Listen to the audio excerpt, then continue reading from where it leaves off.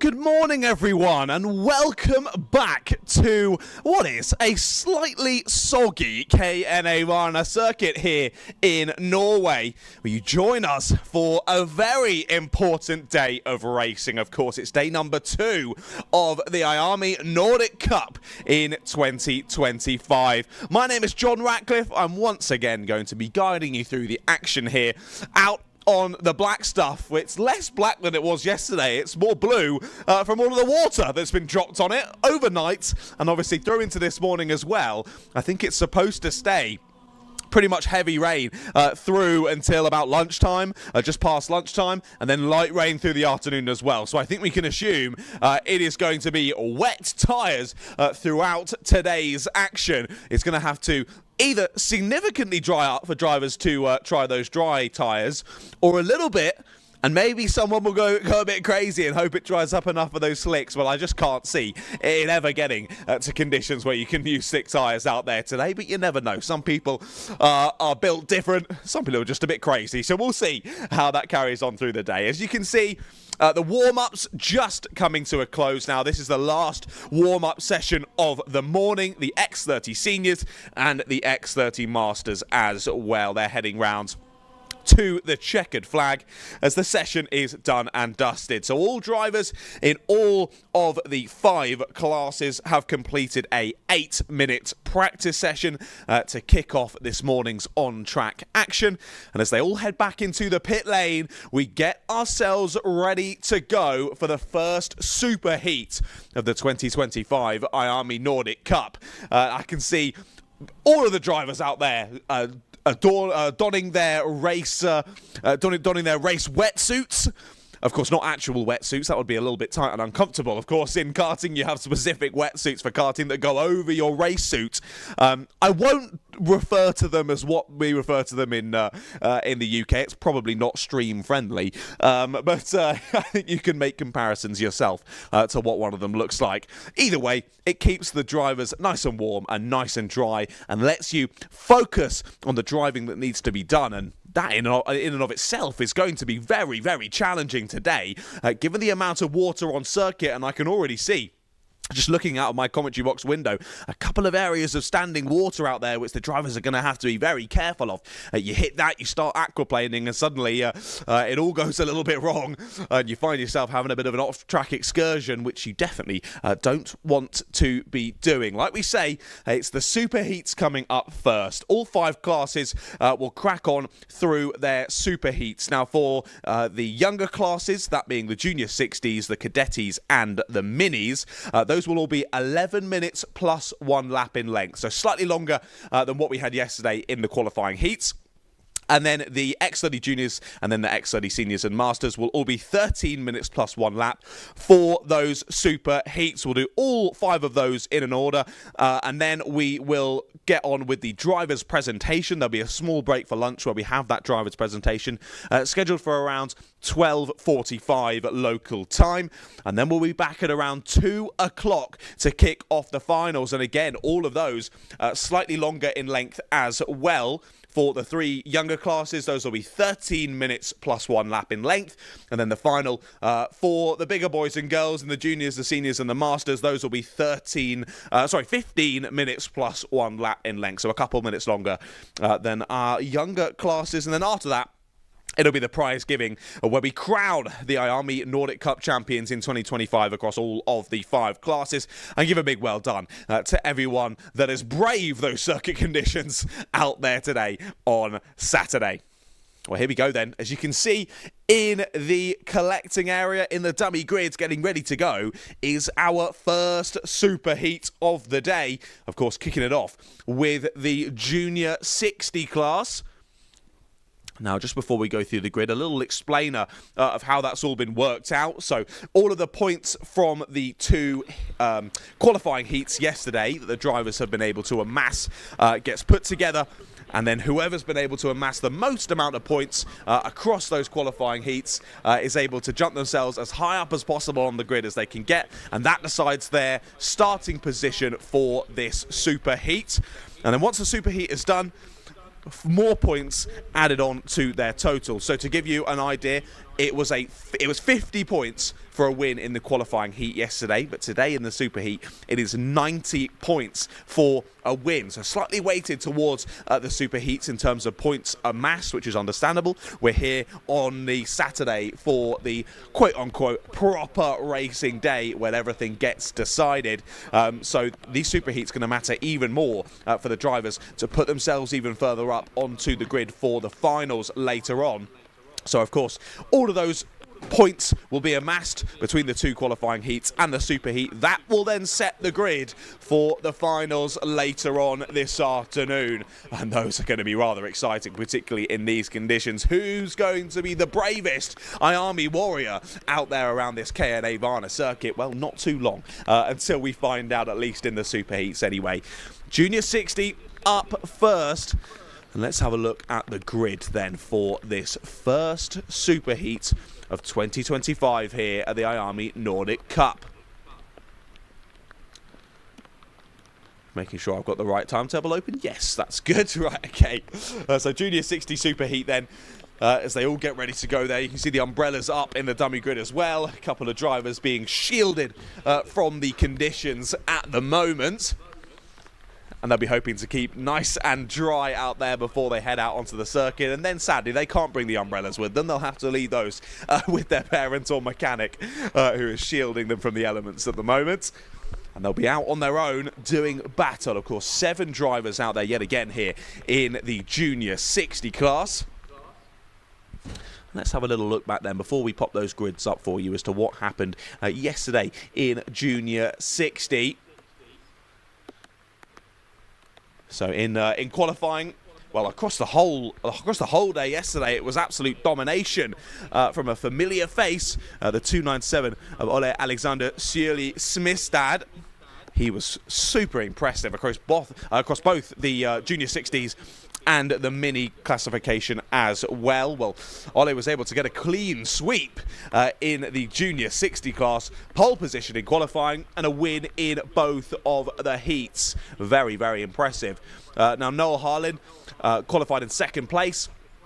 Had some issues during the first qualifying heat, ended up finishing down in 7th place, but went right back up to the sharp end in heat number 2, finishing in P2. That's going to affect him, though, for his starting position on this grid with that difficult finishing result in the first heat of the day. Carl Silverfjell was nice and consistent over yesterday's action, qualifying in 3rd place, finishing 2nd in Heat 1, and then finishing 3rd in Heat number 2. He'll be hoping to carry that positive momentum into today's racing.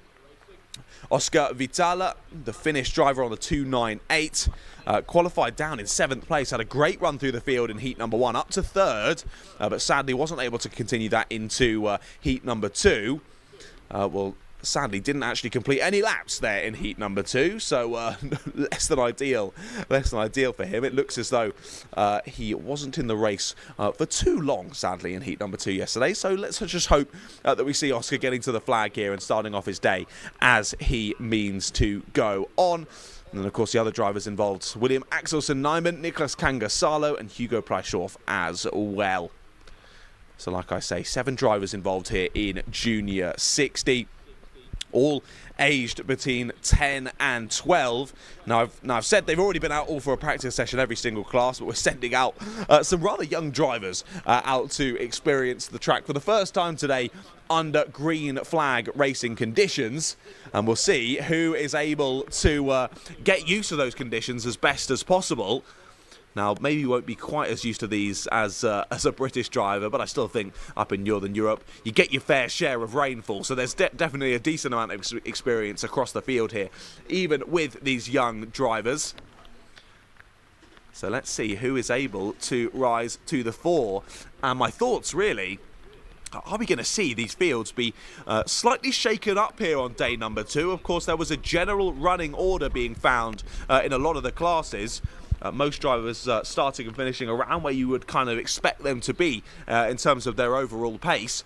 Now, will these tricky, wet conditions throw the cat amongst the pigeons and really reshuffle the order as the drivers try to find as much grip as they can around the KNA Varna circuit? Well, it's great to be back here for day number 2. What a fantastic event this has been so far here for the IAME Nordic Cup. What a beautiful circuit. Even in these disgusting conditions out there, it's still absolutely stunning, this track. The guys and girls who run it just do a brilliant job. It's so professional, this circuit. It's so clean. It's just really kept in lovely condition, and I have been unbelievably impressed with the work that has gone into this and the work that continues to go into this event out there. So many people in those high-vis jackets braving the conditions and doing everything we can to make sure that racing action continues to run smoothly across the entire day. But as we wait then for the first super heat of the day to crack on, like I say, it's going to be the Junior 60s. We'll run you through the grid in a few moments' time.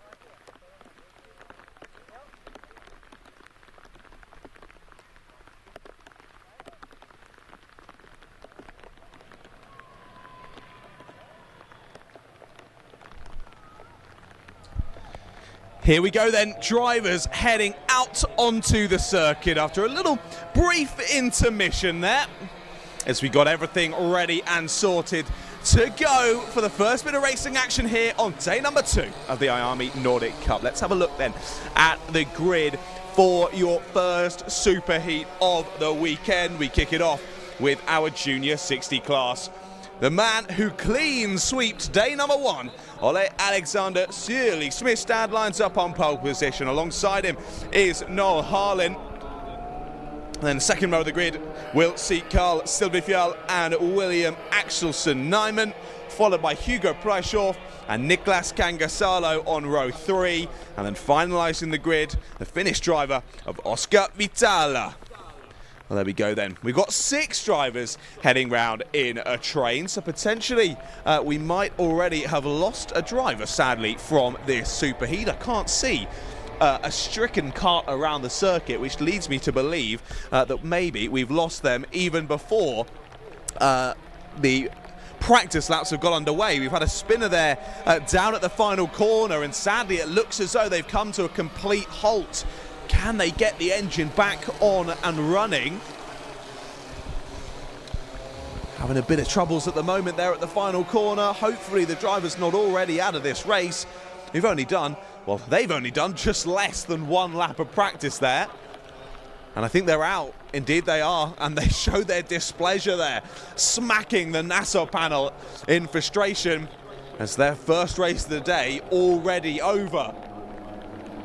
Well then, already, we haven't even started this race, ladies and gentlemen, and we're down from 7 to 5 runners.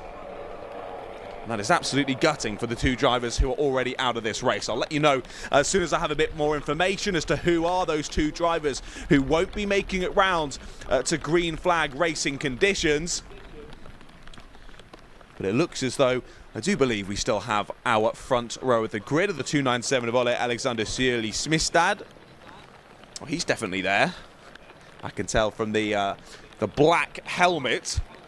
And as well, good to see as well. Well, I was going to say all the drivers will definitely be in clear visors, but no, one driver's braving the tinted visor still, that being the 298 of Oscar Vitala. So the clear visor will assist with the racing conditions today. Then right there, the lights are on. Are we ready to get racing here for day number 2 of the IAME Nordic Cup in 2025? We are green and racing here for 11 minutes plus 1 lap in the superheat. Wide, taking that very wide line there through the first couple of corners is your leader of Sierli-Smistad. He holds it, he holds onto it as they head up and over the hill there. Over the bridge they go, and down into a big heavy braking zone once again. Through they go, down towards underneath of the bridge section. Drivers chopping and changing already. Now sadly, I think the person who spun on that warm-up lap was Noel Harlin. He should have been starting on the front row. And I can see his frustration for having that little spin and going out of the race before it all even got underway. And that has really given the invitation here for Ole Alexander Sierli-Smistad to start to drive away with this one. He's already got a nice and comfortable gap out at the sharp end as they head to the end of lap number 1. So across the line they go then, Ole Alexander Sierli-Smistad with a 1.7 second lead after lap number 1. Looking to continue his domination here in the Junior 60 class into the day where it all matters. Hitting that little inside curb there on the left-hander before they go up the bridge. You can see there's a bit of a puddle there. Drivers kicking up the spray as they head then down that long back straight towards the left-hander. Then they turn back on themselves, come all the way back down and under that bridge yet again. There's Carl Silvifjall in 2nd place. Hugo Preischoff now in 3rd with Oscar Vitala in 4th. Then William Axelsen Nyman in 5th. And Niklas Kangasalo, we were missing him on those warm-up laps, but I saw him just peel out of the pit lane before we went to proper racing conditions. So glad to see that Niklas has made it out of the dummy grid and into the race. Sadly though, same couldn't be said for Noel Harlin. One of your main contenders here in Junior 60 already gone and out of this one. That gap back to Silvifjall, now almost 2 seconds as Sierli-Smistad pops in a 1:08 new fastest lap of the race. Silvifial and Vitala both in the 101s, a 101.5 for Silvifial and a 101.9 for Vitala. And then it's down into the 102s for the rest of the three drivers. A 102.6 for Preischoff, a 102.4 for Axelsen Nyman, and a 102.2 for Niklas Kangasalo. I mean, Niklas lost a little bit of time in the opening part of the race, of course, having to peel out of the pit lane. Nothing is warm, the engine isn't warm, the tyres aren't warm at all, and that would have been a treacherous first lap for Niklas, but it looks as though now he's got up to racing temperatures. He's finding some good pace out there, so let's see if the 282 can start to close the gap to the three drivers ahead. End of lap number 2 then. On lap number 3, I should say, sorry. Across the line they go. A new fastest lap, courtesy of second place. Carl Silvifial is looking comfortable out there. He's got a couple of tenths on that last lap over Sørli Smistad. And with this race being a little bit longer, that gives him the opportunity for a few more laps to try and chase down your current race leader. But given that Ole was able to extend that gap to nearly 2 seconds in the first couple of laps, and now Carl has a little bit to do here if he wants to try and close that gap down over the rest of this race. So 3 in behind, still absolutely nose to tail.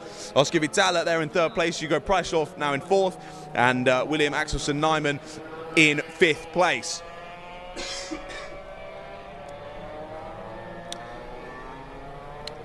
Vitala on his 2025 Cosmic car, that is, with the striking new design and new livery on that car. Well, he seems to be enjoying it out there for the moment as he keeps the other 2 drivers behind. Big check over the shoulder as they come under the gantry and in front of my commentary box window. Vitala under lots of pressure, but like I say, he's keeping them behind for now anyway. You'll see them fly over the bridge section. There they go. And down into that heavy braking left-hander yet again. It's going to be difficult, though, throughout today's action, given how sodden the racetrack is, diving off of that usual line and taking to the properly wet stuff. It'll be really difficult to make overtakes stick here. The drivers are going to have to be bold and aggressive if they want to make those sort of moves. I will say, though, on the last lap, Silvifial, I think, making a bit of a mistake, was about 4 or 5 tenths of a second off of his personal best on the last lap. But Sørli Smistad has smashed that lap time once again. 1:04 on the last lap. What's it going to be this time around? Will he go even faster? Not quite. Only a couple of tenths off, though. A 1:07 and then a 1:09 for Silvifial. So that gap continuing to extend, sadly, for the neutrals watching. 2.7 seconds now between our top 2. But still, Preischoff and Axelsen Nyman hounding the rear bumper of Vitala. Not able to find a way through just yet, it seems. Down onto the bridge they go. Once more, we're over halfway through this race already then. Just over 5 minutes left to go on the clock here in the Junior 60s. It looks as though Axelsen Nyman actually the one applying the pressure to Preischoff.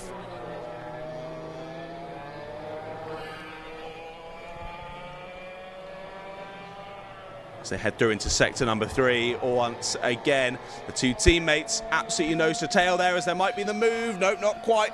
Has to settle back in the wheel tracks of Preischoff, does Axelsen Nyman.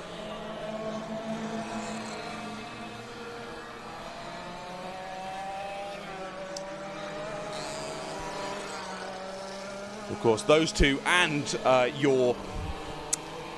those two that are in behind. Who've we got then? It is, in fact, Axelsen Nyman and Preischoff. Yes, so they're both racing for the PDB Falcon Racing Team Sweden.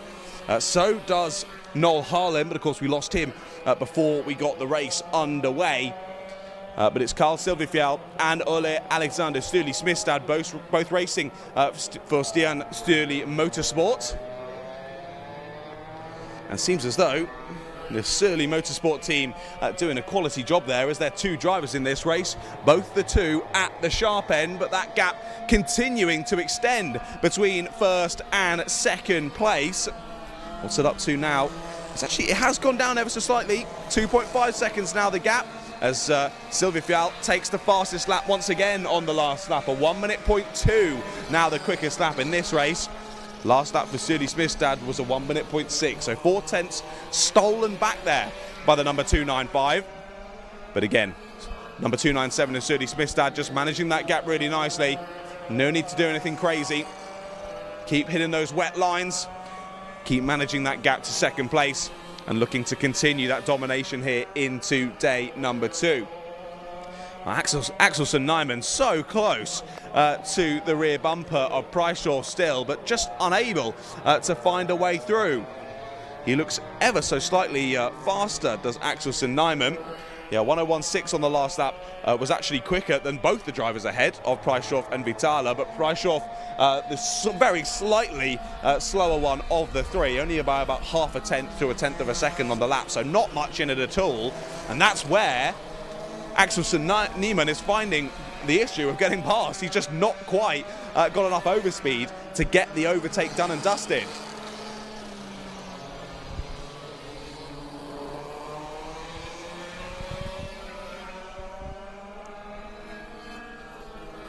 And Nicolas Kangasalo, he comes across the start-finish line now. He sets his own personal best lap of the race down into the 101, so 101.8 for the 282.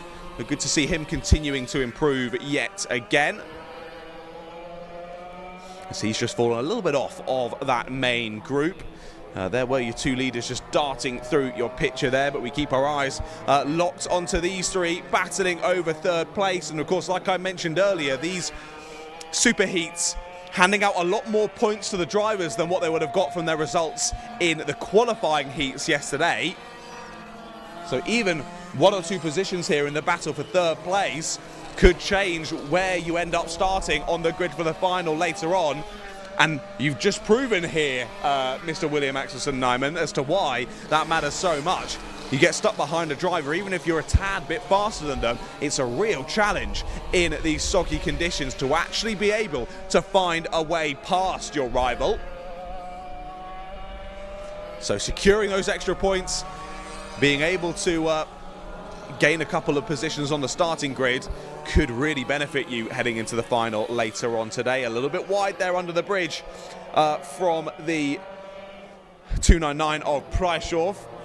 It doesn't seem to matter too much. Axelsen Nyman unable to get the up and under, unable to get alongside, and has to wait in the wings once more.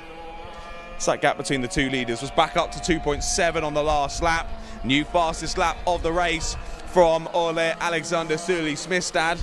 Gap stays relatively similar, as Carl Silverfield does pop in a 1 minute point 3 as well. So consistent pace between those two at the sharp end of the order. Just yet again, Sturdy Smithstad able to get that car switched on nearly immediately, able to get that pace straight out of it, and that was key for him to break away early on and build that gap and look to take yet another race win here at the IAME Nordic Cup in the Junior 60 classification. But of course, to remind you, Ollie was our double pole sitter from yesterday morning in both the Junior 60 and the mini class as well. So it won't be too long until we see the 297 back out yet again, but this time in the mini class. Right then, round the final corner comes Ole Alexander Sturdy Smithstad. He sees the last lap board. 1,030 metres left to go of this first super heat of the day here at KNA Varna.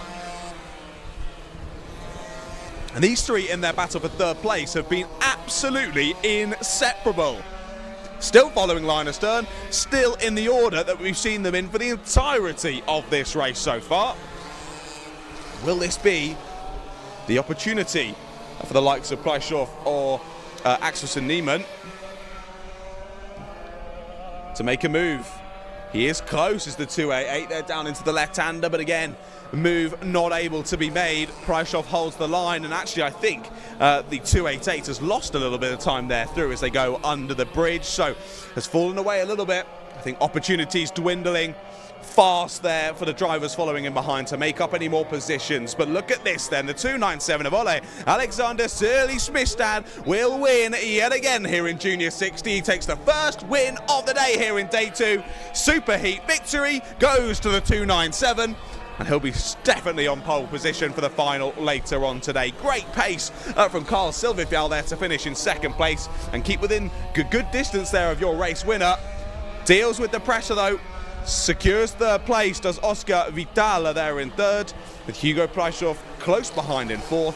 Axelsen Niemann, unable to find a way through, will have to settle for fifth place. And here around the final corner comes the last of our runners in that one, Niklas Gangasalo. Again, continuing to improve, which is fantastic to see for the 282. And of course, sadly, we didn't even get to see Noel Harlan battling in that one. Out before we even went to green flag conditions.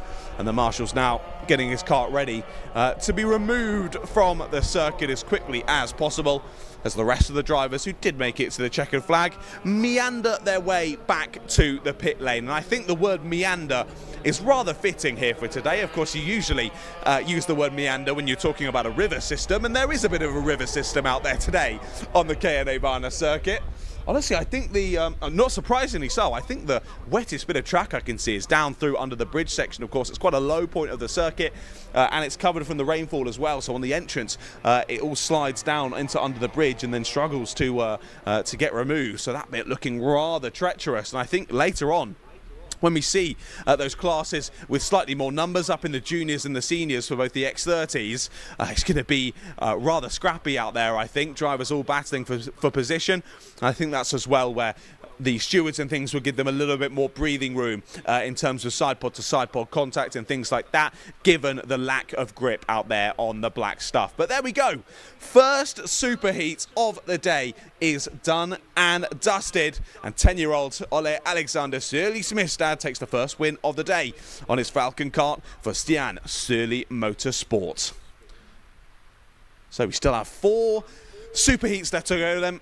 Of course, then we'll go on to the break, like I mentioned earlier, where we have the driver's presentation, and then it'll be on to those all-important finals. That's when you'll see those Junior 60 drivers out yet again. But of course, like I mentioned, the 297 of Sørli Smistad, will see him out a lot sooner than that in the mini class. That'll be after this one, because up next is going to be the superheat for our Cadeti class.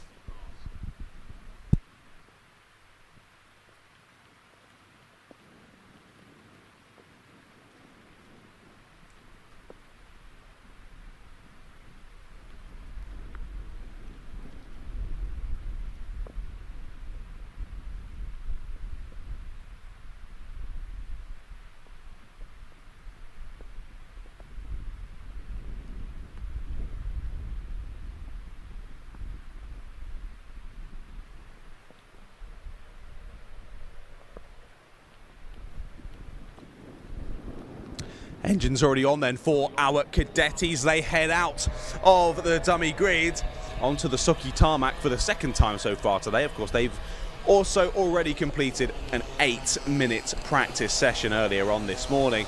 And this is the first time they take to these conditions in green flag racing action. There's the grid on your screens for this superheat here in the Cadetis. It's going to be Ivar Engelstad who lines up on pole position. Alongside him is Sindre Omdal on the number 74. And then behind them on row number 2, Kasper Nesset on the 69 and Lucas Gangasalo there on the number 82. The only Finnish driver in the field there, starting on 4th place. Was the drivers head round on these warm-up laps. Let's have a little look back at how it was yesterday, and yet again, similarly to Sørli Smistad there in the Junior 60 class, it's been domination from one driver here in the Cadeti so far this weekend. The 72 of Ivar Engelstad qualified on pole position by just over 0.4 of a second in the qualifying session to begin the day's action yesterday, and then was able to lead home 2 comfortable victories over the rest of the order. It was a 7.5 second gap to victory in heat number 1 for Ivar Engelstad, and then a 2.5 second victory for heat number 2 for him as well. And then for the rest of the drivers, it's a 2nd and a 3rd for Kasper Nesset. Similarly, a second and a third for Sindre Omdal, and Lucas Kangasalo with 2 fourth places in both of the heats so far. A little bit off of the pace compared to the rest of the drivers, but maybe Lucas will find his footing here as we go into these very different conditions to what we saw yesterday.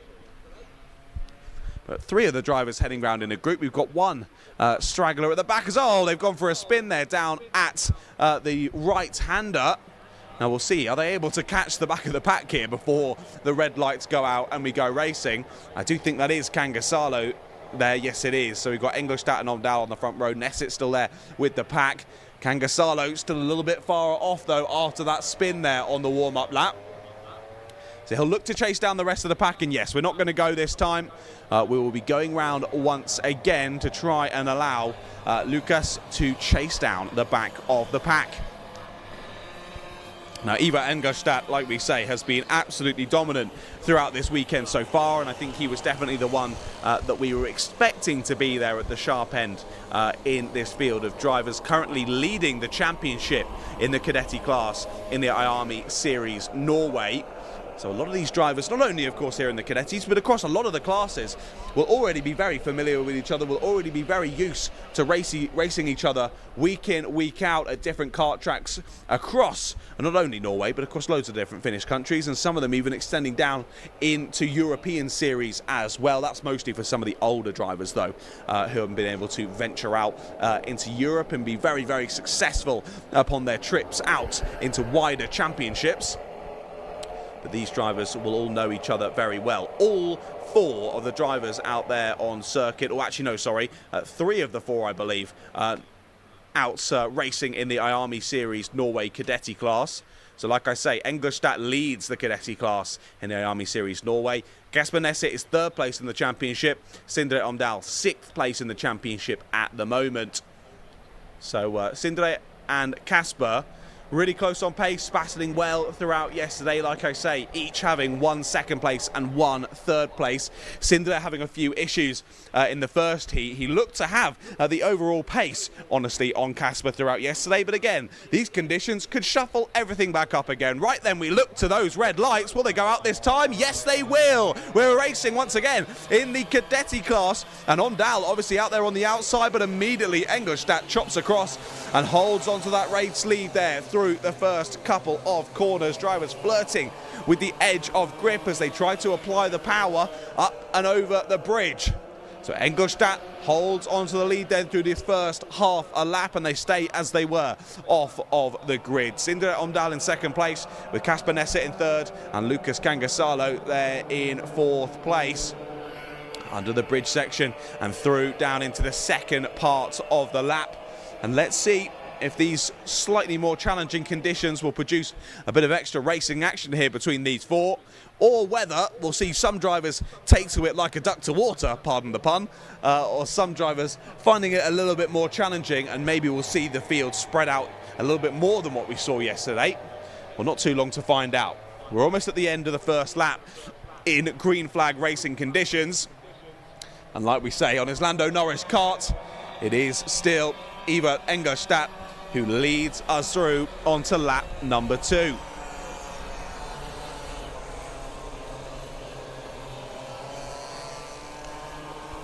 But great to see such young drivers out there in this class. Of course, the youngest class out there across the racing weekend here in the Cadetis. All drivers, I was going to say between 8 and 10 years of age, but I think they are actually a little bit younger than that. Oh no, I do have them down as between 8 and 10 years of age, but there are actually 2 7-year-olds in this field. So Kasper Nesset and Lucas Kangasalo, both 9 years of age, but Ivar Engelstadt and Sindre Omdal, both 7 years old. It's amazing to see such young drivers racing so well in what is some of the most tough conditions you're going to have to contend with out there as a racing driver. And impressive to see them taking to it so well. Not a single driver spinning around just yet. All putting in good lap times, all bedding themselves in for the rest of this race and getting that experience and knowledge processed and ready for that all-important final later on this afternoon. However, like I thought though, I thought might happen, The gap's slowly but surely starting to increase between all 4 drivers in the field. It's now about 1.2, 1.3 seconds between Engelstad and Omdahl. And then a further second or so back to Kasper Nesset there in 3rd place. A 104.4 on the last lap from Engelstad, a 104.6 from Omdahl, a 105.7 from, a 105 dead, sorry, my apologies, for Nesset, and then a 107.6 for Kangasalo. Good to see that we do have brothers and sisters racing out there. Of course, we've already seen a Kangasalo out there on circuit this morning. We had Niklas out in the junior 60s, Niklas being 11 years of age, so only a couple of years older than his slightly younger brother, 2 years older to be exact, older than Lucas. But great to see the whole family, the whole squad, making the venture over into Norway and getting involved with the IAME Nordic Cup. It's lovely to have as many drivers involved in racing action as possible because, of course, as we say in British, the more the merrier. The more drivers we see that on circuit, the more things I have to shout about. So it makes my job a bit easier as well. So it's always a positive seeing as many drivers out there having fun, getting their elbows out and coming away with a smile on their face. And they'll be hoping a trophy as well, which of course will be handed out after those finals when we do the final presentation at the end of the day. We're nearly halfway through this race then. Drivers in a couple of different teams here. Jan Rudd, hopefully I pronounced that right. Apologies if I haven't. The Jan Rudd team is Ivar Engelstad and Sindre Omdahl, so the 2 drivers at the sharp end. Once again, team clearly doing a good job there, making sure the karts are all ready to go. And in fine, Vettel. And then 3rd place of Kasper Nesset at the moment, racing for Stian Styrli Motorsports. And then kart racing, Lahowski for Lucas Kangasalo on his Paralin kart. So, yeah, 4 different karts out there. Kasper Nesset on the Kart Republic chassis, the LN Racing kart chassis for Ivar Engelstad, the Tony kart chassis for Sindre Omdahl, and the Paralin chassis for Lucas Kangasalo. But of course, if you're knowledgeable about karts, which I know you will, you're way more knowledgeable than I am in the paddock here. The LN Racing kart and the Tony kart, pretty much the same thing, just one has some LN stickers on it. But those 2 still at the sharp end of the field. It looks as though that gap between the top 2 relatively stagnant, maybe increasing a little bit lap on lap, only by a tenth or so really. Across the line they go. It will stay at about 1.9 seconds, I think, between these 2. Extends to 2 seconds as they come to the flag. It was a new personal best lap time from Sindre Omdahl, a 104.4. The issue for him is the driver ahead of him, Ivar Engelstad, went even faster. New fastest lap of the race for the number 72. He pops in a 104.389. So that was only, what is that? Oh, my maths is not good enough for this. That is only half a tenth of a second between those 2 on that last lap of the race. So both able to find the grip out there, both putting down some quality times, but consistently ever so slightly faster is Ivar Engelstad. Well, we find ourselves over half race distance now here in the Cadetis. There's a spin for 2nd place. Sindre Omdahl spins there down at the left-hander right outside of my commentary box. Luckily, he's got enough of a margin here over 3rd place of Kasper Nesset. He's not going to lose out a position, but that gap that was 2 seconds between Engelstad and Omdahl. What's it going to be now as they cross the line? 7.8 seconds, so about 5.5 seconds lost there for Sindre Omdahl on that spin. To be fair, he was 1, lucky to not lose more time, 2, lucky to not lose a position, and 3, did very, very well to keep the kart going and continue on with this race. So well done to Sindre. He'll be frustrated with himself that he's made that mistake, but it hasn't affected him too much. So the best possible outcome that really could have come there from a spin in these sort of conditions.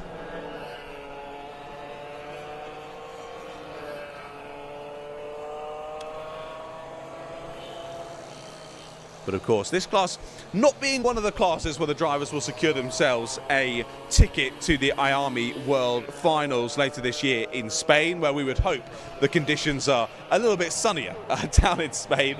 But at that time of year, actually, you don't know. It could be just as similar. So maybe this will be good practice for those drivers who have the ability to head down to Spain.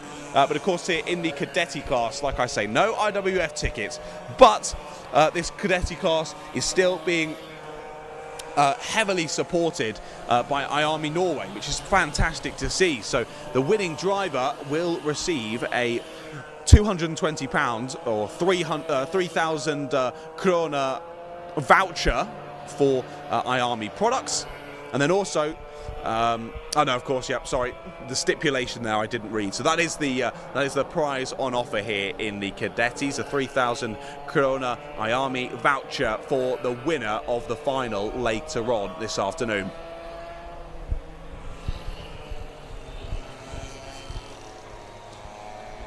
I think crucial thing to mention here today as well, obviously not only in the Cadeti class, but across all of the classes. For this weekend, I think we originally had 3 heats scheduled in, and then the super final and the super heat and the final. That was then reduced to 2 heats instead of 3, and then the tyre allowance to try and reduce costs was reduced to 1 set of the slicks and 1 set of the wets as well. So the drivers will have been heavily using those slicks yesterday. An interesting thought, though, is that, of course, we didn't know. We had assumed it was going to be rather wet today. We didn't 100% know. So I'm not sure the drivers would have totally used up those slicks. They would have been trying to save a bit of tyre to carry on through to these races, just in case it was drier than we expected. So maybe a couple of drivers leaving things on the table yesterday that otherwise they would have gone for if they knew they could have used all of the life of those tyres. And now we go into day 2, the first time these drivers are using these wet conditions for this weekend anyway. Now, of course, they had the short practice sessions earlier on before we got into green flag racing action, so the tyres would have been all nicely bedded in and ready to go now that we jump into racing once again.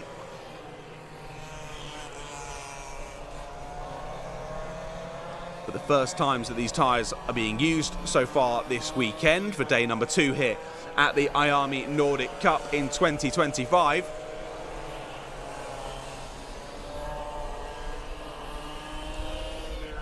And even after that, making that spin, to be fair, for Omdahl, of course, it was about 7.5 seconds when we saw him have that spin, but Engelstad continuing to do a brilliant job out front there. 104.3 on the last lap. Couple of tenths off of his quickest time.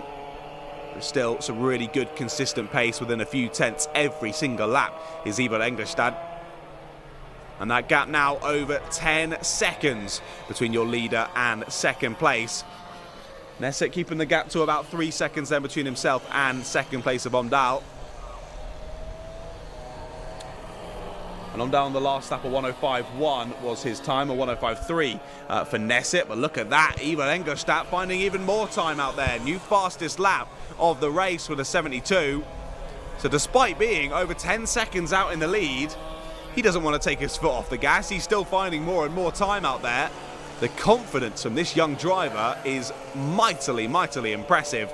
A 104.113, now the time to beat. Put on the board by your race leader. Well, timer has ticked to 0 then. I do believe actually we've gone on to the last lap on this lap. I didn't think we were quite going to make it in terms of the timing, but I do think that this is the final lap of the race. I'll double check that when they come through. I can see it says 1 lap to go on the gantry. I'm just waiting to see if that changes back to a checkered flag. I know, of course, because Kangasalo has not seen it yet. He's coming around the final corner. So Kangasalo will see 1 lap to go, and then I can imagine it will quickly change over to a checkered flag then. Well, round the final corner comes Ivar Engelstad. He sees the checkered flag first, and the number 72 takes the win here in the Cadetis. Was never in doubt really after he made that great breakaway start, and then he was assisted nicely by Sindre Omdahl having that bit of a spin. Sindre though holds on to second place, and they're following through in third is Kasper Nesset. That gap actually reduced quite a bit over those last couple of laps for Kasper. 2.3 seconds ended up being the gap between those two. But yeah, fastest laps being the story here in the wet conditions. A 104.1 for Engelstadt, a 104.4 for Omdal, a 104.7 for Nesse, and a 107.6 for Kangasalo. So it was really that outright pace which found you a good result in that one. And Engelstadt takes yet another win here at the IAME Nordic Cup 2025 in the Cadeti class. He's won every single race so far this weekend, and of course was qualified on pole as well, so yet to be beaten by any driver in our youngest class of the weekend. And there is Kangasalo. Out the final corner he comes, takes a checkered flag, and race is done and dusted for our Cadetis. Well, 2 of the 5 superheats already gone. Even with the soggy conditions and slightly longer races, we're flying through the schedule here at KNA Varna. And we've only got one more race to go in terms of our lesser length superheats. Of course, we've already had 2 8-minute plus 1 lap superheats. We've got 1 more to go. It'll be the mini class that heads out next. And after that, some slightly longer superheats to kick us off as well. 10 minutes plus 1 lap. Oh, I'm looking at the wrong thing. I'm looking at the wrong timetable. Well done, John. Good effort there. Of course, we've been 11 minutes plus 1 lap. My apologies for the previous 2, and that'll be the same for the minis. And then we'll be on to the slightly longer superheats for the juniors and the seniors and the masters. 13 minutes plus 1 lap. For those 2, then into the driver's presentation, and then the finals to come later on this afternoon. So as we wait for the drivers to finalise their session and head back into pit lane, I will say the rain has really picked up again here at KNA Varna. You can really see it on the cameras out there. Look at the rain falling here in Norway. It is absolutely biblical here in Northern Europe. And the drivers really have their work cut out for them, not only to try and get a good result out there, but honestly, just to keep it on the track, I think is an achievement in and of itself, really, in these sort of conditions. Of course, the drivers are on wet tyres, which will give them a little bit more grip, but it's still going to be rather slippery. You can see there, though, drivers getting ready to go in the dummy grid, and look at that. Not even a break. Lovely and quick turnaround there between the Cadetis and the minis, and straight out on circuit they go. And there is your grid on the screen then for the 3rd superheat of this weekend's event. And once again, a familiar face there lining up on pole position. Ole Alexander Surly Smithstad. Well, he's already won a superheat so far today. He'll be looking to make it 2 from 2 here as we head into racing action in our mini class. That is actually not the grid that's on your screen. That's not what I've got here on my laptop. So it is Espen Moe who lines up alongside the 197 on the front row of the grid. Adrian Mikkelsen and Jakob Ovlenberget there on row number 2. Christopher Melhus and Jenny Nordvang on row 3. They'll be followed by Marcus Alberg and Shelley Sandy on row number 4. Then Philip Bakkegaard and Oliver Christiansen Kampelien on row 5. They round out the top 10. Then followed by Berk, Brandstedt, Bendiksvold and Daniel Stolen on row 6. And rounding out the grid, Christian Bjorgen there on P13 and all alone there on row number 7. Right then, drivers, they've had their singular warm-up lap here in the mini class, and let's see if we can get this race underway. First time of asking. 4 red lights are on the gantry. Let's see if we can go racing here in the minis. We do! Lights go out, down to the first couple of corners we go! Can the 197 hold on to the lead early on in this one? It's all chopping and changing at the front, trying the up and under there to steal away the lead. Sully Smithson gets forced out wide, but he will hold on to it. Up the bridge they go. Brilliant bit of racing action between the boys and girls at the sharp end of this one. And all flirting with grip there. It's all getting a bit closer comfort there through the left-hander. One driver losing a bit of speed. Luckily getting a little bit of a push from the driver in behind him. Keeps those revs up and holds onto the position as they head through down into the second part of this lap. What a start it's been for Adrian Mikkelsen. He's up 4 positions already in this race, and he is hounding the back of your race leader. Adrian Mikkelsen was super impressive out there on circuit yesterday. Adrian, of course, your winner in the mini-final at the IAME Nordic Cup last year in 2024. He's looking to do the same again here in 2025, but he has got some serious competitors out there battling alongside him. But it's ever so slightly faster on that first lap from the race leader. Setting the pace early on here, and it's been a bit slidey there through the first section. Might be a loss of second place here for Mikkelsen. He dives to that inside line. Shows that he is more than happy to defend there on Jakob Ovlenberger, as he stays there in third place. Can't find a way through, and that really benefits your race leader of Ole Alexander Stirling-Smithstad. He tries to pull away here, and it's got around a 4 or 5 kart length gap now as they head down into the heavy braking right-hander. Of course, the difficulty of that corner you're now seeing on your screens is the optimum line, as shown perfectly by our mini drivers, is heading right out wide there, as that was a big slide into the left-hander for the 144. Loses a little bit of time as they head through to the end of lap number 2. As I was saying, though, that wide line is the optimum line to go, but at that point, you're really flirting with that gravel trap that's on the outside of the corner. So if you get it slightly wrong, ever so slightly outbrake yourself, you're going to go over the edge of the circuit where you wanted to be, straight into the gravel, and especially on a wet day like this, that's not something you're going to drive out of particularly quickly. You're going to get quickly and easily beached out there, and that will be race over. So every single lap, you are flirting with a DNF as you head down that downhill braking zone. But all the drivers driving a lot better than I would be in these conditions. They're all continuing on through this race. Sadly, it looks as though we didn't see Jenny Nordbank take to the start in this one. Of course, she qualified in second place yesterday, so definitely one of the drivers that you would be pipping to be right up near the sharp end here across the super heats and the finals. I think it was 2 P6 finishes, if I remember correctly, for Jenny Nordbank yesterday.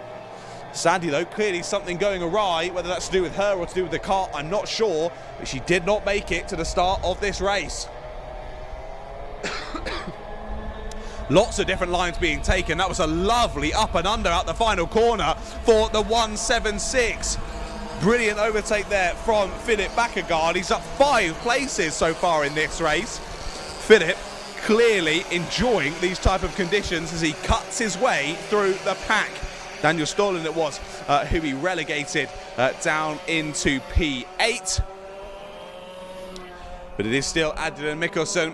They're in second place again. Those two I was mentioning earlier still squabbling there. Philip Bakkegaard and Marcus Alberg. I think it might have been Alberg that he actually ended up overtaking there on that time around. Daniel Stollen now down to 8th position. But Mikkelsen on the last lap, new fastest lap of the race. A 101.339 for Adrian Mikkelsen. And he has visibly closed that gap to your race leader. The 197 will still lead us here onto lap number 4, but with a much less of a margin.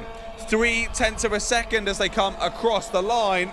On the last lap, it was a purple sector 1 for Adrian Mikkelsen. Let's see if he can do it again here on this lap. It was purple sector 3, though, for Jakob Ovlenberger, as he tries to stay within touching distance of those top 2, but they continue to scamper off.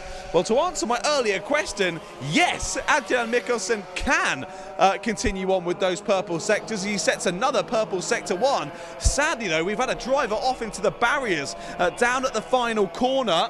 He's up and out of the car. He's absolutely fine, but out of this race. And I'll wait and see when they come across the line this time to double check who that is. But it looks like potentially Christian Bjørgen there, who is out of the race just after he was battling so well with Philip Bakkegaard and Marcus Alberg. Potentially there may be a bit of contact, or maybe just losing a bit of grip.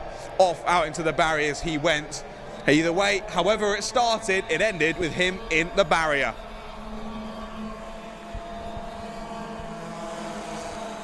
Adrian Mikkelsen, yet another fastest lap of this race, but it was only 700ths quicker than Ole Alexander Stirling-Smithstad, so he's got the overall pace, has Adrian Mikkelsen, but it's not quite quick enough to 1, get close enough to think about a move, or 2, make that move.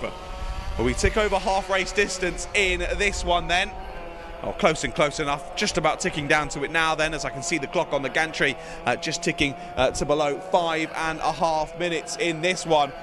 Great battle I can see still from 5th place downwards. We've got 3 drivers all in the train. The 110 of Christopher Melhus, Philip Bakkergaard on the 176, Marcus Alberg on the 162. So that's Philip and Marcus continuing to charge on through the pack and trying to make the move here down to the left hand. He's gone for it late on the brakes. Great overtake there into the left-hander. They'll be side by side as they head through down into the final corner. But up and under goes Christopher Melhus. Great reading of the situation there from Christopher. Retakes the position, loses all 3 of them a little bit of time as they head down to the first corner yet again. It's really not far back then to the 162 of Marcus Alberg, who's being followed closely by Daniel Stollen, and Oliver Christiansen Campilien right in with them as well. There were those 6 as they head up and over the bridge yet again, thinking about the moves. But Christopher remaining firm there on the 110, but look at that, inside line potentially being snatched here. Big send down the inside under the bridge, gets the grip on the outside of the circuit. Lovely move, and up to 5th place goes Philip Bakkergaard. Brilliant, brilliant, committed, confident overtake there from Philip, and he moves his way up into the top 5. Now, don't worry, guys watching the live stream. I will be keeping my eyes on the top 2. Don't you worry. But let's keep watching on the live stream this battle between 5 different drivers out here in the minis. It's absolutely awesome to see these guys and girls nip and tuck here around the circuit. As highlighted there at the bottom of your screen, new fastest lap though for the race leader, 197. Ole Alexander Sturley-Smithstad now down into the 101s, a 101.187. Of course, they've been in the 101s for ages, John. What are you on about? Down into the 101.1s, I should have said. A 101.2 point for Adrian Mikkelsen was his personal best on the last lap, but ever so slightly off of the pace set there by your race leader. They continue to gap the rest of the field. It's now about 3 seconds back to 3rd place of Jakob Ovlenberget. But after making that move, Philip Bakkergaard starting to pull away from the rest of the chasing drivers. Philip clearly really enjoying these soggy conditions here. Playing into his strengths as he continues on around the rather damp circuit. Well, Daniel Stollen under pressure from Oliver Christiansen Campilien as well. They will line astern as they head over the start-finish line yet again. There were those 2 race leaders nose to tail. I will say Adrian Mikkelsen, hold on a second, I was about to say he's in striking distance. He's made the move. Adrian Mikkelsen is into the lead of the race. That must have been down through the first couple of corners then. We've missed that. Apologies. You can blame me for that one, live stream crew. I told you to look away from it. I did not think that Mikkelsen was close enough to think about a move. I thought it would have been way too treacherous to try and go for it. But look at this. They're squabbling now as Sturley-Smithstad looks to find a way back through. Down to the left-hander we go. You can see Adrian leaning over that front of the car, trying to pitch his weight over the wheels that he wants to get the grip on. Up and under goes Sturley-Smithstad. They're side by side across the line. Sturley-Smithstad would have had the inside line there down into the first couple of corners. Can't quite get the exit speed that Mikkelsen had and has to sit in behind for now. What a brilliant race we're getting here in the minis. I was worried we might see huge gaps forming across all of the classes out there today, and the racing action might not be quite as exciting as it was yesterday. Well, they're certainly proving me wrong here in the minis. This is brilliant battling for the lead of the race. Through they continue on, about 1.5 minutes left to go in this one. Now, similarly to the Junior 60s, the 197 of Sturley-Smithstad has been dominant so far this weekend. Pole in qualifying, a win in both of the qualifying heats. But look at this, maybe Mikkelsen will upset the party here as he leads us through onto what is going to be maybe the penultimate lap. It's going to be close in terms of timing, whether we get 2 or 3 more laps of this one. But we shall wait and see. Now, it was a difficult qualifying session for Adrian Mikkelsen. Given that he was your champion in 2024, I don't think you'll mind me saying that 6th place wasn't the ideal starting position for him, but he was able to fight back through in the 2 qualifying heats. A 2nd place in Heat 2, a 3rd place in Heat 3. But this is looking to, hopefully for him anyway, be his best result of the weekend. He goes wide under the bridge though. Almost an opportunity there for Surly Smithstad. He had a little sniff there at the inside line on the exit, but of course less grip down there on the inside line. Couldn't quite get the power down, was slipping and sliding through the exit, and Mikkelsen holds on to the lead. There he goes down the inside. Oh, sticking the nose in yet again is Ole Alexander Surly Smithstad, but again can't quite get through. I think this will be the last lap. Yes, it will. Last lap board is out then. 1,030 metres to go, and Adrian Mikkelsen has got the heat on him. Looking for the move already into the first corner. Aggressive from the 197. Trying the up and under. Has he got it? He's almost got the inside line. They're side by side on the exit. Back to the lead goes Ole Alexander Surly Smithstad. Beautiful overtake there. Over the bridge they go. Sends Adrian Mikkelsen to the outside line, and he'll go for the up and under now. What brilliant racing between these two drivers, chopping and changing on the last lap. Under the bridge they go. Surly Smithstad can't get the inside line, and Mikkelsen holds onto the lead for now. How aggressive are they going to be in this one? Of course, it's all the points that add up to the starting position in the final.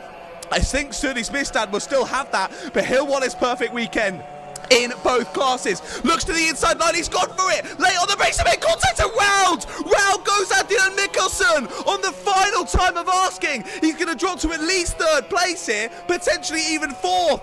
Round the final corner comes early Alexander Surly Smithstad to win on the road.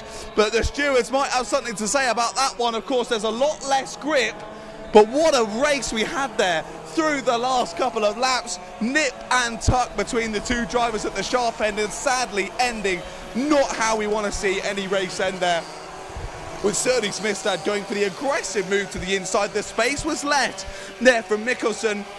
However, Surly Smithstad couldn't get it slowed down fast enough.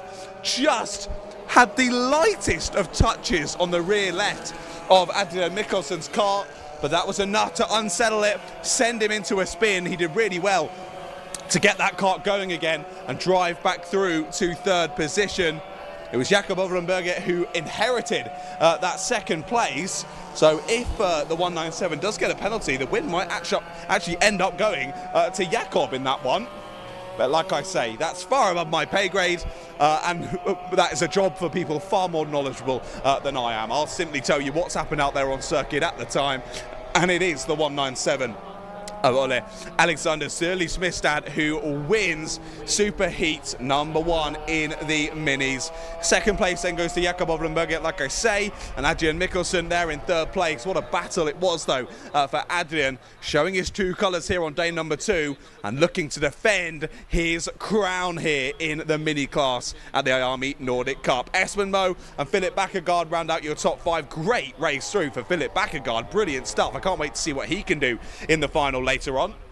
And 6th place went to Christopher Melhus, 7th place to Marcus Alberg, 8th place to Daniel Stollen, and Oliver Christiansen Kampelien in P9. Rounding out the top 10 was Berg Brandstedt Bendixvold, followed by Shelly Sandit there in 11th place. And sadly, of course, we lost Christian Bjørgen in the early part of that one, and we didn't even see Jenny Nordvang make it to the start. Well, what a race that was in the minis. We have still got 2 super heats set to come though. Up next, it's going to be our X30 Juniors.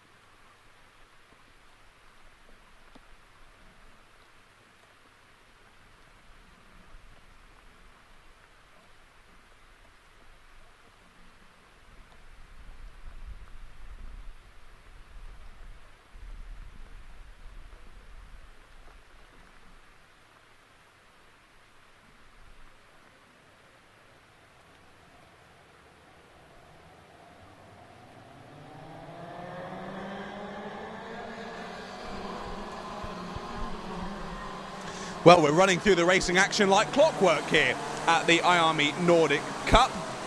Of course, the slightly shortened schedule, just in terms of timings, we're still packing it all in, but the schedule's slightly shortened, so we're really running through these races. And speaking of races, this is sure to be a rather exciting one, isn't it, ladies and gentlemen? X30 Junior heading out on circuit for their super heat. Let's run you through the grid here for our X30 Junior squad. On pole position is the 302 of Martin Omdahl. Ludwig Granqvist with a second place on the grid in this one. He was so impressive yesterday. Let's see how those two battled in wet conditions. I think we'll go round for another warm-up lap, so I don't need to rush through this too much. I hope so. Second row of the grid. Am I looking at the wrong thing? I'm just going to check I'm definitely looking at the right grid here. I've got a different grid for the superheat, again on my laptop, but the order that they came out the pits and the order that they're on the screen are the same. So I don't know which one's actually right. Well, the one I've got on our... I'm going to read through the one that I've got on my screen anyway, because that's the one on the information board that is there, so I'm going to hope it's correct. And it seems correct because Ludwig Granqvist did have a win yesterday, so I would imagine he should be on the front row. Anyway, we'll see. It should be Omdahl and Granqvist on the front row. Linnea Jensen and Joachim Askeland on row 2, with Bernhardo Ravnas and Norbert Junior Plezeski on row 3. Then Kevin Gurib and Patrick Christensen on row 4, followed by Vebjorn Glenda and Adrian Yerda on row number 5. They round out the top 10. They're followed by Lanus Thisted, then MLB Blatten on row 6, Philip Statlam and Gabriel Mortensen on row 7, then Magnus Blatten and Christian Gether Gundersen on row number 8, then Silas Severeid Elefsen and Lucas Emil Lucius there in row number 9. Then it's Oliver Rogmo Hodge and Henrik Tunta Hagen, and then Jon Bons and Christian Björgen there on row number 11. 22 drivers we should have in this one. I swear we only had 21 yesterday. We'll see. We'll see if we do end up having 21 or 22. But the drivers look about ready to go in this one. X30 Junior not going to go. We are getting told we're going round again. As you can see, all the drivers giving the little hand swivel, which if you ever watched any sort of karting, you'll know exactly what that means. We are going round again. So another lap to try and work out these conditions. Like I say, they've all already had a practice session earlier on this morning, but since then we've had loads of rainfall. The track conditions will have changed out there somewhat. So the drivers really needing to use these practice laps to get a bit more knowledgeable about how the track conditions have changed and what sort of grip levels they're having to contend with now as they do go in to their... Well, I was about to say their first superheat, their only superheat of the weekend, and then the finals, of course, later on this afternoon.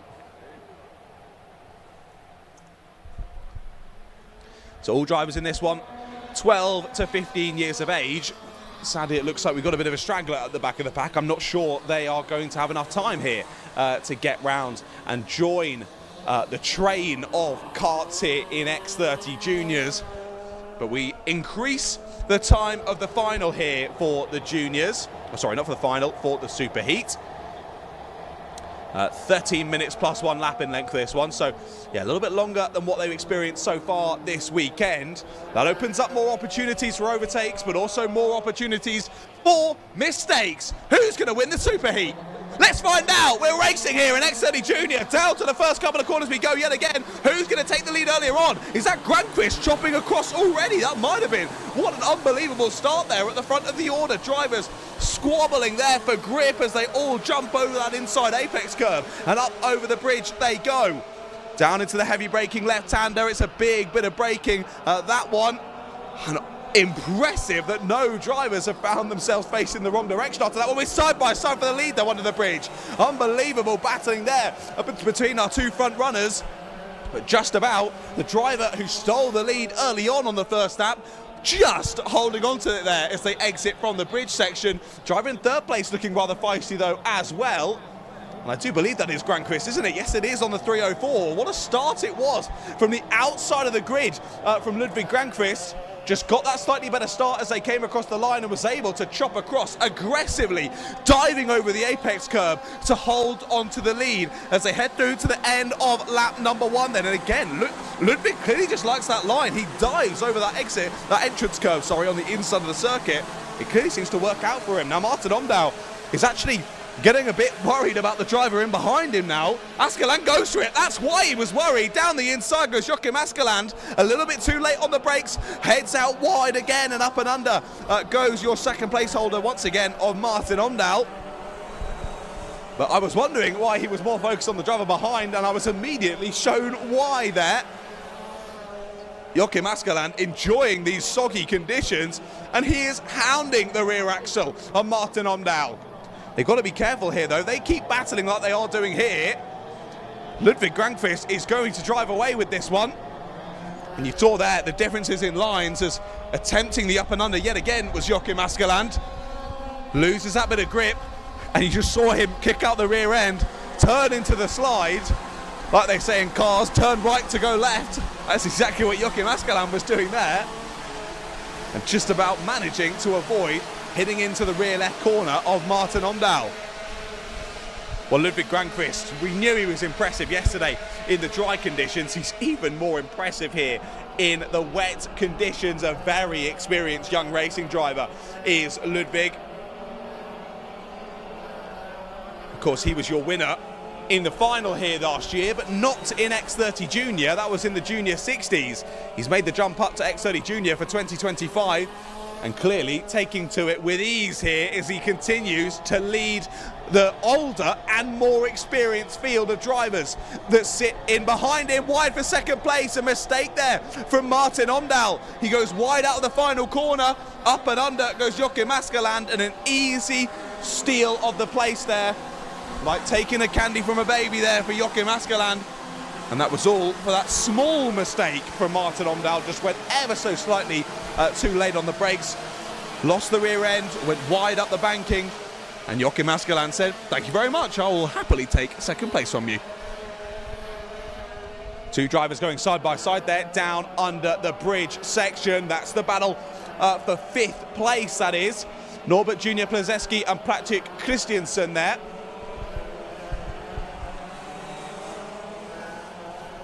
Christiansen starting in 8th place, Plazeski starting in 6th.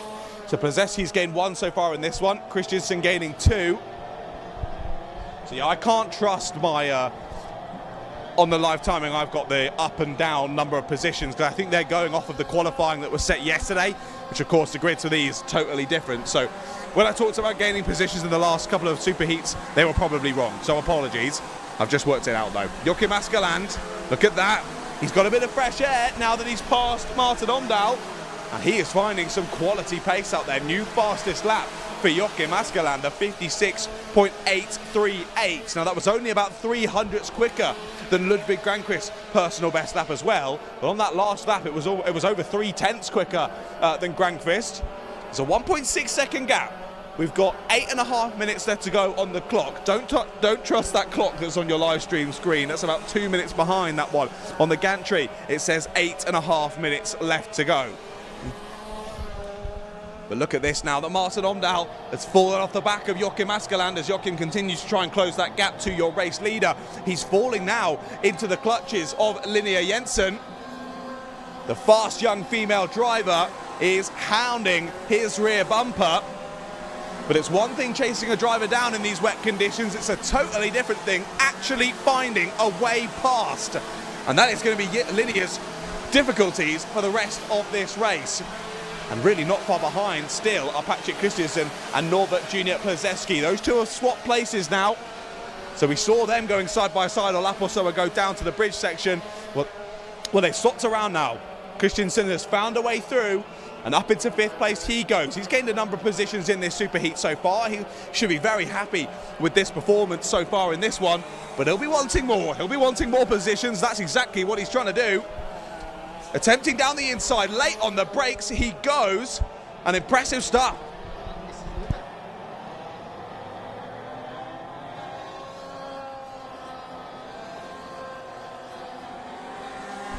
Great bit of movement there. Christiansen gets past Linnea Jensen. We were just saying how comfortable he is in these places. In this sort of conditions, he shows it there, gets the move done. Slipping down to 5th place, then goes Linnea Jensen. We thought that she was going to be the aggressor, finding a way past Martin Omdahl, but no, it's been the other way around. Christiansen finds another position, and now he's the one looking to jump up into the top 3.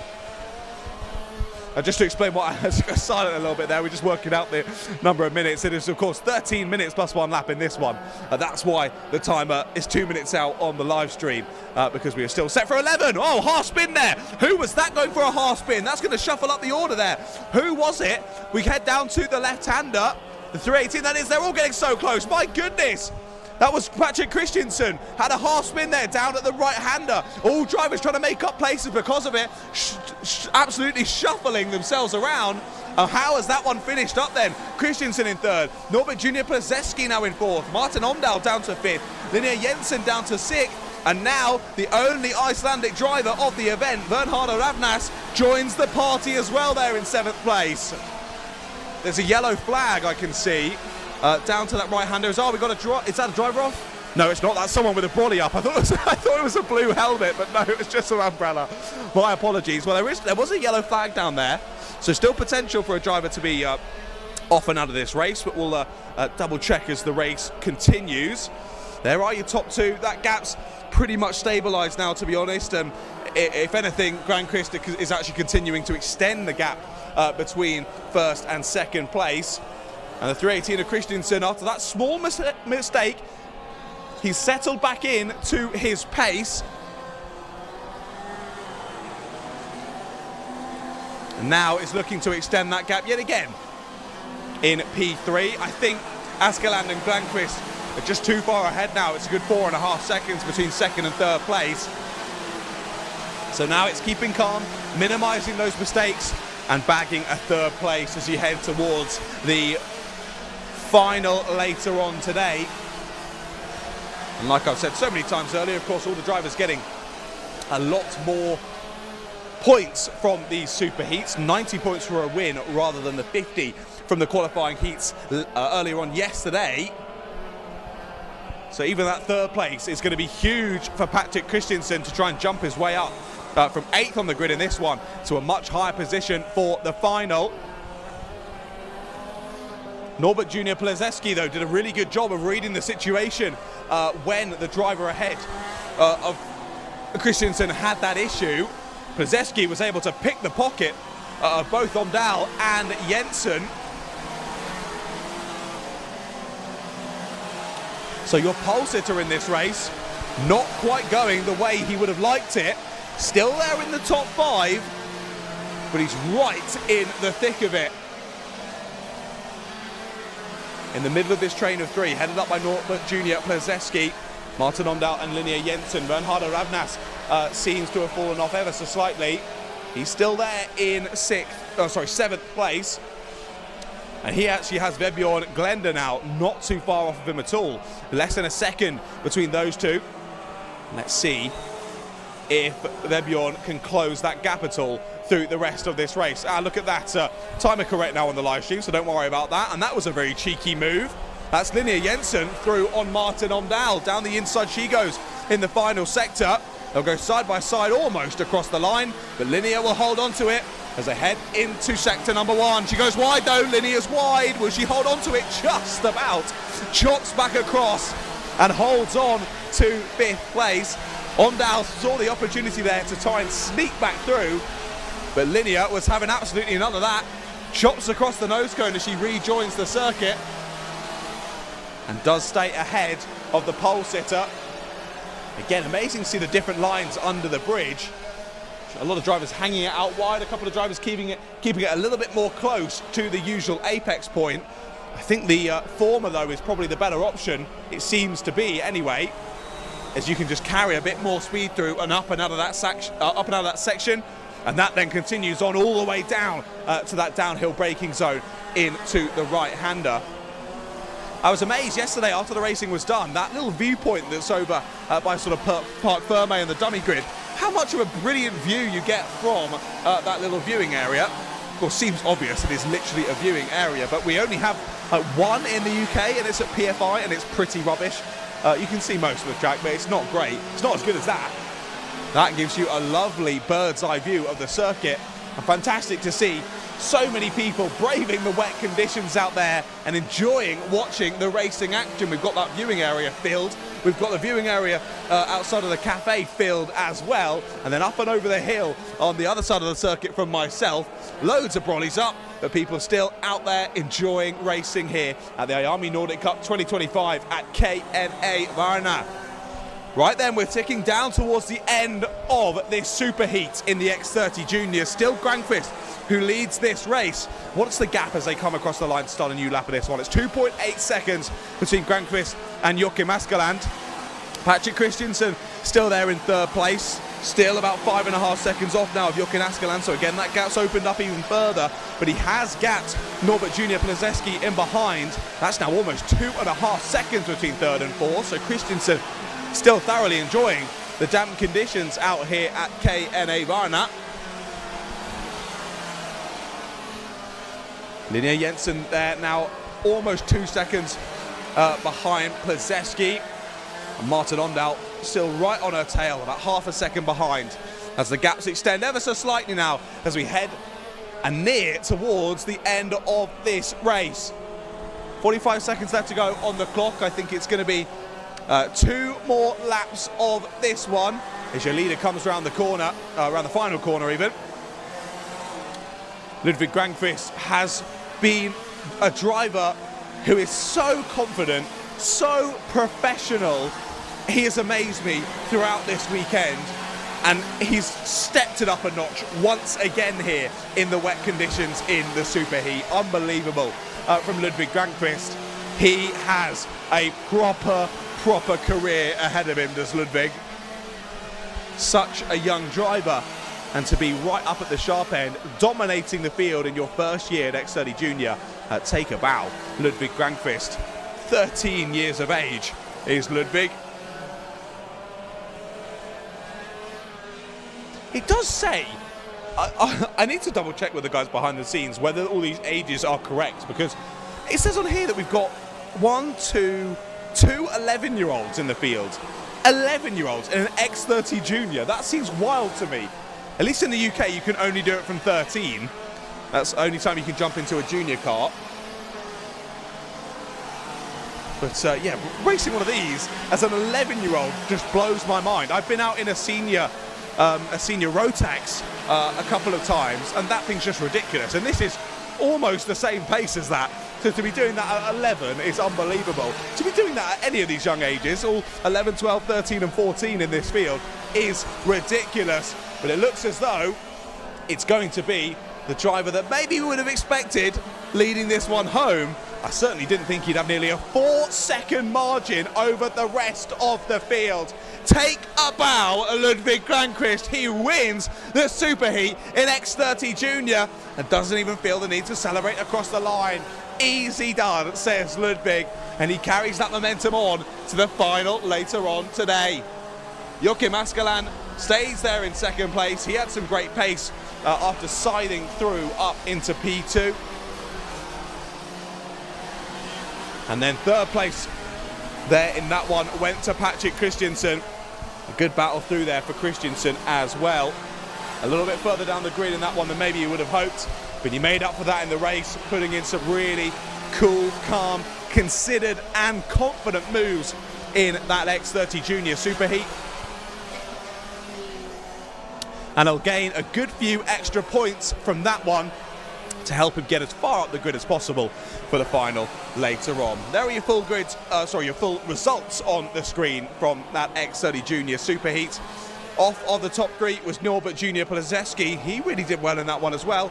Linnea Jensen making some good moves up to P5. She went in that one, of course, started in P3, dropped down a little bit further, made a couple of places up in the second half of that race. And Martin Ondal, I think he's going to be the most frustrated driver after that one. Started on pole, was immediately sent by Granqvist at the first time of asking, and then from there just slowly slipped down the order. A P6 finish, still a good one, but I think that's going to drop him off a pole for the final. He was followed by Vernharder Ravnas in 7th place, Vebjorn Glenda in 8th, Adrian Yerder in 9th place, then Magnus Blatten finished in 10th place. A good race from Magnus, up from 15th on the grid.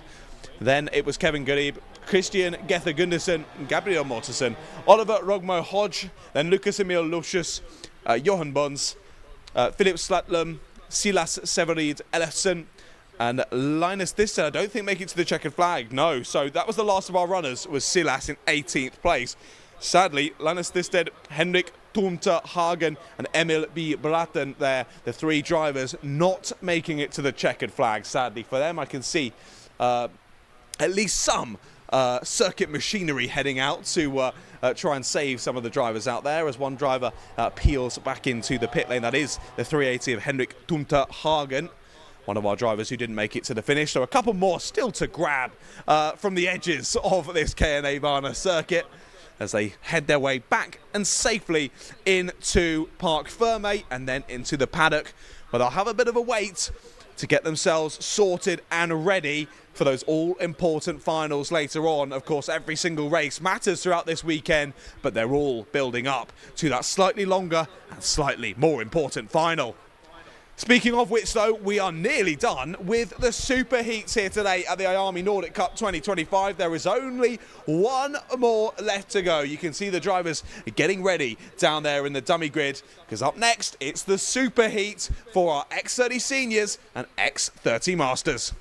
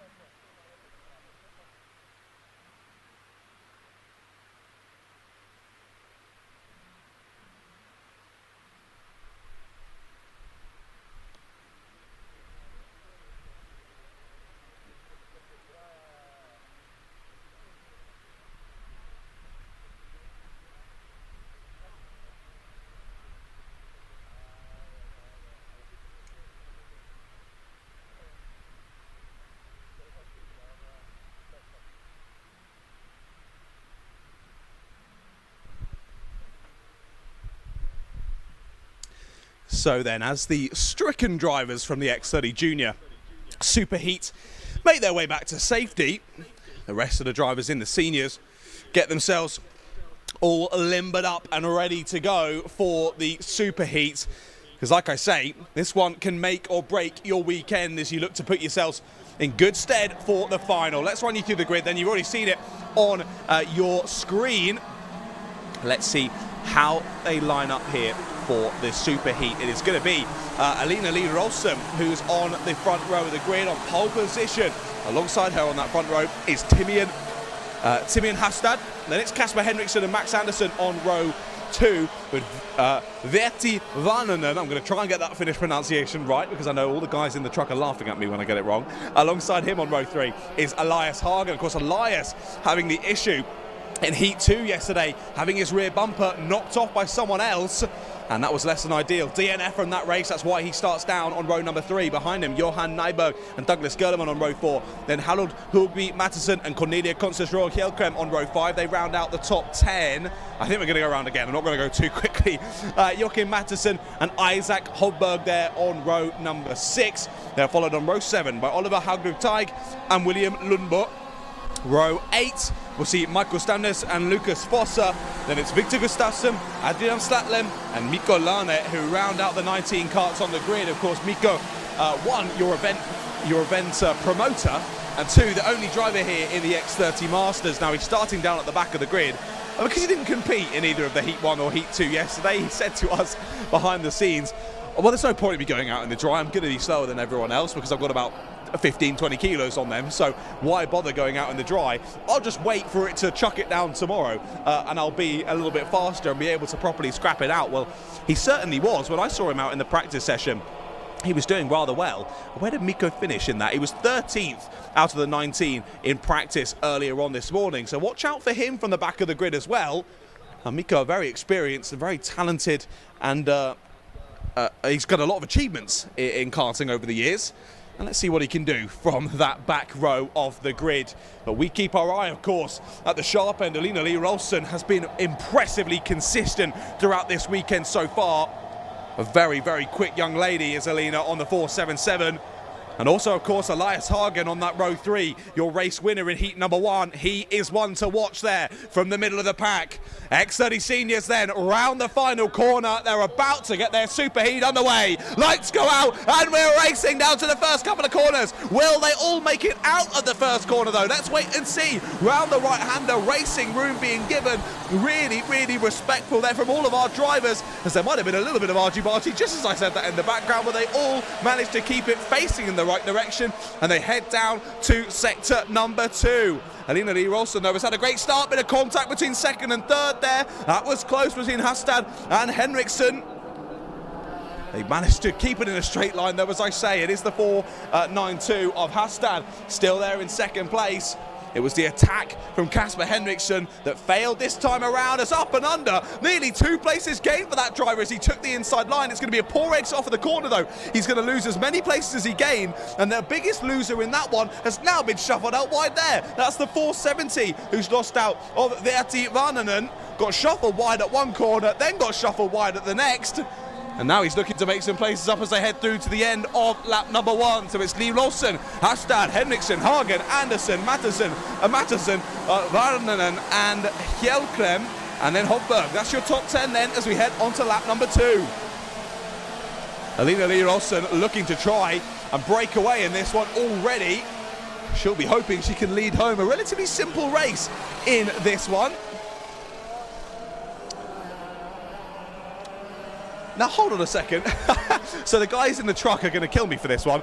We've got 11.5 minutes on the stream, which is what I think it should be. But on the gantry, it's only showing 9.5 minutes left to go. So have we reduced the length of time here for the seniors? Or has there been a bit of a mistake with the timing on the gantry? I'm not so sure for the moment. We'll try and keep an eye. It should have been 13 minutes plus 1 lap for this race.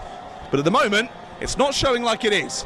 Anyway, Alina Lee Rolfsen will be pretty happy about that. That's less time for someone to try and get past her and steal away the win here in the final superheat of the weekend at KNA Varna. What a brilliant event this has been here for the IAME Nordic Cup so far.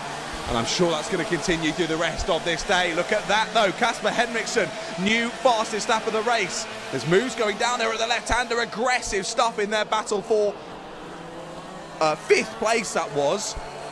Yeah, 5th place battle, that is. That's Max Andersson, Harold Hugby Mattisson and Joachim Mattisson. Absolutely squabbling it out there. I'm not sure who's got to the front of that. Oh, there's a spin! There's a spin! Who's that spun down to the right-hander? I want to say that's either Hastad or Henriksson that's turned themselves around. It was Henriksson. Kasper Henriksson drops down the order. So Henriksson's made a slight mistake there down at the right-hander. Had a half spin. He's done well to keep the engine going and get back on in this race. But he's dropped down to 5th place after all of that one, and now he's right in the middle of that 5th place squabble. Elias Hagen has moved up to 3rd place. He's had a great start to this one, up 3 spots already into 3rd. He now leads the rest of the train. But the 2 leaders have scampered off already. There's a move for 3rd, though. He's going to lose the place. Harold Hugby Mattisson goes down the inside. I think he's got a good enough exit to hold it as well. Down under the bridge they go. Nearly sideways to sidepod to sidepod. Both sideways. I'm getting all excited and messing up my words already in this one. We're not even at the finals. Down into that heavy braking, so they go again. Late to the inside for the Tony car. And what a brilliant block on the exit there to hold on to the position. That was lovely from the 4.56 of Kasper Henriksson as he sides his way back through the field. That's dropped Elias Hagen down yet again, so he was in 3rd a few moments ago. He's immediately dropped back down to 6th place. And that just shows, in these difficult conditions, how quickly everything can change. I can see on the... yes, okay, cool. We are back on the right timing now, so it was just a mistake on the gantry. Putting the race as 11 minutes rather than 13. We are back to 13 minutes. And again, timing now identical between the live stream and the time shown on the gantry, which is good. We're not even halfway through this one then. And it's already been a very exciting race. I will say, though, keep your eye on that gap between Lee Rolson and Hafstad. It is continuing to close, lap on lap. Look at them both kicking up the rear left wheel there as they chuck their weight over the front of the kart to try and get that turn in, get the kart to bite and get as much power out of the corner as they can. That rear left wheel cocks up off of the tarmac as all the weight jumps over that other side of the kart. But when will Hafstad go for the move? It seems inevitable at this point. He's chased down the lead of Lee Rolson. They've been so close on pace over the entirety of this race. But it's a 56.5 best lap for Lee Rolson versus a 56.1 best lap for Hafstad. And on that last lap, it was Lee Rolson's best lap of the race. It wasn't Hafstad's, but he was still 3/10 faster. Through they go down into sector number 3 yet again then. Amazing to see the different lines they're having to take here comparatively to what we saw yesterday. But Alina Lee Rolson will know that Timmy and Hafstad is right there. And this is where you've got to keep your bottle.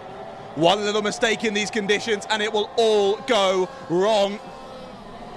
And she knows, just keep hitting her marks, see what happens. If Hafstad gets close enough to go for a move, then we'll start battling. But until then, just keep doing what you're doing. It seems as though she's had a good last lap and a good first start to this lap as well. She's extended the gap by a little bit as well, giving her a bit more breathing room over the charging number 492. And like we said though, Kasper Henriksen had that little half spin and he's been looking to chase down the rest of the pack when he's done a great job up to 4th place already, and now he is right on the back of Harold Hugby Matteson as well in their battle for 3rd. Then there's a bit of a gap back now to Joachim Matteson, further gap back to Elias Hagen, then a further gap back to Max Andersen, Verti Varnanen and Cornelia Constance Hjälkrem. And how is our one and only master doing in this race as well? Mikko Lane doing a great job there, up a few places already in this one. He's gained a couple up into 16th and he's right in the middle of a squabble at the back of the order. Looks a bit of a half spin there for the 414 Michael Stamnes at the last couple of corners. He gets it back going again though. He's still in this race with a lot of time lost for the number 414.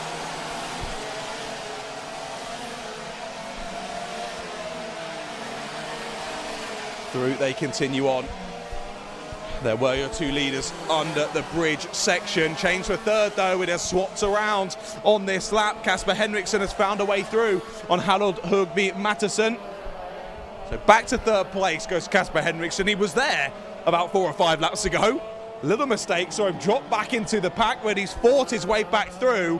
And that just shows in these tough conditions, the talent rises back through. The cream rises to the top. And Kasper Henriksen feeling very comfortable out there in these soggy conditions as he's been the fastest driver on the last lap of the race. Great pace from Kasper Henriksen. He's got the fastest lap in this one. That was set back on lap number 2, sorry. A 56.143. And he's just boxed in a 56.177 on the lap where he made an overtake on Harold Hugby Matteson as well. So great pace from Kasper. I think overall, Kasper is your fastest driver out there on circuit, consistently quicker. But given that mistake, dropping back into the pack, having to fight back through, that's lost him quite a bit of time on the leaders. So really, for him to have a shot at the win here, we probably need to see Alina Lee Rolson and Timmy and Hafstad have a real battle here as we head into the last 4.5 minutes of this race. Across the line they go, on to lap number 10, close together out there on circuit. We've now got 4th, 5th and 6th, absolutely line astern. Harold Hugby Matteson, Joachim Matteson and Elias Hagen. I can only assume that Harold Hugby and Joachim are brothers out there. They're both Norwegian, they both got the same last name, unless, not to my knowledge, that Matteson is a very common last name in Norway. I'm going to assume that they're somehow related. And we will see whether that is indeed the case. Well, either way, whether they're related or not, they're nose to tail on circuit, battling very, very nicely.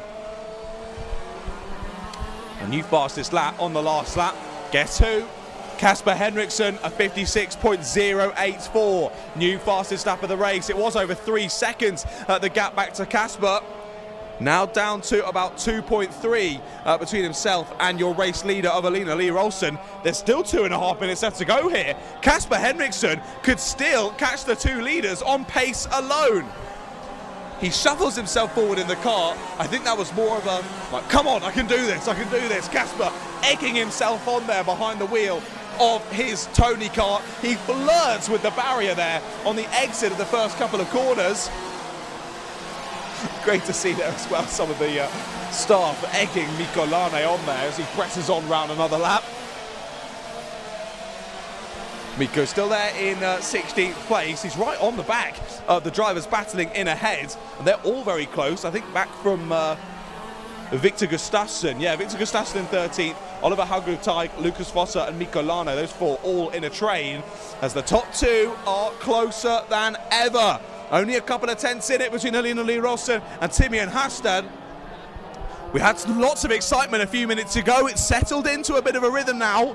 Or will we see that flame be relit here in the last 1 minute and a half in the X30 Senior and X30 Master Superheat?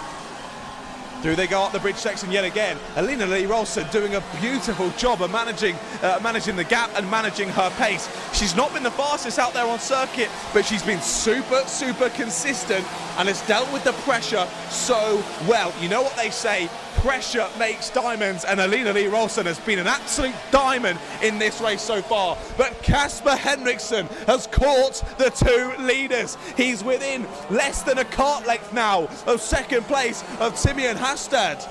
Now how does this kick off? Like this! Hastad's down the inside there into the final sector. He chops across and gets the lead. Back down the inside immediately though goes Alina Lee Rolson, which is going to go wide. Up and under will go Timian Hastad, and Hastad leads as we only have less than a minute left to go. 30 seconds on the clock. This will be the penultimate lap. Up to second goes Henriksson, but he's going to go wide. The chop back across to Rolson. She'll retake second place, and that gives the gap to Timian Hastad.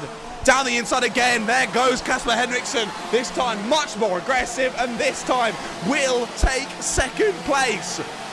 So after leading this entire race, Alina Lee Rolson will drop down to third in only a few corners. Oh dear, we've got a driver off at the final corner, I've just spotted.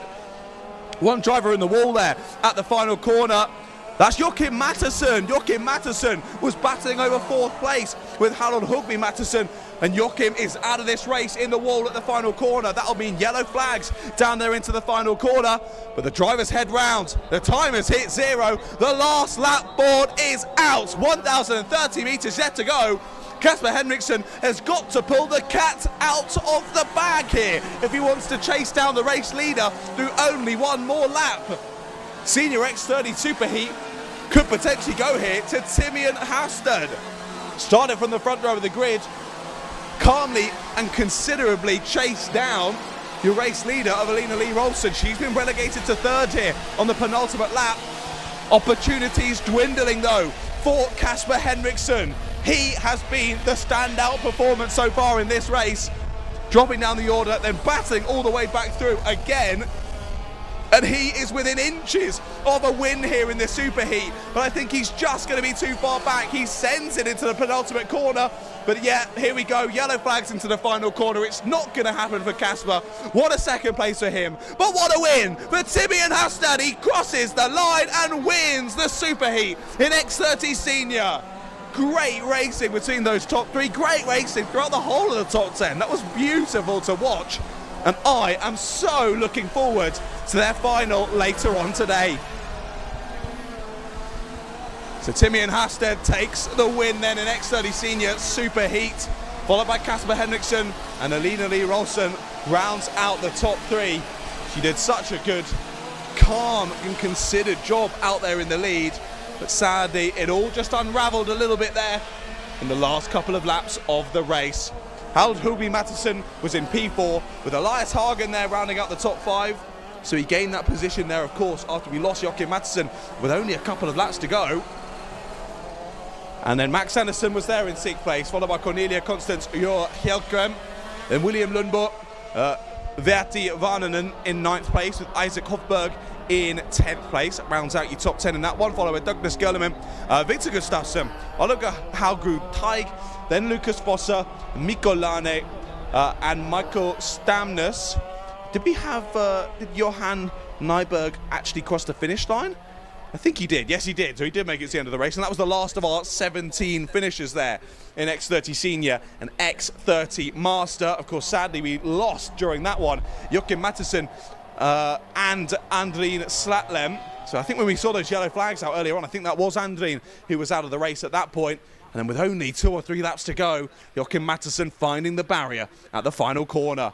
Well, ladies and gentlemen, the super heats of the IAME Nordic Cup 2025 are done and dusted. And you know what that means? It's only the all-important finals still left to come. Oh my goodness, I cannot wait for those. The action that we've seen in the super heats is sure to tell us that the action in the finals is going to be ridiculous. You don't want to be going anywhere. Make sure you keep the live stream up and ready to go, not only to be waiting for those finals, because of course we've also got the driver's presentation coming up shortly as well. That'll be in about 30 minutes at 12:45 local time, and then we'll be back to racing action at 2 o'clock, where we'll kick off the finals with our Junior 60 class. Like I say, what a fantastic day of racing it's been so far here at day number 2 of the 2025 Nordic Cup at KNA Varna. My name is John Ratcliffe. It's been an honour to shout about the action in those super heats, and I'm going to have to give my voice a little break now, ready for those finals. Get some liquids on board,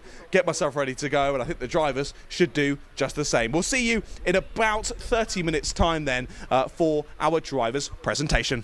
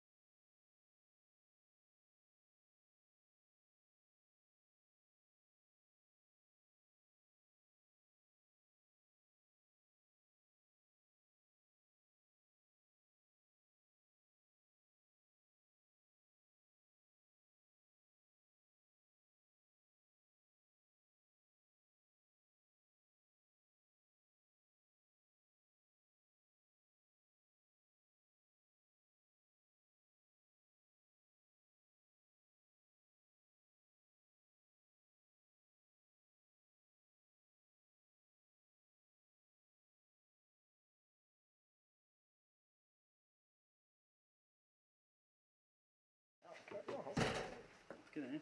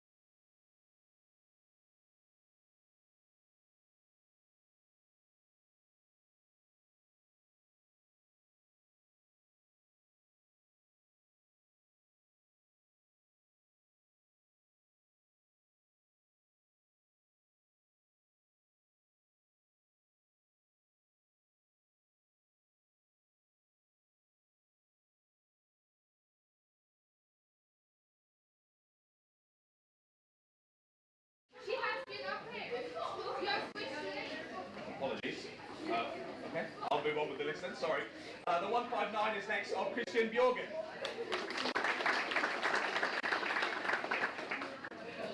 Then the 162 of Marcus Alberg.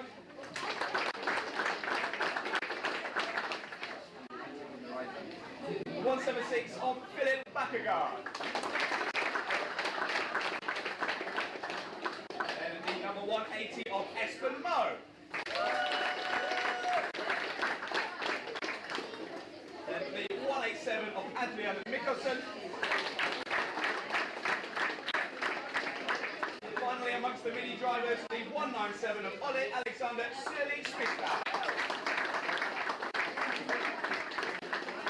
Of course, he's the next name on my list as well, also racing in the Junior 60s, but we'll skip over that one. Moving to the X30 Juniors, then we start off with the 302 of Honda. Then the 317 of Oliver Rogmo Hodge.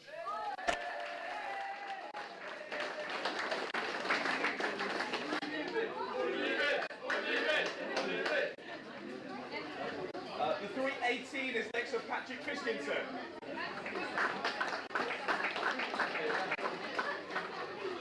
Sorry, condition name on the list, mate. Sorry about that. So, Patrick Christensen is next.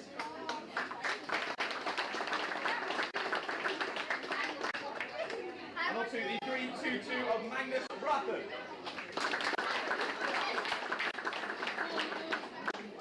The 324 of Gabriel Mortensen. Then the 331 of Joachim Askeland.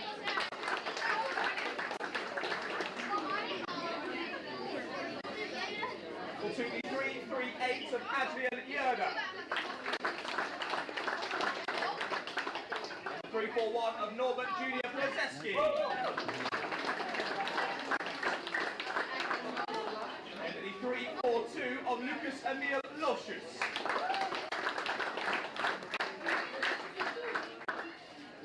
And the 344 of Linnea Jensen.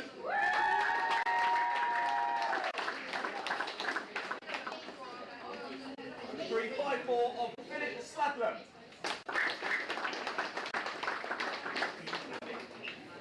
The 360 is next of Johan Mons.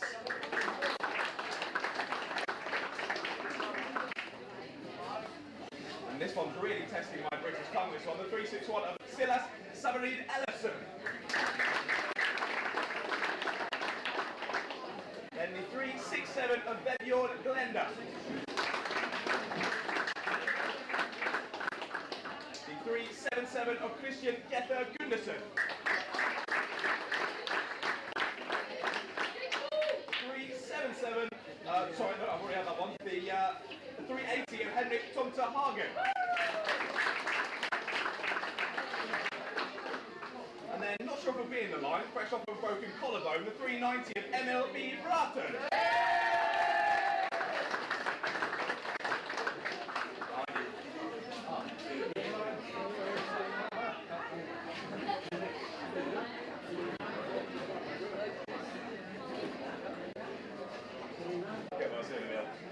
Then on to the 401 in the seniors, that's Johan L. Nyberg. The 414 of Michael Stamnes. The 445 of Andeline Slatland.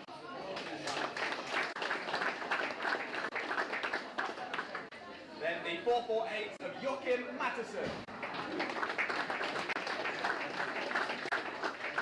Well, the 456 of Kasper Henriksen.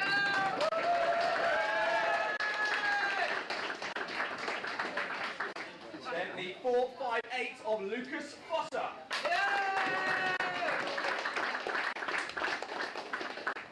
The 459 of William Lundborg.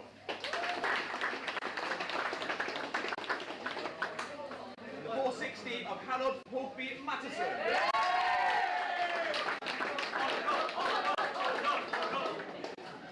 Then the 461 of Cornelia Constance Roth-Hjeltgren. The 477 of Alina Lee Rolfson.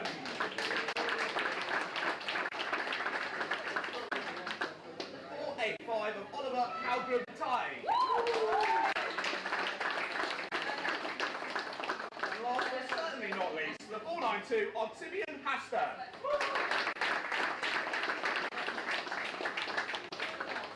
And there we go, that is your driver's presentation. Well done to all the drivers involved across the event.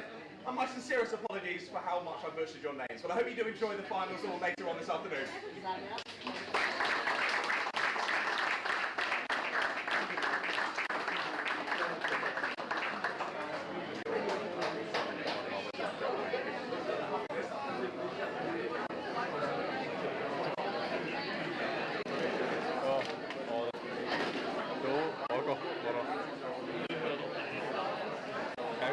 Vetää poikki.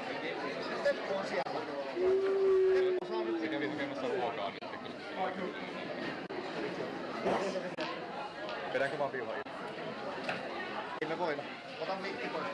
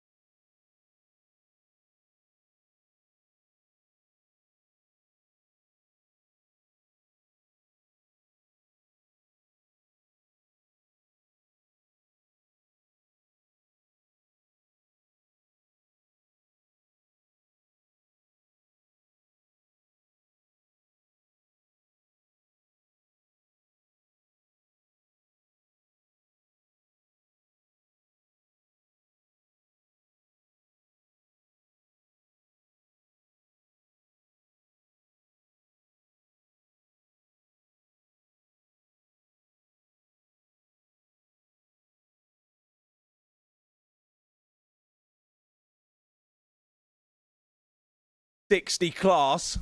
He's been absolutely unstoppable out there on circuit. Let's see if he can convert all of that positive momentum into a win here in the final. The driver's heading through then, getting into 2x2 formation. They've used that time to try and get a bit of heat in those tyres and get their engines up to temperature as well before they become absolutely sodden with the rainfall out there. Like I was saying, during that lunch break, we had a brief break in the rainfall here in Norway. But, well, I was going to say sadly, I guess it depends on your point of view of the wet weather conditions here at KNA Varna. The rain has started to fall very heavily again outside of my commentary box window, and I'm staying all nice and dry here watching on the start-finish straight. Right then, the pressure mounts for these young drivers. This is it.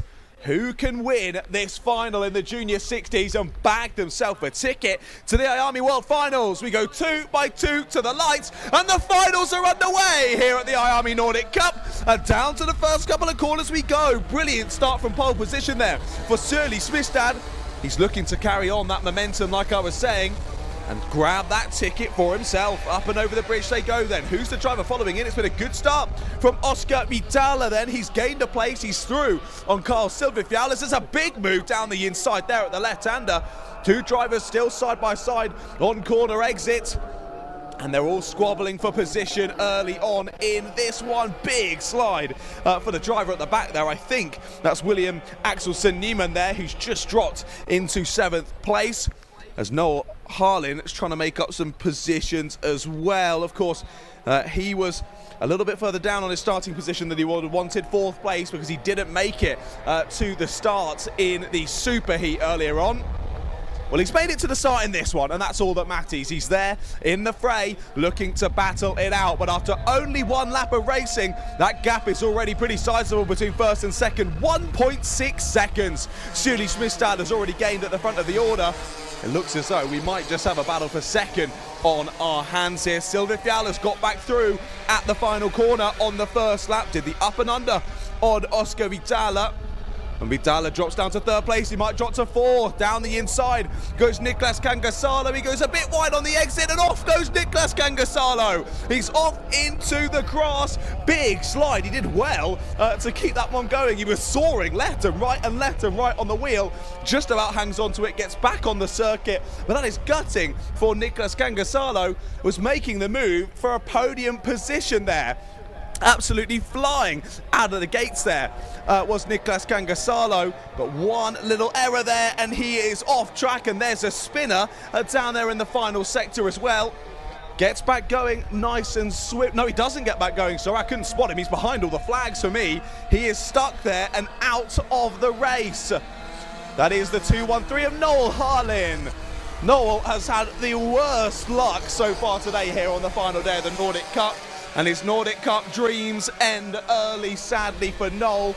He marches his way over to the safety of the marshal post, and that is absolutely gutting for the Swedish driver. He's had some brilliant pace all weekend, has Noel, but today it has not gone his way, not even making it to the green flag in the superheat. And now in the final, out on lap number 2.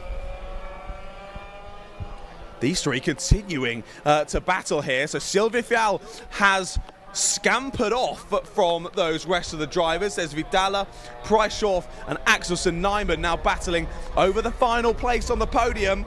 And Niklas Kangasalo looking to chase them down after he had that little bit of time off on the grass on the 2nd lap of the race.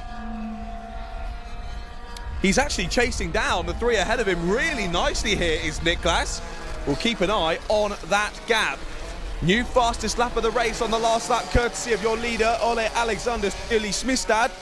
A 1:3.80 for the leader in the Junior 60 final. And that gap remains firm at around 2 seconds between the 2.97 and the 2.95. Carl Silvifial is going to have to do his best Jesus impression and start walking on water here if he wants to chase down your race leader.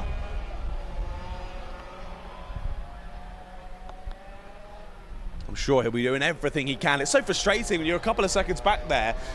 In terms of actually where the other driver is on track, they are right there. They are less than a corner ahead of each other. And it's almost within touching distance. He's so close, yet he is so far away. And we'll see how that gap continues to change. Sadly, yet again, Surly Smithstad a few tenths faster again on that last lap, and gap opens up to nearly 2.4 then. We continue to watch that battle for third place. Oscar Vitala under a lot of pressure there on his Cosmic card. He's got the two, I believe, teammates right in behind him of Hugo Preischoff and William Axelsen Niemann. And Nicholas Kangasalo nearly onto the back of that train as well, looking for the inside line. He's gone for it. Has Preischoff. It's all a bit aggressive there. They both managed to get through. Brilliant moves. So Vitala drops down into 5th place then. Preischoff and Axelsen Niemann are both through, working together well and getting the moves done. And that, of course, loses them all a little bit of time. And now becomes a 4-way train once again as Niklas Kangasalo joins the back of this order. Gap increasing ever so slightly again. It was a new fastest lap of the race from Ole Alexander Surly Smithstad, a 1:02 now. It was Silverfjell's fastest personal lap of the race as well. But sadly still a tenth or two off of that one set by the 2:97. So 2.5 seconds that gap extends to now. Looking for the inside line there is Vitala. Makes contact there with Preischoff on the exit. And Preischoff just about holds that slide. A little knock on the rear left corner. Sends him Tokyo drifting there out of the left-hander, but holds it nicely. And Vitala can't find a way through. It's Axelsen Niemann who has got to the head of the train of these three now. Starting in 6th place in this one, so he's gained 3. Up into the podium positions he goes. And I'm sure the rest of the 3 drivers in behind him will be watching and waiting with anticipation, hoping that there's a mistake to come and hoping that the opportunity opens up for him as we carry on through this race. On to another lap of this one then. We are almost at half race distance here in the first final of the day at the IAME Nordic Cup 2025. Still see how much the drivers are having to wrestle these carts through very difficult conditions. The standing water you can see there off of the bridge section. There's some impressive skills with an umbrella being shown there at the side of the circuit. Through they go under the bridge once more. And again, gap between the 2 leaders ever so slightly eking out lap on lap. It just seems that even in every single sector, Surly Smithstad just able to find that tiny bit of time over Silverfjell and just keeps eking out that gap, doing everything he needs to be the one to claim that ticket to the IAME Warrior Finals later on this year. It's another fastest lap of the race from your race leader. A 1:01 now the pace set. We could potentially see him dropping to the 59s here if he carries on improving like he has been doing. Battle for third though. Preischoff trying the up and under. Door won't open for him. He has to settle back in behind. But this is a great squabble between these two, as Hugo tries to find a way through. We'll see if he is able to do so. Yeah, both drivers racing for the PDB Falcon Racing Team Sweden. Same with Noel Harlan, sorry, that is already out of this race.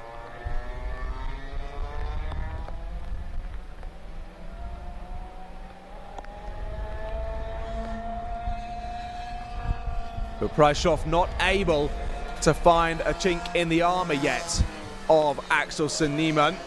And there we go. First thing I've actually called correctly here in the commentary box, I think, all weekend. Down into the 59s goes Ole Alexander Surly Smithstad, the first driver into the 59s. And that last lap was 6 tenths quicker than Carl Silverfjell in 2nd place.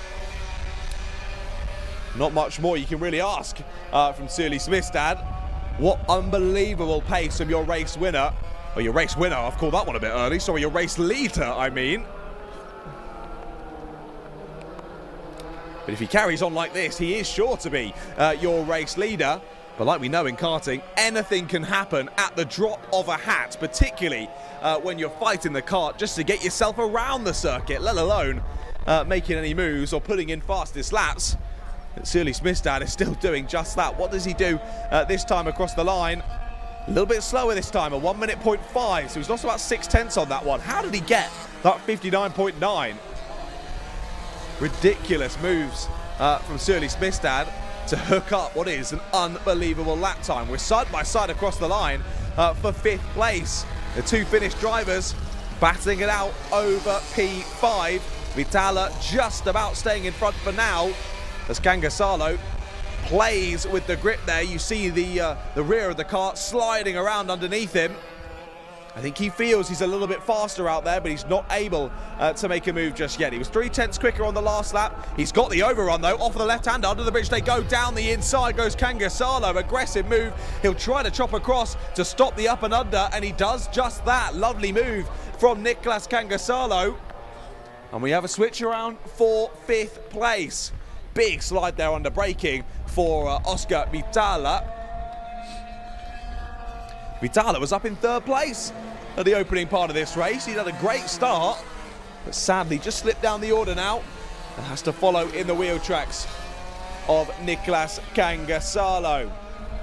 Leader already through onto lap 11 in this race. Still drivers setting their personal best time. Kangasalo being one of those, despite making an overtake, a 101.3, a 101.1 for Axelsen Niemann, and a 1 minute 0.3 personal best time for Silvifjall. Issue for him is on the same lap, it was a 1 minute 0.1 for Surly Smithstad. That gap now nearly 4.5 seconds between your leader and 2nd place.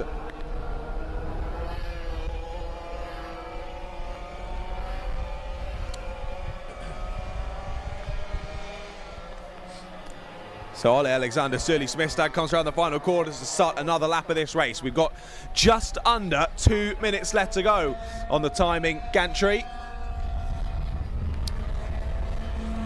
And the 297 having a pretty, I was going to say relaxed. No racing in these conditions is relaxed, but a very lonely race for Ole.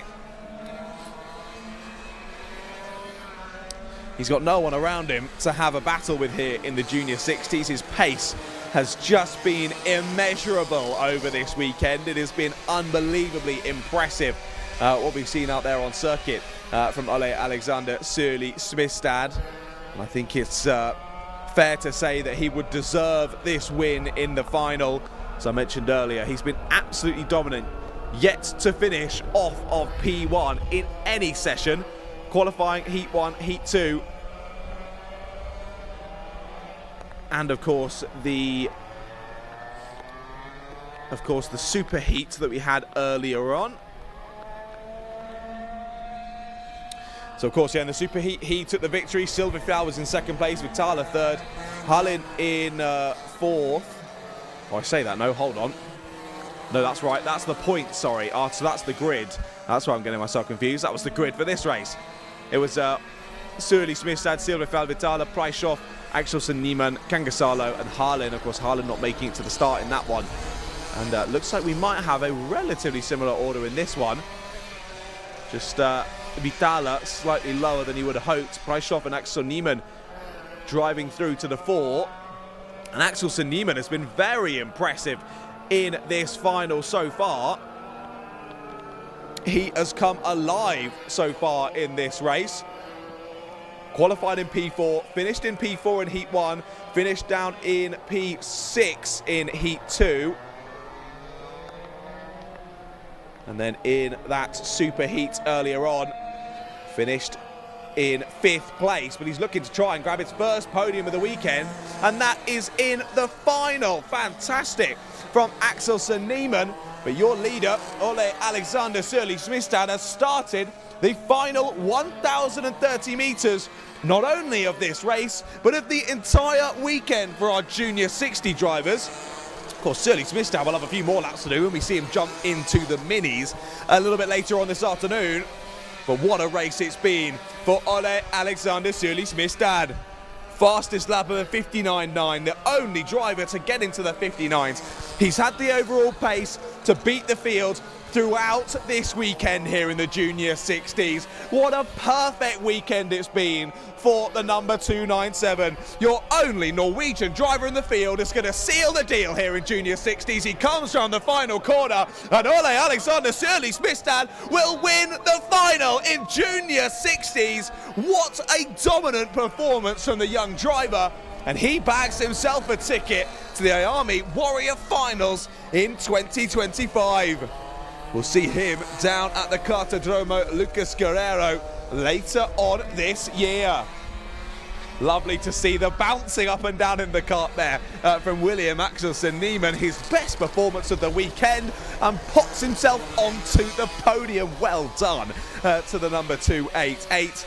And Carl Silvifjell there, really quick throughout the weekend as well, battling well at times with Sørli-Smistad.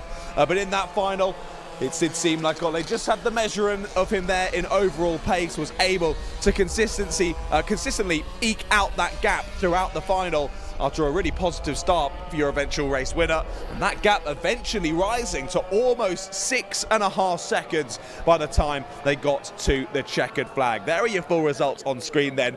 Your champion in 2025 here at the IAME Nordic Cup in the Junior 60 category is the 297 of Ole Alexander Sørli-Smistad. Carl Silverfjell and William Axelsen Niemann round out the podium there in Junior 60. Hugo Preischoff just missing out there in 4th place, but still a really good race there from himself. Sadly, that graphic ever so slightly wrong, because Noel Harlan didn't make it to the end of lap number 2. He was not there in 5th place. It was Nicolas Kangasalo in P5 and Oscar Vitala in P6. And like I mentioned, the 213. We lost him earlier on in the final. He'd been doing really well throughout the rest of the weekend. Of course, we saw him qualify in 2nd place, had some issues in the first heat later on, earlier on yesterday, and then finishing in P2 in heat number 2. So it showed when the kart was on pace, he was on pace, and everything was hooking up right. He was right there with the rest of the drivers at the sharp end, but it has not been a day to remember, sadly, for Noel Harlan.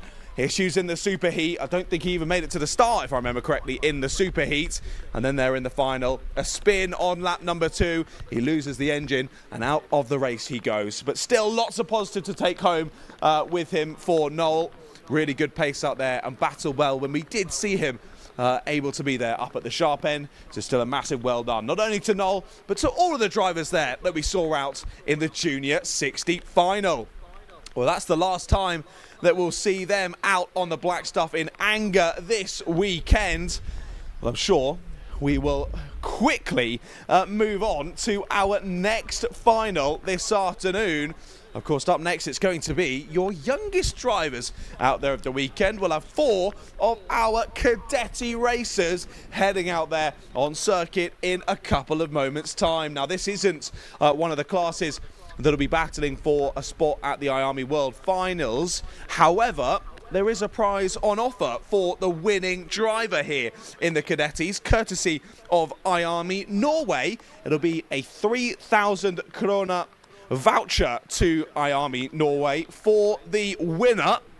And for my British listeners, which there probably aren't too many of, that's about £220. So a really nice little extra helping hand. I was going to say for the drivers, they're probably too young to even really know how much money that is. But certainly to the parents and guardians and mechanics of the drivers, that little bit of extra financial assistance, I'm sure, will come in very, very handy.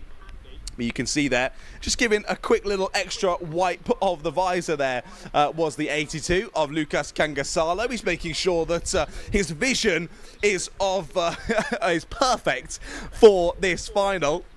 That is of the utmost importance for this race. And you can see there, it's lovely to see all of the clear visors on the drivers. You get a lovely view straight into their faces, and you can watch as their eyes focus on the task ahead of them. Who is going to be your Cadeti champion here at the 2025 IAME Nordic Cup?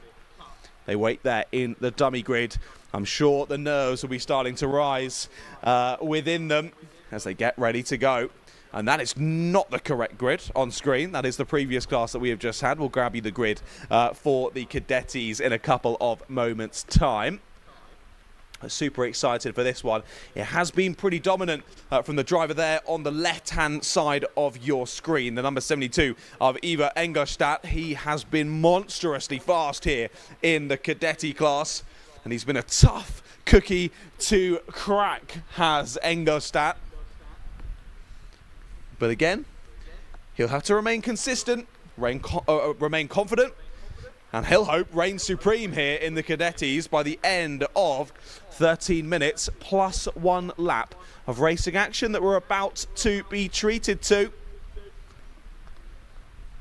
So it's only a couple of minutes until we are scheduled to kick off that Cadeti final. And I can hear outside my commentary box, I do think the rain still pounding down. I mean, I'm going to stick my head out of the commentary box and actually just see.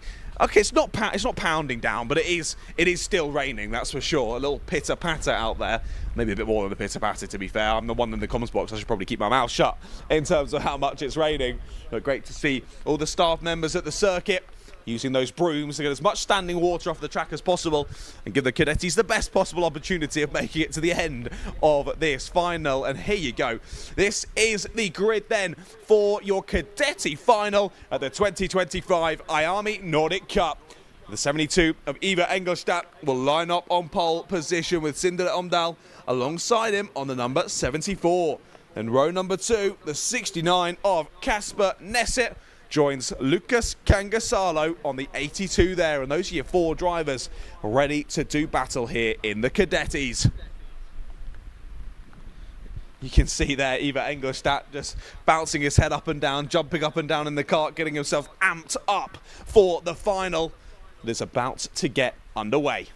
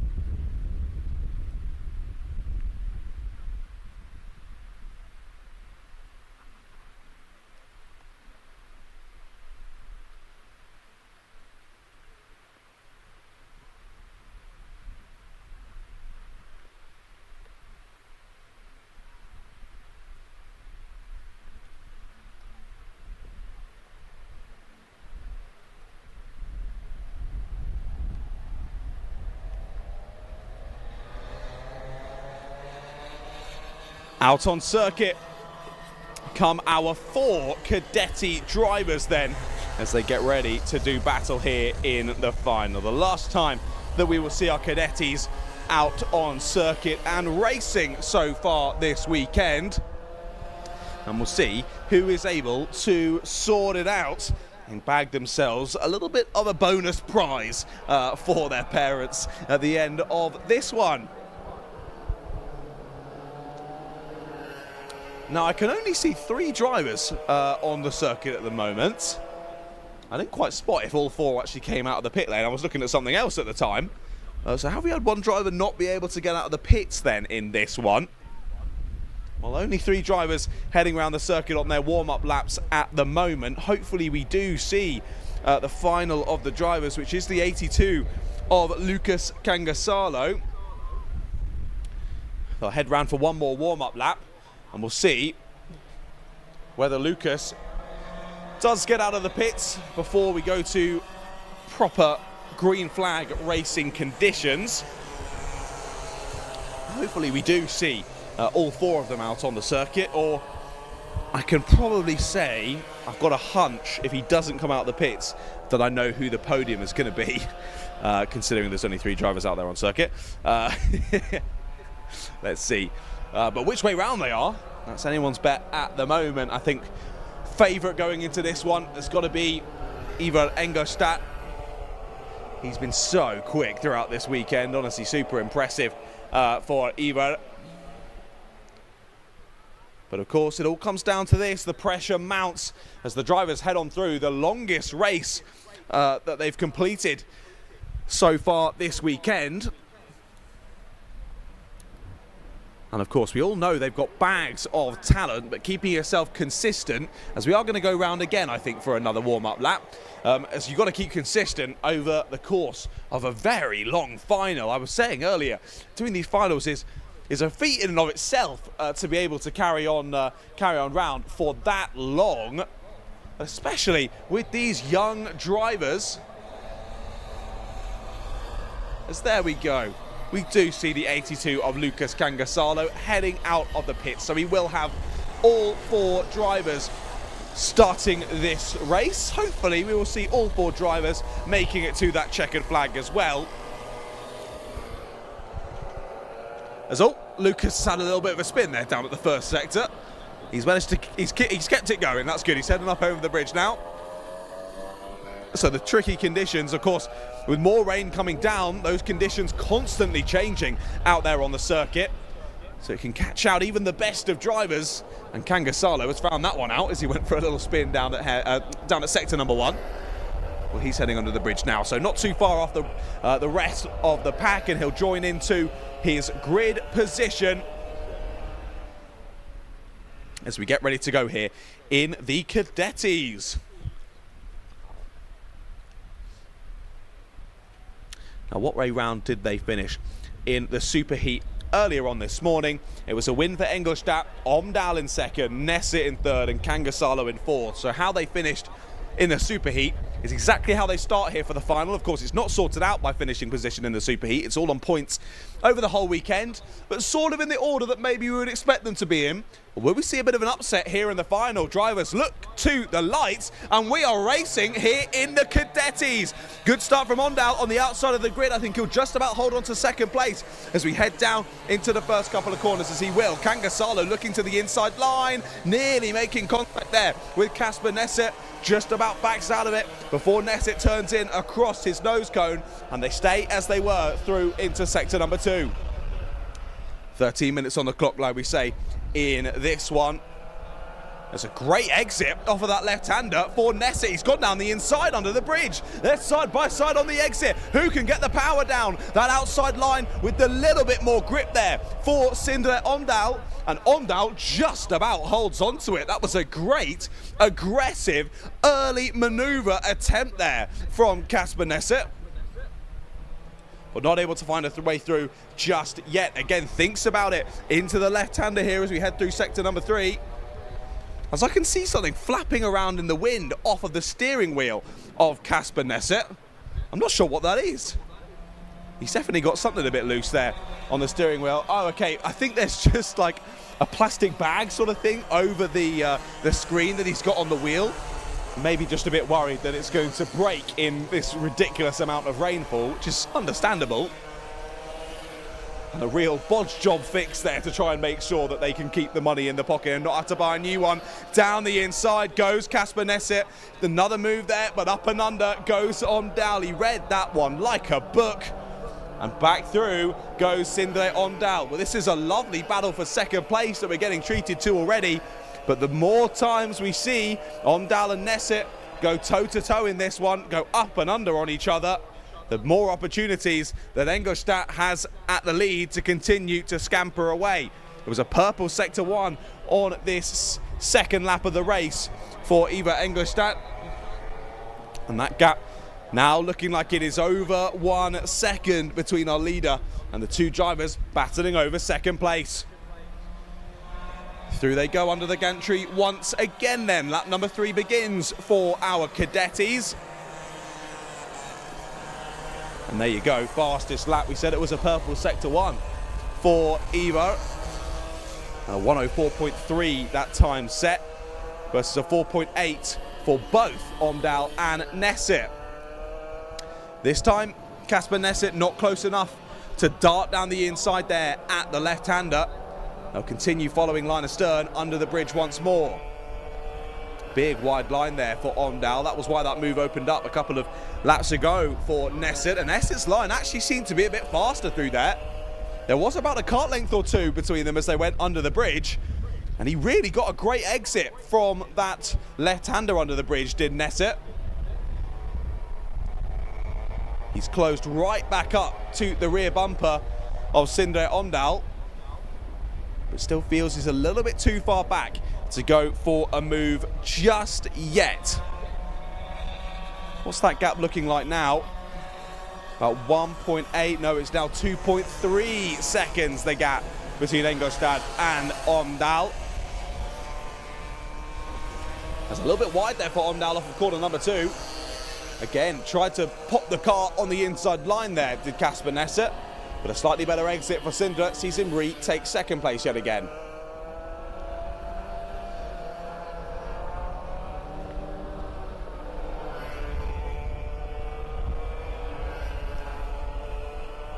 There are our second and third place drivers. Back out from under the bridge they go, down into that really tricky downhill braking right-hander.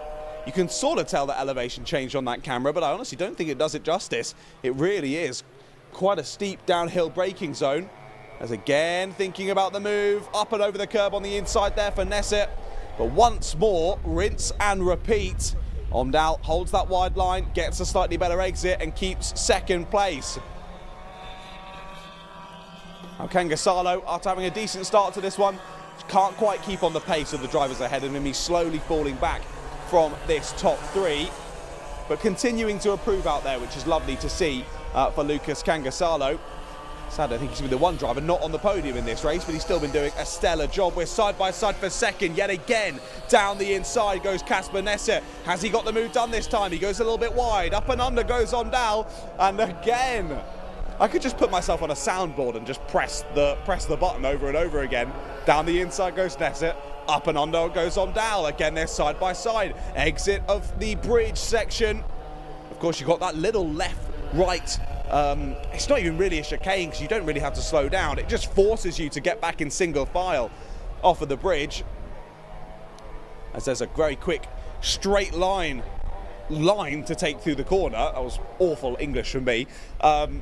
But of course, only one driver can do it. If you're trying to go 2 by 2, it's all going to get a little bit closer comfort there as you both whack the curves on either side of the circuit. What's that gap now looking like between them and the leader? 4 seconds now, the gap that Ivar Engelstad has at the front of the field. He has a nice bit of breathing room there as he checks over the shoulder, out of sector number 1 and over the bridge. He knows he's got a decent amount of space between himself and this battle for second. But yet again, get that soundboard out. Down the inside goes Casper Nesset at the same corner once more. Has he done a better job this time? Holds Omdahl to the inside line. Finally, they're side by side down into the bridge section. Round the outside, try Casper Nesset, and he's got it! Brilliant move round the outside from Casper Nesset. That one took a lot of confidence, and Casper Nesset has it in droves. Brilliant execution there of that move. And Casper Nesset steals second place away on what was that, the 8th, 9th, 10th time of trying. As, spin for Sindre Omdahl. He smacks the steering wheel in frustration. His first time this race properly being stuck behind Casper Nesset. Tried to brake on that inside line. It didn't have the same grip as he is usually used to on that corner, driving his own usual lines. And sadly, that means Omdahl goes for a spin and loses a lot of time from that one. He's got it all back together. He's carrying on through this race. But as you saw with his reaction to the incident, he wasn't very happy with himself after that one. He definitely could have relaunched an attack there onto Sindre Omdahl. But sadly, wasn't meant to be for the number 74. So now we find second place of Casper Nesset, 4.7 seconds behind Ivar Engelstad. And Sindre Omdahl now a further almost 6 seconds behind second place. And with these huge gaps between all of the 4 drivers in the field now, sadly, I fear it may be a tad processional from here on in to the checkered flag. We've got about 5.5 minutes still left to go in this one, so we are well and truly over half race distance. And now it is just at the turn of watching and keeping track of the lap times out there on circuit. Really consistent there for Kasper Nesser with a 104.794 within 200ths of his personal best lap time of the race. Sindre Omdal clearly driving angry out there after that incident as he 9 of this Cadeti final. Now, hold on a second. Kasper Nesser has made a mistake here. How have I missed this? Kasper Nesser just put in a 1 minute and 9 second lap time, and that gap that was lost, that was opened up, I should say, courtesy of Sindre Omdal's spin, has been closed yet again, and Sindre is attacking on the first possible opportunity. Side by side, down under the bridge yet again, still on the inside on the exit. Just about enough racing room given between these two. Well, ladies and gentlemen, the battle is well and truly back on for second place. Like I said, well, I'm going to eat my words from earlier. I did say I think it would be a bit processional from here on out. But Nesset's made a mistake in these tricky conditions. He's lost that time that he gained courtesy of Omdal's spin. And Omdal is once again absolutely nipping at Nesset's heels as they look to decide who will take second place on the podium and who will have to settle for P3. Down through sector 1 they go yet again then, about 0.4 of a second separating Nesser and Omdal as they start their 10th lap of this one. Not close enough to think about the move there into the left-hander. Bit of a tighter line there from Omdal. That's going to hurt him all the way down that back straight as they head under the bridge once more. And that gap has ever so slightly opened up again by about 4 or 5 kart lengths, I would say, between our second and third place drivers.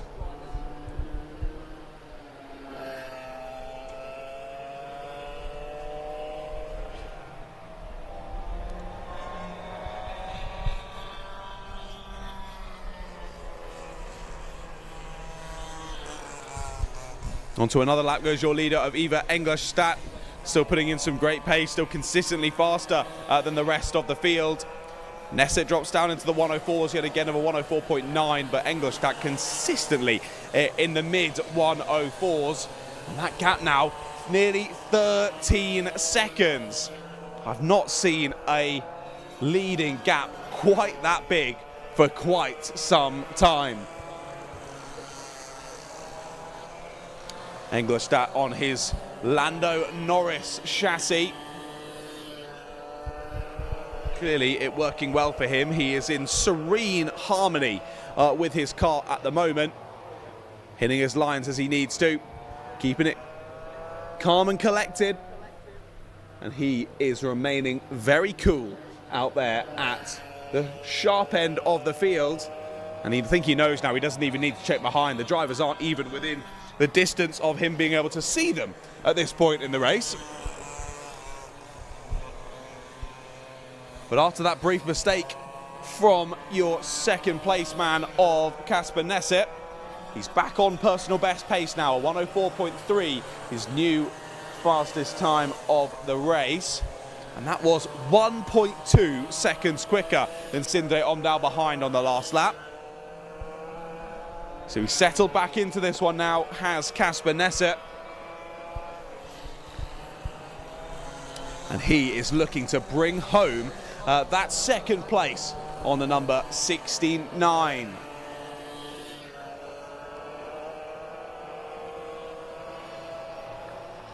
Kasper Nesser, the only driver racing for the Stian Sturley Motorsport team out there in the Cadetis. Both for Ivar Engelstad and Sindre Omdal, they both race for the Jan Rod outfit. And then it's kart racing Lahokowski. Wow, that's a difficult one for me. My sincerest apologies. Lahokoks, I cannot pronounce that. I'm so sorry. Lucas Kangasalo, I can't pronounce that. Right then, time has hit 0, but your leader is so far out ahead in front of everyone. He's already headed through under the gantry, so he'll be heading to the end of this lap, and then it'll be the final lap started by Ivar Ingolstadt.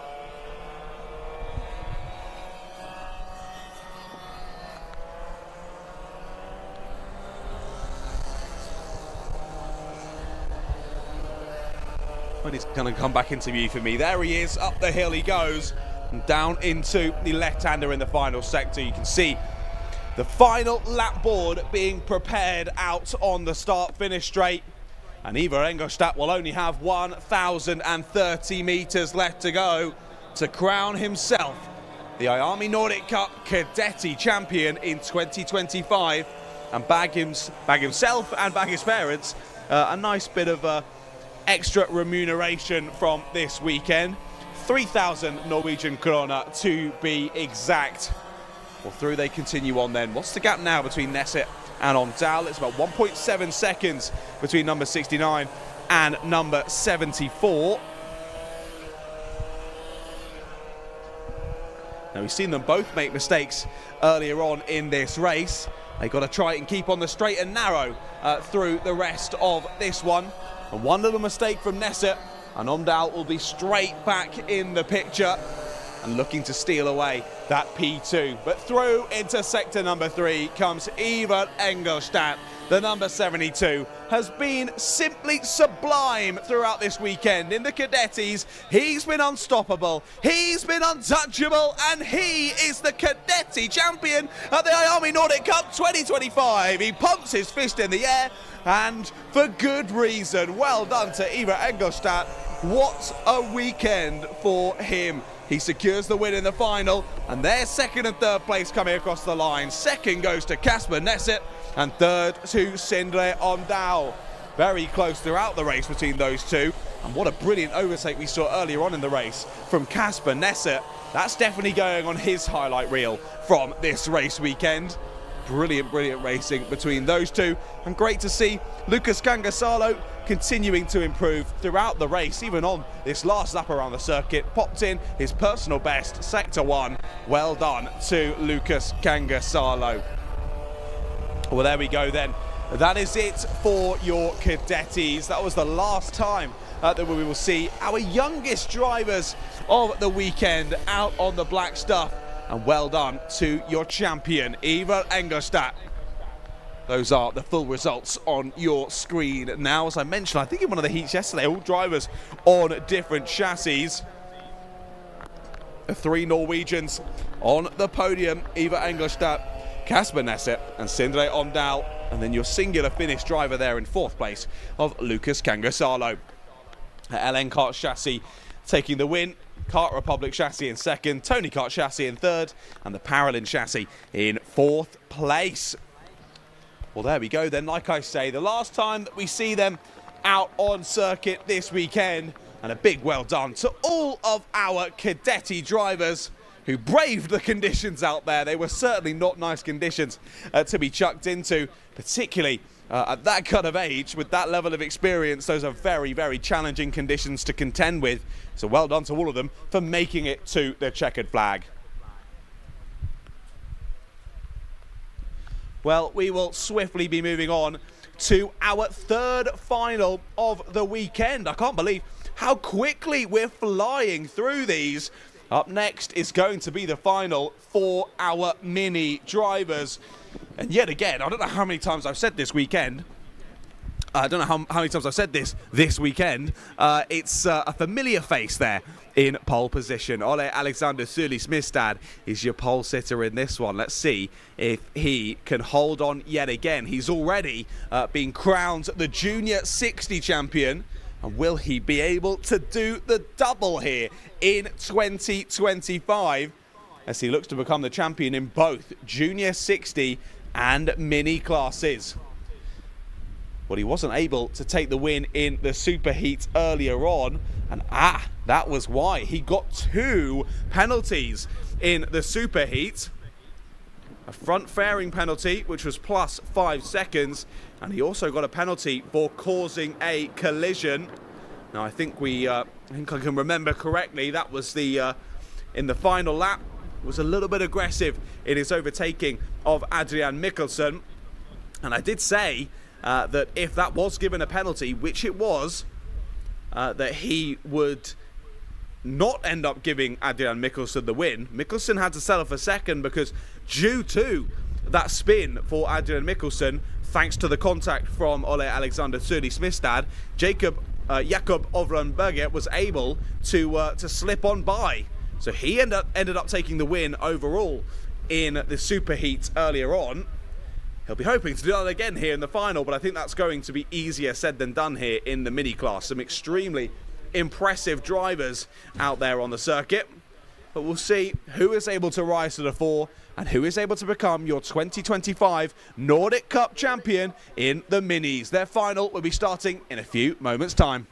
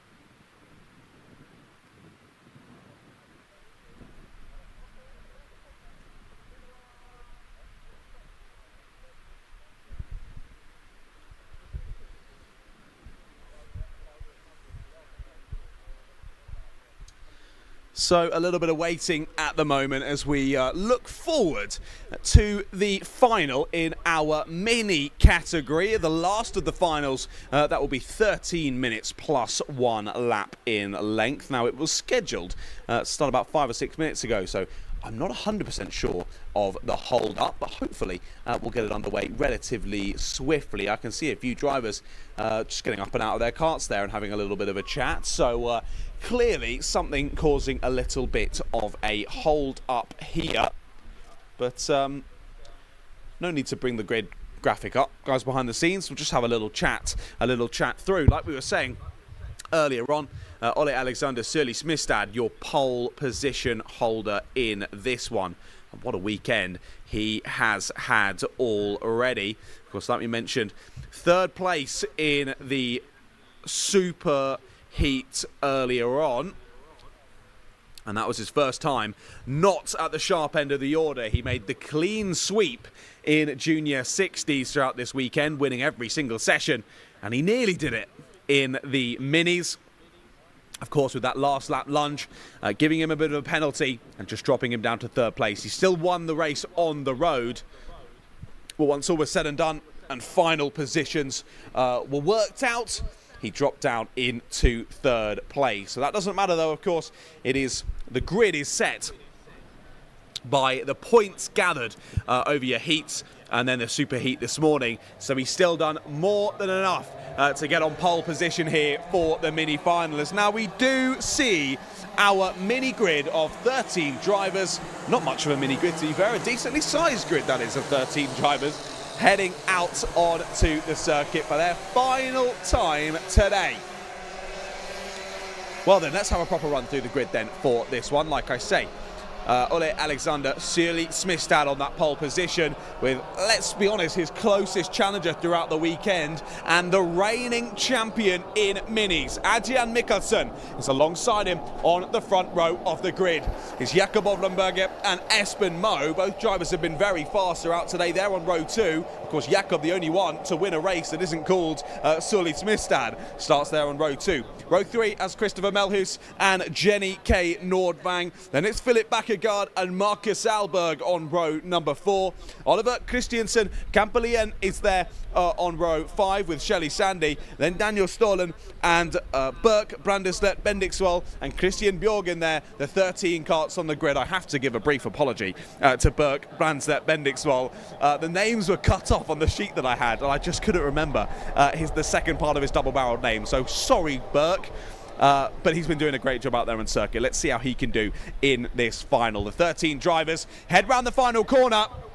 The 4 red lights are on. They will go out now, and we're racing in the minis. Straight down into the first couple of corners we go. Who's going to exit ahead? Will it be Sørli-Smistad? Will it be Mikkelsen? Will it be another driver joining the party? Through they go the first couple of corners, and it is Sørli-Smistad who holds onto it as they go up and over the bridge section. You can already see Mikkelsen communicating with the driver in behind. He gets a wallop. They both go wide. Up and under tries the third place driver. He gets to second and nearly grabs the lead. That's Sørli-Smistad down to third place then. I think Mikkelsen's might have just about held on to it, and he does. Mikkelsen into the lead of the race then, with Jakob Ovlenberger following him through into second. And your race winner in most of the races so far this weekend in the minis has dropped down to third on this first lap of proceedings. Through into sector number 3 for the first time in this one. And it is the 187 from the 144 from the 197. Espen Moe still there in fourth place. Philip Bakkegaard has gained 1 up to 5th. He's dropped Christopher Melhus down into 6th place. All slidey through the final corner, and we're side by side for 6th place. The 106 has to drop back in behind. That's Jenny K. Nordvang looking to steal another position, this time from Christopher Melhus, but can't do it this time around, as she's still got Berk Brandis at Bendisvold and Marcus Alberg there nipping out her heels. Well, thank goodness, a bit of a commentary blessing there that I've given Bendixvold, as he's made up a few places on the first couple of laps. Move for second place. Down the inside goes Sørli-Smistad. Up and under goes Espen Moe. Espen Moe can't get both of them here. Up to second place goes Espen Moe. And re-overtaking there is the 144 of Jakob Ovlenberger. So trying to make one position up for Sørli-Smistad, and he loses 2 in all of that. Down and off of the podium is Sørli-Smistad. And Adrian Mikkelsen is using the battling in behind him to perfection at the moment as he tries to break away in the early stages of this race. End of lap number 2 then. We still have 11 minutes set to go in this mini final. And you can see there the 180 pointing forward to Espen Moe. He says, come on guys, Adrian is driving away with this one. We need to work together. New fastest lap courtesy of your race leader, a 1:09 for Adrian Mikkelsen. Espen wants to work together. I'm not sure if Jakob Ovdenberger is going to work with him. Doesn't go for the move on the entrance to the corner. We'll try and get him on the exit though, on that slippery inside line though, and has to drop back into P3. What Espen Moe wants is a push from Jakob and Ole in behind him. He wants them to all push together and press on to try and chase down Adrian Mikkelsen. Any more battling between the three of them, and I can only imagine that gap will continue to extend. Well, it was just over a second at the start of this lap. There's been no overtaking between second, third and fourth, and it's dropped down to 9/10. So clearly it is working if the drivers can continue to work together. It was a purple sector 1 from Jakob, a purple sector 2 from Espen Moe, and as they cross the line now, that gap is, just under a second now between the two of them. They'll need to continue with a lot more of this if they do want to close that gap, and they'll really need Adrian to have a little bit of a mistake and drop back into their clutches once more. Fastest lap of the race then for third place of Jakob Ovdenberger. Jakob doing really, really nice things in this one. Again, tries the exact same move that he attempted on the last lap to get the up and under out of the left-hander. Again, it doesn't work. And you see, once again on the exit of the corner, Espen Moe pointing forward, thinking, what are you doing? Come on, we're going to let Adrian get away. Stop going for these moves. But every driver is out there battling, and every driver, it's every man and woman for themselves out there on circuit. Of course, you will have teammates, and you will have truces between the drivers. But we'll see if the truce able to work then. Two Kart Republic chassis in second and third of Moe and Berger. And that gap nearly halved on the last lap. It's half a second now between Mikkelsen and Moe. New fastest lap of the race, courtesy of Espen Moe. As again, the drivers in behind trying the up and under there. Clearly the outside line working well though for Espen. He continues to press on. And if he can carry on at this pace, there's definitely opportunities on the table here to be the driver to be crowned the 2025 IAME Nordic Cup Mini Champion. Plenty of time in this race, though, for things to happen. And Adrian Mikkelsen looking to defend his crown here in the minis. Of course, Ole Alexander Surly-Smistad has already bagged himself a ticket to the IAME World Finals later on this year in Spain. But there's another one on the table here in minis. The winner of the mini class will grab themselves a ticket to the biggest IAME event of the year. Big slide there off of the apex curve as they go up and over the bridge once again for Adrian Mikkelsen. Doesn't seem to have affected him too much though. And that gap remains stagnant over the last lap. That was a much better up and under from Jakob Ovdenberger. He's tried the inside line, sneaks through the inside, but no, again, that outside line just about works for Espen Moe. So I'm just having a giggle in the box there at how irate Espen Moe is getting now. With every point forward, he gets a little bit angrier. Why are you not listening to me? Adrian is right there. Stop going for overtakes on me. Let's get to Adrian, then the gloves can come off. Then we all battle for the race win. But until then, if you keep doing that, we're going to give him that victory, and we're all going to be left squabbling for second place. Less than 7 minutes on the clock then, as we go on to lap number 7 of this race. And again, gap pretty stagnant, 6/10 now between Mikkelsen and Moe. That's a good exit for your third place driver. He'll have that inside line this time. Down into the left-hander. Could this be it for Jakob Ovdenberger? He's going to get it up and under. They try to go 3 wide. What an up and under from Ole Alexander Surly-Smistad. He's got the inside line under the bridge. Will he have second place? Almost gets it. They're still side by side on the exit. Hooking it up and round the outside. Jakob Ovdenberger holds onto it for now. but you can already see just visually how much that gap has increased from that little bit of battling. It's gone up from 0.6 of a second to 1.3 seconds. Espen Moe drops down into 4th place. And sorry, Espen, they didn't listen to you. You wanted to work together and close the gap to Mikkelsen. They've not listened to you. But now let's see if that gap recloses again. It's back to exactly what it was before by the end of the lap. Was there a little mistake there from Adrian Mikkelsen? It went up to 1.3 at one stage. It's straight back down to 0.6. Now can Jakob Ovrenberget be the driver to look to spoil Adrian Mikkelsen's party? Like we say, Jakob, the only driver to have won a race that doesn't have the last name Sturley Smithstad.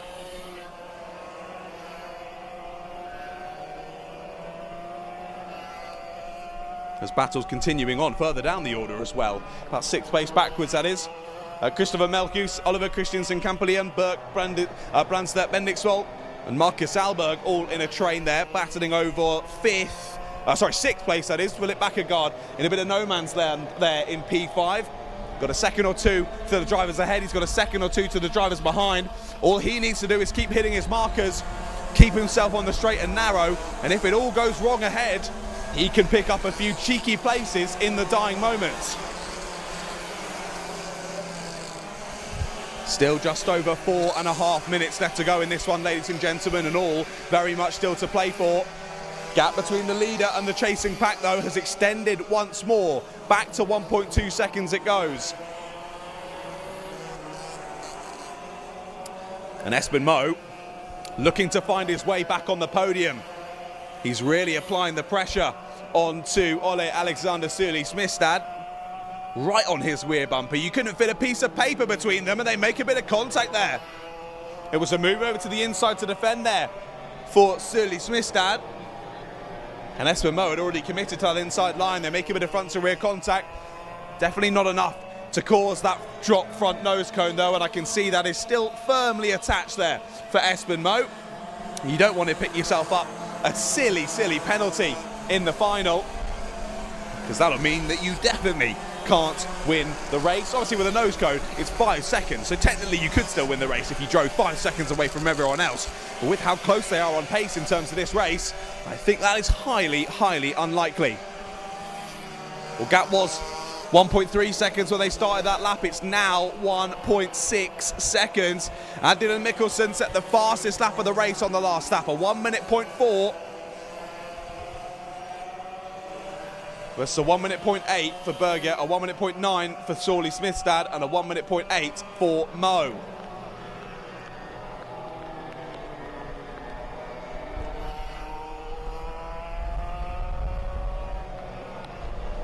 Just seen a move out my window. That was nice battling between the 106 and the 123. That was Jenny K. Nordvang looking to get down the inside and make a move. Hold on a second, it says that she's not in the race. I can literally see her. She's right there. She's just doing past my comms box. So I don't know why the timing seems to think that she's out of this race. She is not out of this race. She was battling. I'll have to remember the numbers now. We'll check in again with her when they come round back into my commentary box view. Can't quite see the numbers well enough on the cameras to tell you that information with confidence, but they continue to battle down through sector number 2. Nose to tail as well in the battle for 5th place. And down the inside, up and under though, tries one of the drivers. What a great battle that is as well. Christopher Melchius and Oliver Christiansen Kampeliem trading places through this lap. And it'll be Burke, Brandstedt, Bendiksvold and Jenny K. Nordvang who are in that chasing train. So there's a battle for 8th that she is involved in. Ignore the live timing. She is very much still there in 9th place at the moment. There go those drivers across the line, the leaders of the race then, and again, Mikkelsen that little bit faster. He is commanding this race with perfection. It's Adrian Mikkelsen. You can see why he is the defending champion here in the minis, as there's a big move for second place. Down the inside goes Ole Alexander Smith-Stad, but he's on that wet line. On the inside, can he hold it as they go under the bridge? They're nearly 3 wide there. Inside line for Smith-Stad, outside line for Birgit. They're going to be side by side down the back straight. Will this end in tears? They just about give each other enough room, and Surly Smith-Stad completes the move. Up to second place he goes, and now Birgit dropping down to P3. He'll be under pressure from Espen Moe as they head down into sector number 3 once more. And again, this is giving more breathing room to Adrian Mikkelsen. Less than a minute on the clock then as they cross the line. This will be onto the penultimate lap for Adrian Mikkelsen. Side by side for second place across the line. They're all still chopping and changing down to the first corner.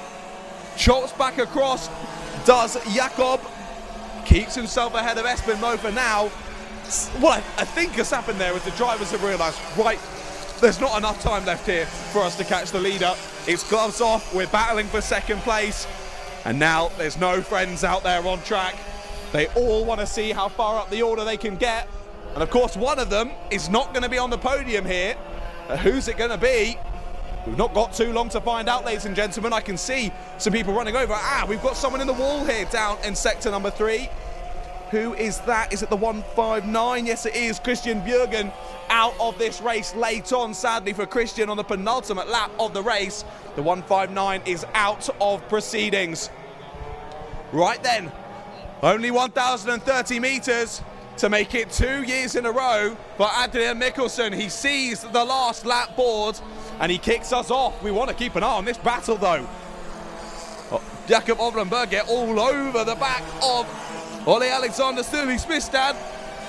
He's only got a few more opportunities to try and steal away this second place on the podium. I think when we came into today's running, we would have picked Ole as your favourite here to get the win, but he's battling over second, and he might have lost second. Yes, he has. Off of the left-hander. Great up and under exit there. There's a bit of contact under the bridge. Big slide for Surly Smith-Stad. He goes wide. He might lose third place, and he will. Oh my goodness, what battling on this final lap here. And Surly Smith-Stad dives to the inside. Big dive. They make contact with Espen Moe. Moe stays ahead on the exit, just about. But here comes your race leader.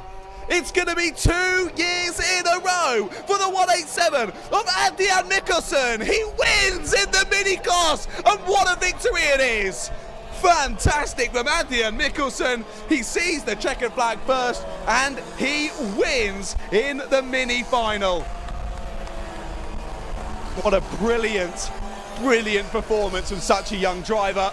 Fought his way through at the start. And the drivers in behind at one point looked to be chasing him down, but he popped his head down, got on with it, and created a nice gap there that the other drivers just could not close. So Adrian Mikkelsen, your 2024 IAME Nordic Cup mini champion, becomes the 2025 IAME Nordic Cup mini champion. 2 years on the trot for the Norwegian driver.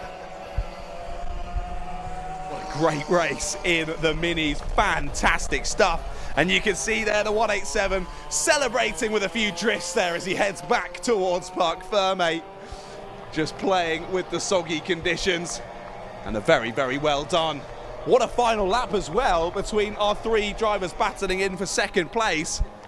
What a move it was off of the left-hander at the back of the circuit from Jakob Ovlenberger. He'd learned from earlier in this race, he'd learned from earlier races in the weekend as well, how to get that up and under done in these tricky wet conditions.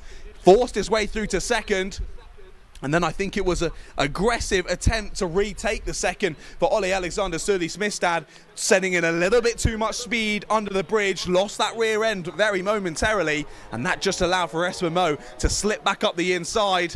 A bit of a do-or-die attempt then down into the bottom or right-hander down in sector number 2 for Surly Smith-Stad. Made a little bit of contact with Moe. They both kept it facing in the straight line, and Moe held on to third place. So your full results there on the screen. Adrian Mikkelsen is your 2025 champion in the IAME Nordic Cup in the mini classification. Joining him on the podium, of course, provisionally. All these results are very provisional that I read out here on the speakers. Jakob Ovlenberger and Espen Moe, your top 3. Ole Alexander Surly Smith-Stad, after not losing a race in minis, across all of yesterday, both the races and the qualifying as well. He was there in P1, just lost it in the superheat earlier on this morning, but it's all gone wrong for him, sadly, in the final. I mean, all gone wrong. He's finished 4th place in the IAME Nordic Cup. It's gone pretty well, but I know he would have been wanting more there, Will Ollie. So isn't able to bag himself 2 tickets. I don't think he would need 2 tickets. He somehow had to sever himself in half and race twice in that weekend. But good, we don't have to see him do that. He still bagged himself an IAME World Finals ticket for later on this year, out at the Cartadomo Lucas Guerrero in Spain. But Adrian Mikkelsen will be joining him on the flight as they head down to Spain later on this year. Well done to all the drivers in our mini class. But we're nearly ready to go. We are ready to go. Leaving the pits already are our X30 Junior drivers. And this one's going to be exciting. This could go any way here. There's plenty of drivers who'll be looking to take the spoils in this one. And again, another ticket to the Warrior Finals on the table for our X30 Junior drivers. Let's have a look then at the starting grid for this one. I hope they'll be going around twice. I think they will, to give me a bit of time to read this one out. But Ludwig Granqvist starts on pole position. What a weekend it's been from Ludwig. Such fantastic driving, really driving beyond his years is that young racer. And yeah, by the fact he's not slowed down at all, I'm going to assume that we're going to be going around again, thank goodness. Right, it's Joachim Askeland who joins him on that front row, with Martin Omdahl and Norbert Junior Plazeski on row number 2. Patrick Christiansen and Bernhard Ravnas will be on row number 3. Patrick Christiansen with some brilliant racing in the superheat. He clearly is a fan of the wet conditions. Let's see if he can slide through here in the final. Linnea Jensen and Vebjorn Glenda are on row 4, with Kevin Gurib and Adrian Yerda rounding out the top 10 there on row number 5. Magnus Bratten and Christian Gether Gundersen will be on row number 6, with Gabriel Mortensen and Oliver Rugbo Hodge on row 7. Then it's Linus Thisted and Philip Slaten. I literally asked Linus before, or Linus, sorry, Linus or Linus, how to pronounce his name before the driver presentation, and I still managed to get it wrong. So I'm so sorry to the one and only Danish driver in the whole event this weekend. Philip Slatnam, as I say, is alongside him on row 8. Then it's Lucas Emil Locius and Emil B. Bratten. Of course, Emil will not be there. He broke his collarbone yesterday in the heats. He won't be there on 18th place. Behind them, Silas Severed Ellison, Henrik Tomtehagen and Johan Bones. What will be now 20 drivers starting this race. Can we get it underway first time of asking? The X30 Junior final is go! We're racing down to the first couple of corners, and will it be Granqvist who leads us through? Yes, it will. That classic line from Ludwig there, straight up and over the curb on the inside of the circuit, gives himself that extra grip and holds on to the lead into the barriers. That's a huge off. That's Linnea Jensen, I think. Is that Linnea Jensen into the barriers? I do believe it is. That was a huge off into the barriers there at the top of the circuit. We got a fantastic view of that on the stream as it was right in front of our camera. That was a big wallop into the barriers for Linnea. And she's carried on. Fair play to Linnea. That was a big wallop for her. I'm glad to see she's at least okay to drive it out of the accident there, but gutting for her to drop all the way to the back of the field. What a calamitous first lap for a couple of the drivers. I think Linnea might end up bringing it back into the pits after that one. I'm trying to see, I thought the timer had stopped there. It hasn't. We are definitely still racing out there as we get to the end of lap number 1. So Ludwig Granqvist leads then. Martin Omdahl up a position to second place. He's the one looking to spoil Ludwig's party at the sharp end of the order. Patrick Christiansen, Norbert Junior Plazeski and Bernhard Ravnas, your Icelandic driver there in 5th place. That is your top 5. And the top 5 looking to break away. Joachim Askeland close in behind them there in 6th place. He has had a difficult start to this one. Down from 2nd on the grid. Got shuffled out wide there at the first couple of corners. And 4 drivers slipped up his inside. As there's a big move down the inside for 2nd place. Patrick Christiansen goes for it. And this is exactly what Ludwig Granqvist needs. That one move alone is giving him a nice bit of breathing room there as the 318, Christiansen makes his way into P2. As Omdal's wide at the final corner. Very sliding for him as they come off the final corner. Almost gets alongside there, does the 341. A slightly better exit sees Omdal stay ahead of Plzeski. Like I said, slightly longer finals for the juniors and the seniors, 15 minutes in total for these ones. That's really going to keep us on our toes. And that's going to mean my voice is going to be destroyed by the time we get to the podium. Someone else might have to do that for me, especially if they stay as exciting as they have been so far. So second place still for Christiansen. He's starting to barrel away from the rest of the drivers in behind. It's Ravnas who's now all over the rear axle of Plzeski. And that bit of swapping of positions has also brought your front row sitter of Joachim Askeland back into the fray as well. End of lap number 3. Then on to lap 4 we go. What's that gap looking like now? It's closed. New fastest lap from Patrick Christiansen. 3/10 quicker on that last lap than Ludwig Granqvist. He's in clean air now, is Christiansen, and he has got his eyes firmly locked on the back of Ludwig's kart. And like I say, lots of time in this one to try and do something about it. Let's see if he can. Was that a move in behind for 4th? Yes, it is. We're side by side for 4th place. Up and under attempt there from the 341 of Plzeski, so he's lost the position there to Bernhard Ravnas. Ravnas is through into 4th place then. It was a move. How did that even happen? He was on the outside there on the exit of the left-hander, held that outside under the bridge section and takes 4th place. Now the 341 of Plzeski under attack from his fellow countryman of Joachim Askeland. Joachim couldn't quite get in there at the final corner though. He's all over his rear bumper as they head down into sector number 1 once more. Now you can see why Ravnas made that move. New fastest lap. Oh, into the barriers, into the barriers. A glancing blow there for 2nd place, I think that was. Big. That was really a big moment in the race there. I'm trying to work out whether that was 2nd or 3rd. It was one of our drivers in the top 3. Lost the back end coming out of the 1st sector and just brushed that outside wall. I heard the thump even from here, so I think it was a bit more of a brush. Either way, they kept it on the circuit and they kept powering on, but that would have been a bit of a scary moment for one of the drivers there. With Ravnas taking that fastest lap on the last lap, he's chased down Martin Omdahl already. He's looking to relegate Martin off of the podium. You can see there the 318 of Christiansen just fiddling something on his exhaust, looking to find a bit more lap time out there, and he's certainly doing that. Another 2/10 he's gained on that last lap on Ludwig Granqvist. Granqvist will be checking over the shoulder, just seeing what that gap is looking like back to Christiansen, and he'll be noticing that it seems to be getting a little bit bigger. A little bit bigger.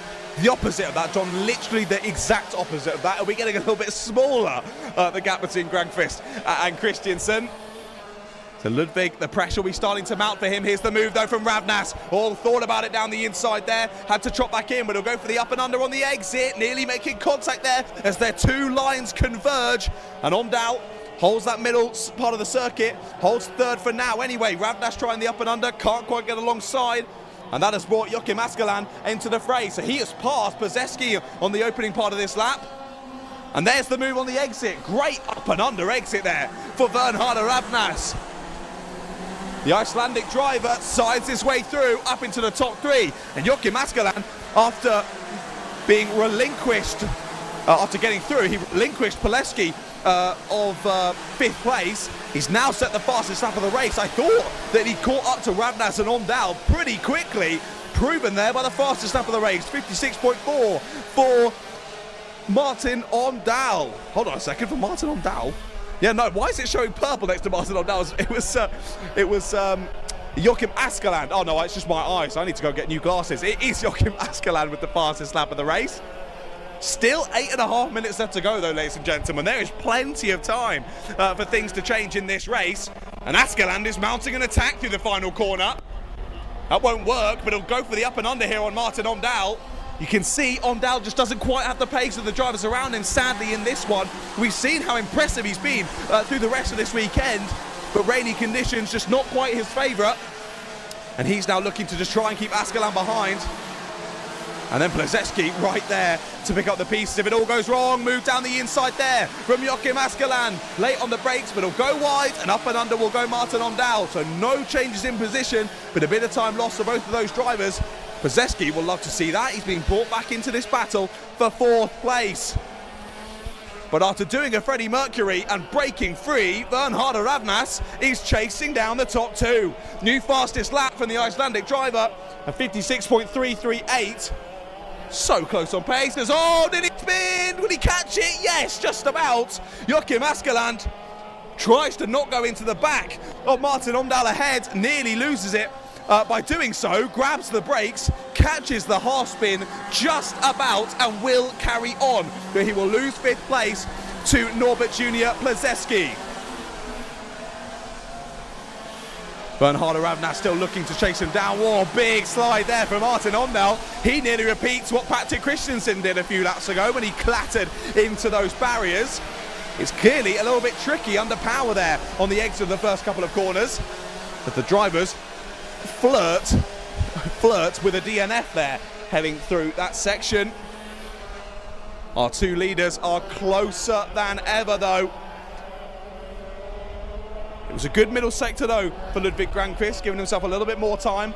It was 0.6 at the start of this lap. It dropped to 0.3 after sector 1. It's back up to 0.5 after sector 2. But the 318 of Patrick Christensen just needs to keep himself nice and calm as they head on to lap number 9 of this race. Keep himself calm. He's doing what he needs to out there on circuit. As yeah, my timing has frozen, so I can't trust that anymore. My timing's still stuck on 8 minutes and 33, and your screen on your live timing as well on the screen is stuck on time. We're down to 6 minutes left to go in this one, so it should update in a couple of moments' time. But we watch and keep our eyes firmly locked onto this action.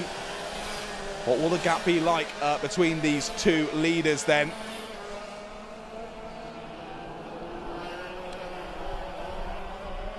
As there they go down into the final sector. It looks as though Ludwig has had a much better lap on this time around. You can visibly see how much the gap has opened between our 2 leaders yet again.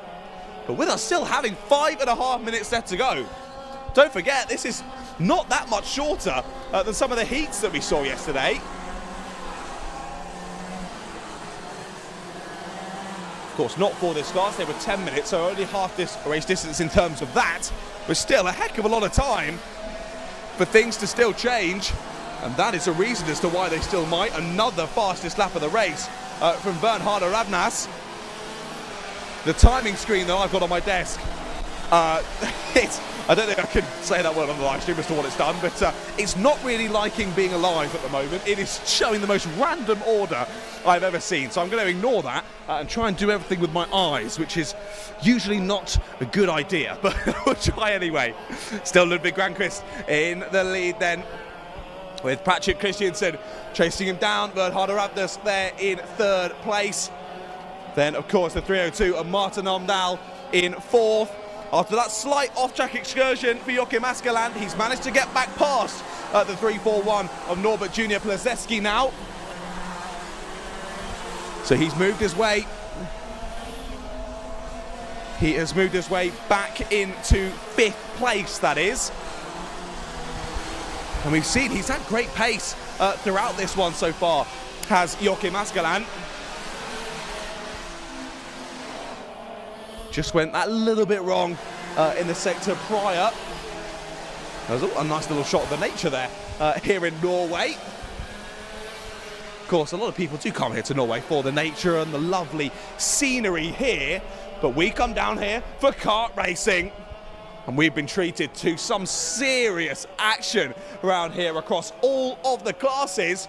But we're nearly complete here with the penultimate race of the weekend. I can't tell you what the gap is looking like between the leaders because I don't know. But keeping a visual eye, it doesn't look to be getting any smaller. If anything, it might be getting a bit bigger now.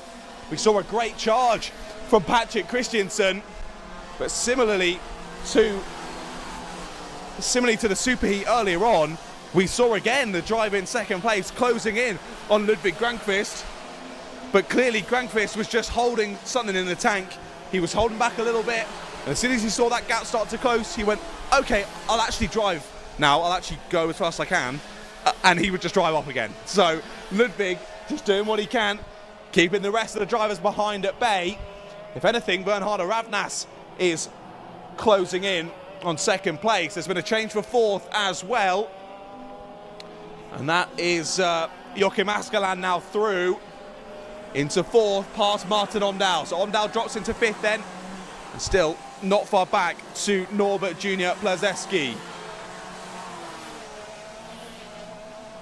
With that barrier being moved earlier, it was put back mostly in its place, but there's a nice little extra bit now that's been opened up, which the drivers are very much using.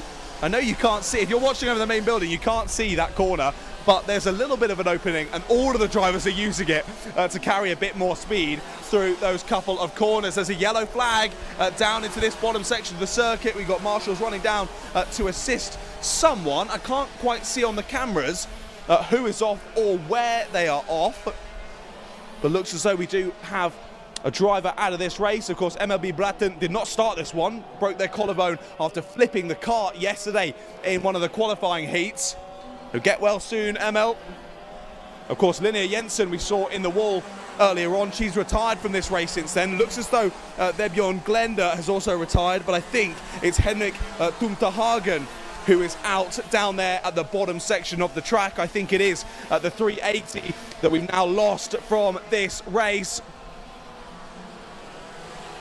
Like I said earlier, just making it to the end of one of these races is an impressive feat in and of itself.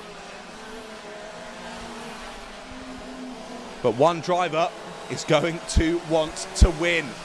At the moment, it is still Ludwig Grankvist who leads the way. Now I can see the last lap ball being readied, but we've still got a minute to go on the Ganchi, so I do think we are still going to get 2 more laps of this one. Bernhardo Ravnas continuing to close up to Patrick Christiansen. I just don't think these drivers are different enough in pace for anything to really change here. Ludwig's managing the gap really beautifully to Patrick in behind, and although Ravnas might be closing in ever so slightly, with only 2 laps left to go, I just don't think it's enough here for the top 3 to change. But that's, of course, if everything plays out as we expect it to.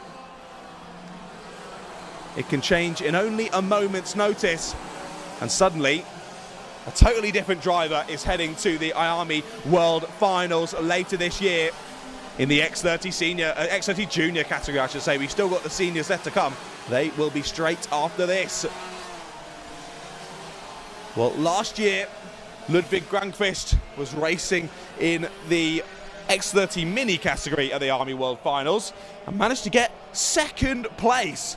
Unbelievable. Well, he's only got 1 more lap to try and go back to the World Finals, this time in the X30 Junior category. There's only got to spin at the final corner. That's Omdahl. Martin Omdahl is round at the final corner. He hits the steering wheel in frustration, pops his head back. So annoyed at himself there is Martin Omdahl. I think he's only lost 1 place in all of that. I think it's down to 6th. That would have been Norbert Junior Plazeski, who's gone past into P5. But still, Martin's going to be really frustrated that he's dropped that one really late on as they head on to the last lap of this race. But Ludwig Grankvist, what a weekend it's been for Ludwig.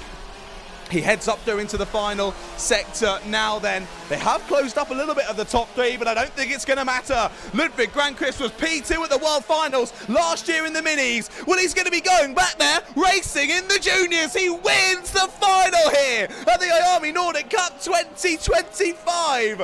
What a weekend it's been for Grankvist. And he wins the race on the road. What a driver Ludwig Grankvist is. First year into the X30 Juniors, and he is victorious here in the Nordic Cup. You can see he can't believe it as he goes down the back straight.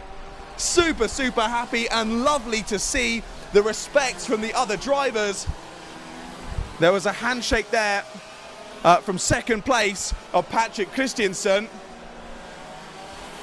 A big handshake. I do believe they're part of the same team, so it makes sense that they are friends with each other, but great to see the sportsmanship between the two drivers on the top two steps of the podium. And your only Icelandic driver of Varna Ravnas finishes in third place. Now I'm going to struggle with the rest of the order because they are totally reshuffled.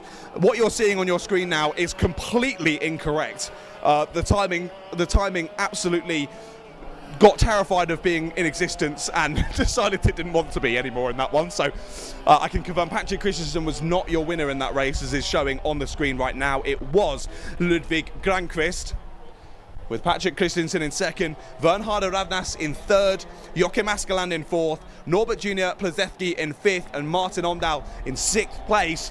Past P6 though, I'm afraid I'm going to struggle to give you those results, but of course you can see all of the final classification, all of those final results over on the notice board. But what a race that was then in the juniors. Well, ladies and gentlemen, we've only got one more final left to go. Already, we're nearly at the end here of the 2025 IAME Nordic Cup. I can't quite believe how quickly it has flown by. What an event it has been. And we've already crowned 4 of the IAME Nordic Cup champions in 2025. There is one more to crown. Well, technically 2, but we've only got Mikko Lane in the Masters, so I don't think he's going to be accepting accepting that victory trophy. But either way, well, look how he battles through in this X30 Senior race. But again, the juniors was pretty spicy. I think the seniors is going to be rather similar as well, as the rest of the drivers head back to the pit lane. Then we've got a couple of stragglers that we lost in that race, just slowly making their way back to safety. As one of the behind-the-scenes guides here at X Promotions heads over to make sure that the camera is, 1, okay, and 2, facing in the right direction after Linnea Jensen tried their best to take it out. And it looks to all be okay. We're almost ready to go then for the last race of the weekend. Coming up next, it's the final for X30 Senior and X30 Masters. That's how far they went. Yeah, but that's for your race sake. Yeah. Do you need any help? No. Okay. Well, look this one. Yeah. That's what I tried saying in the radio. I just wasn't sure if you guys got it. So, thank you.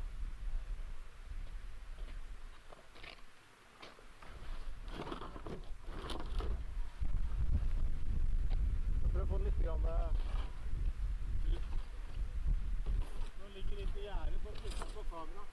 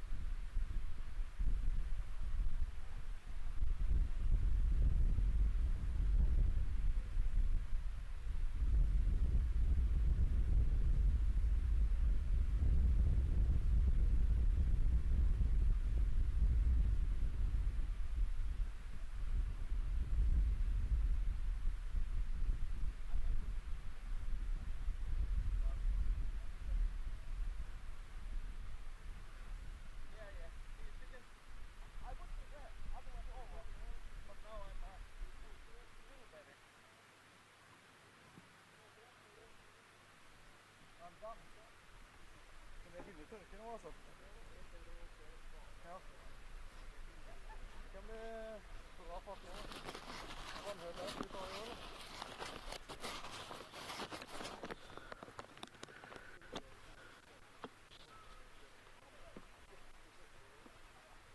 Jeg tror vi lar den være, ja.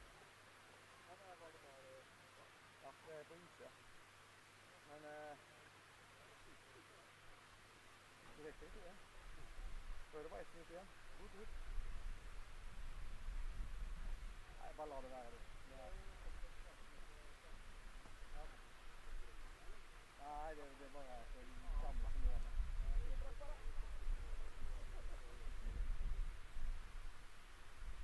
Jeg heier på deg, Emil.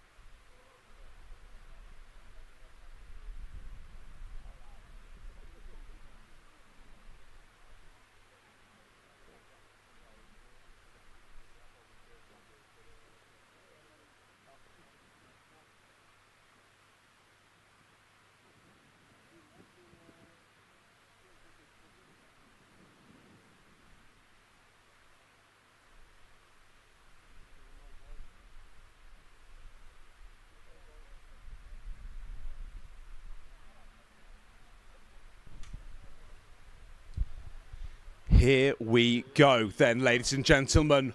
One more race to complete the weekend's action here at the IAME Nordic Cup 2025.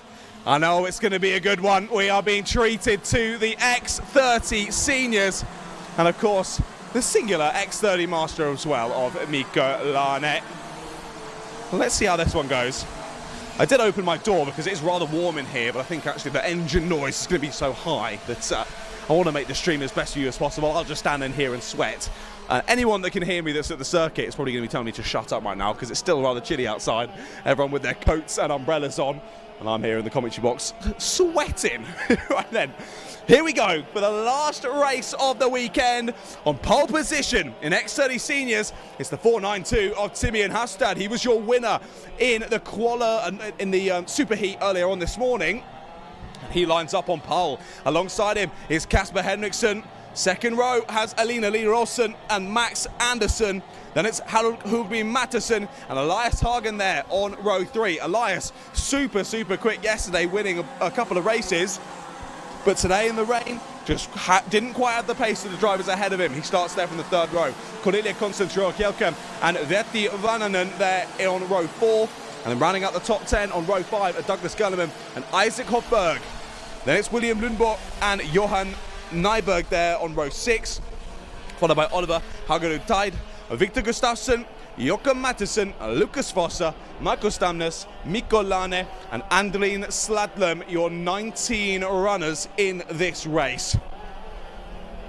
Well, the finals have been absolutely nail-biting across all 4 classes already completed so far. And this is it then. Once this race is done and dusted, that'll be it for the IAME Nordic Cup 2025. But we still got 15 minutes plus 1 lap on the clock. Who will be the fastest IAME warrior in Northern Europe in the senior class? We've not got too long to wait and find out, ladies and gentlemen. Drivers getting ready into 2x2 formation here as they head through sector number 3.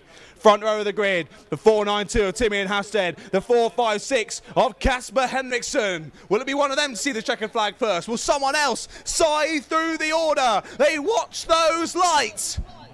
And they go out. We're racing in the seniors for the final time this weekend. Down to the first couple of corners we go. Timian Hastad's had a good start. He held the lead of the race there through the first corner. Trying to chop up and across there. Battle for second place. We're side by side as we head up the hill. It's a nice exit, but I don't think they're quite going to get the power down enough here. But they're going to go for it anyway. Down the inside for second place. Great move through to second place. That's Alina Lee Rolsen, I believe, who's made the move there into P2 and wide there onto the grass. The green helmeted driver, that is, who has gone wide. Trying to spot who that is. It's the 433 there, dropping down the order of Isaac Hofberg. He just flirted with the green stuff on the outside, and given the amount of rainfall we've had today, that is not where you want to be. But for the first time today, we've got a bit of sunshine here at KNA Varna. Drivers doing their best to find the grip out there. Now, I was chatting with some of the staff members. Some of them were saying that drivers will be going on to slick tyres for this. They are on slick tyres, you know. My goodness, so some difference in strategy here then. Slick tyres and wet tyre runners. Let's see. Firstly, I'll try to see who's who, and secondly, I'll see which one works out better. It looks like most, if not all of the fields, are already onto slick tyres.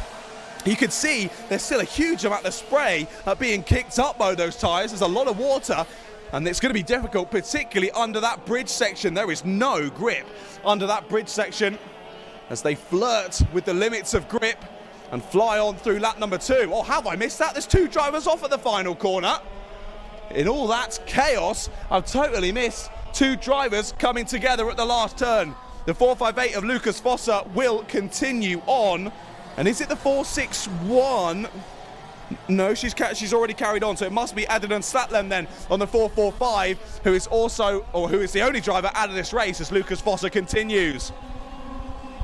Well, Timian Hastad has had the start of dreams here in the X30 Senior final.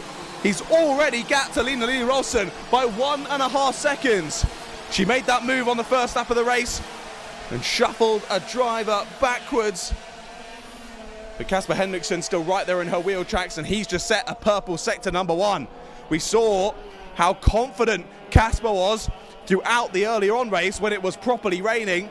This one will be a little bit drier, but we'll see if that talent can prevail and whether he can gain a few more positions back as well. Alina Lee Rolson has been very impressive throughout this weekend as well, but she might get overtaken here. Down into the left-hander they go, and up to second place goes Kasper Henriksson.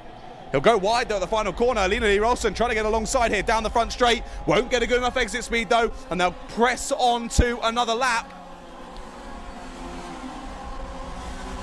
Now, to my eyes, they have way too much grip to be on dry tyres.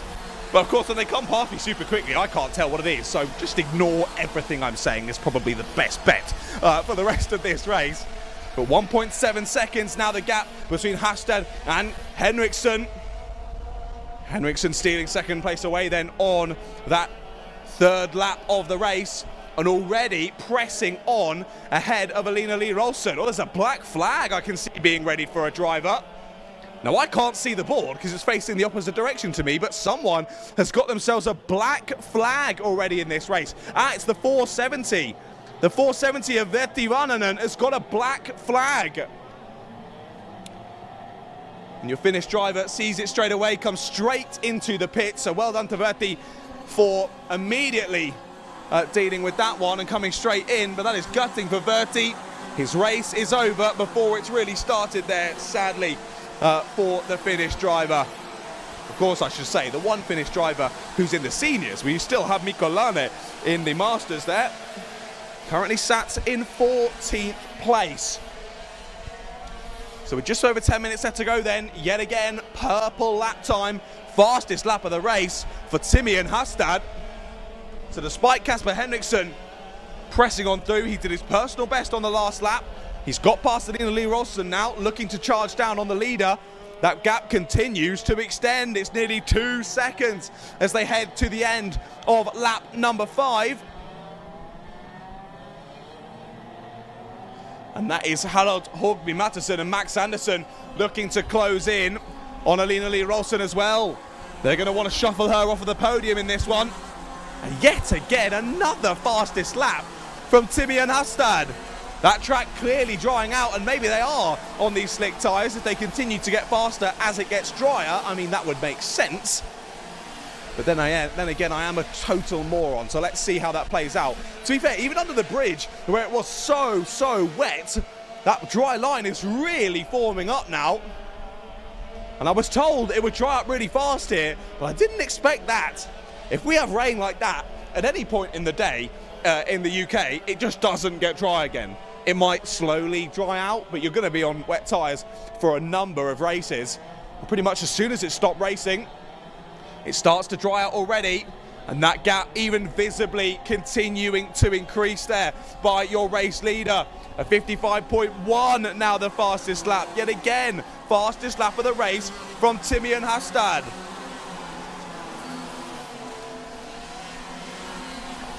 What a fantastic performance from him so far. This is absolutely brilliant stuff from Timian Hastad. That gap now 2.5 seconds. Can anyone challenge him through the rest of this race? We'll wait and see. But now we watch Mattisson and Anderson chasing down Rolson. And they are right on her rear bumper now. A little bit of time being lost every lap by Alina Lee Rolson has seen them rejoin the party as they both look to take a place on the podium. Of course, all the top 5 will be securing themselves a bit of silverware to take home. But let's see who can get into the top 3 then. See, Timian Hastad, he's been there and thereabouts all weekend. It was a 5th place in qualifying, a 3rd place in Heat 1 and a 3rd place in Heat 2. Both of those races in the dry. He scythed through to the victory in the Superheat earlier on today. The first time you really saw him shining out there around this KNA Varna circuit. And look at this. He is well and truly shining now in the final as the gap between himself and second place runner of Kasper Henriksson only continues to increase.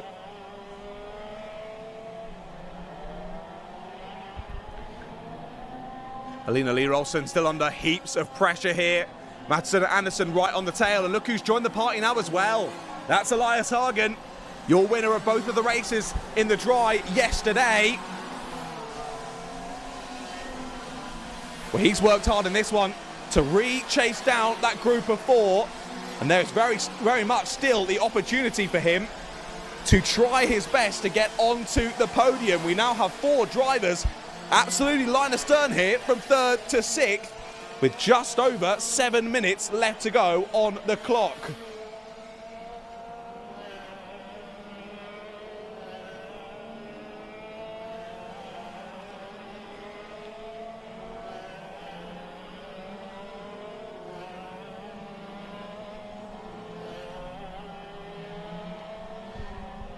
Well then, through to the final sector they go yet again. Alina Lee Rolson dealing with the pressure very nicely here in 3rd place. She's just about keeping a gap here.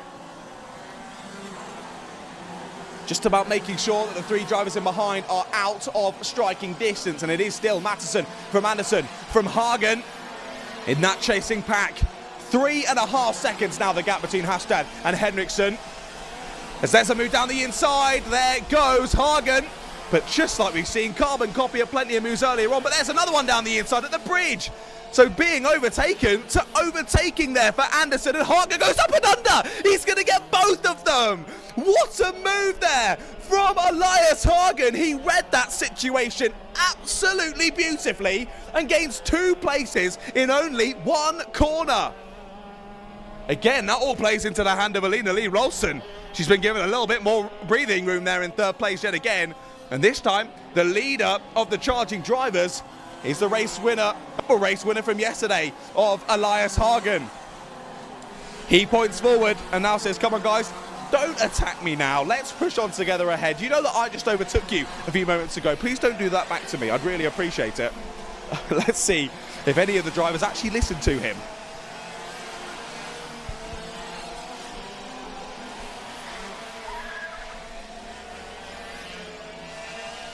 Carrying on round then. This is lap number 11 of the race.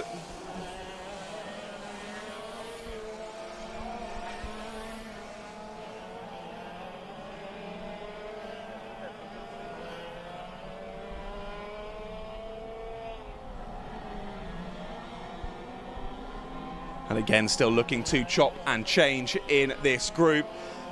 Well, Elias closely followed now by Max Anderson, so Max must manage to follow through as well when all that reshuffling was going on just outside of the podium places.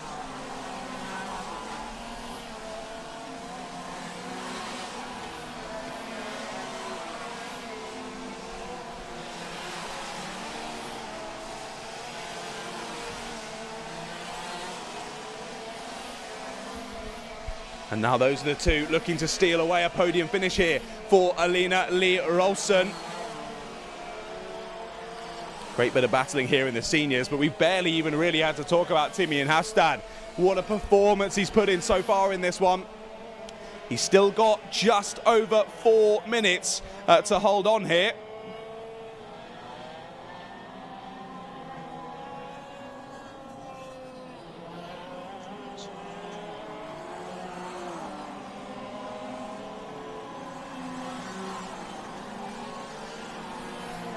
And a big little wobble there through the first couple of corners for Alina Lee Rolson. She's held on to it though. Whose driver's hot on her heels. She's going to have to do everything in her power to try and keep them behind her over the last couple of laps. But we know she's an accomplished racer. We know she's been in these positions before. And she's keeping herself nice and calm out there on circuit at the moment.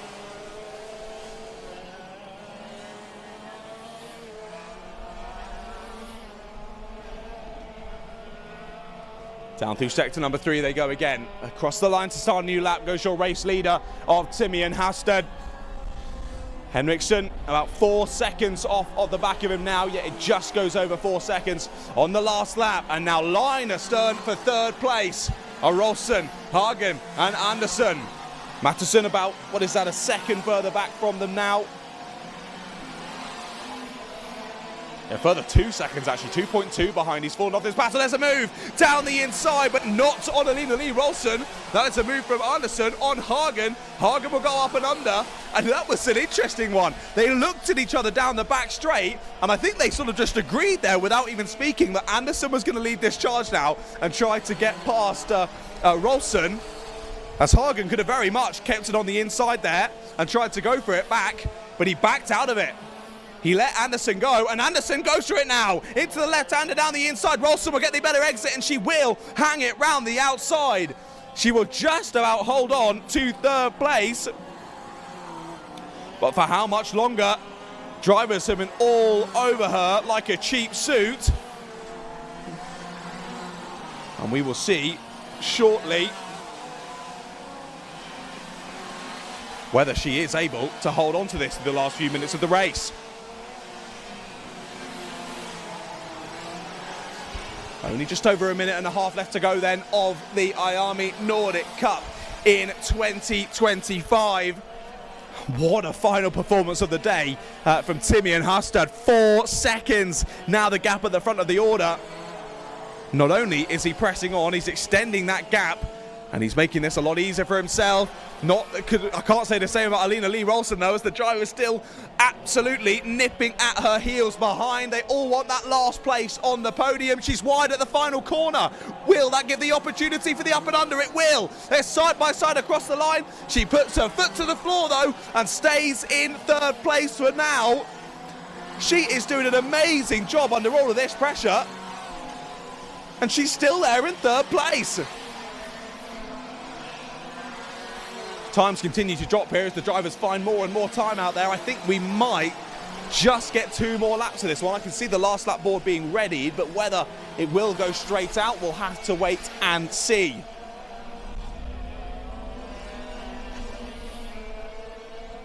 Here comes your race leader into the final sector then. Will he see the last lap board or not? I don't think so. I think it's going to be just enough then. He'll cross the line with about 10 or 15 seconds to go. There's the move for third yet again. This time a bit more of a block, but the up and under for Alina Lee Rolson. But Anderson will have the inside, but no, aggressive from Alina Lee Rolson to chop back across. But the up and under from Anderson. Out of the final corner he goes. He puts his weight over the front of the kart to try and get the better exit, and he does get the better exit, but he'll go wide. Rolson tries to go for it, but can't quite get alongside. And into third place will go Max Anderson. So after lap of different people trying to get third place, they've stolen it from Alina Lee Rolson. She goes for it into the left-hander and contact! Contact! Off goes Anderson. He just about gets it on the black stuff, but he's down to fourth place. Elias Hagen nearly nipped on by as well there, but he can't quite do it. Elias stays in fifth, and now Anderson's going to be frustrated with that one, I feel.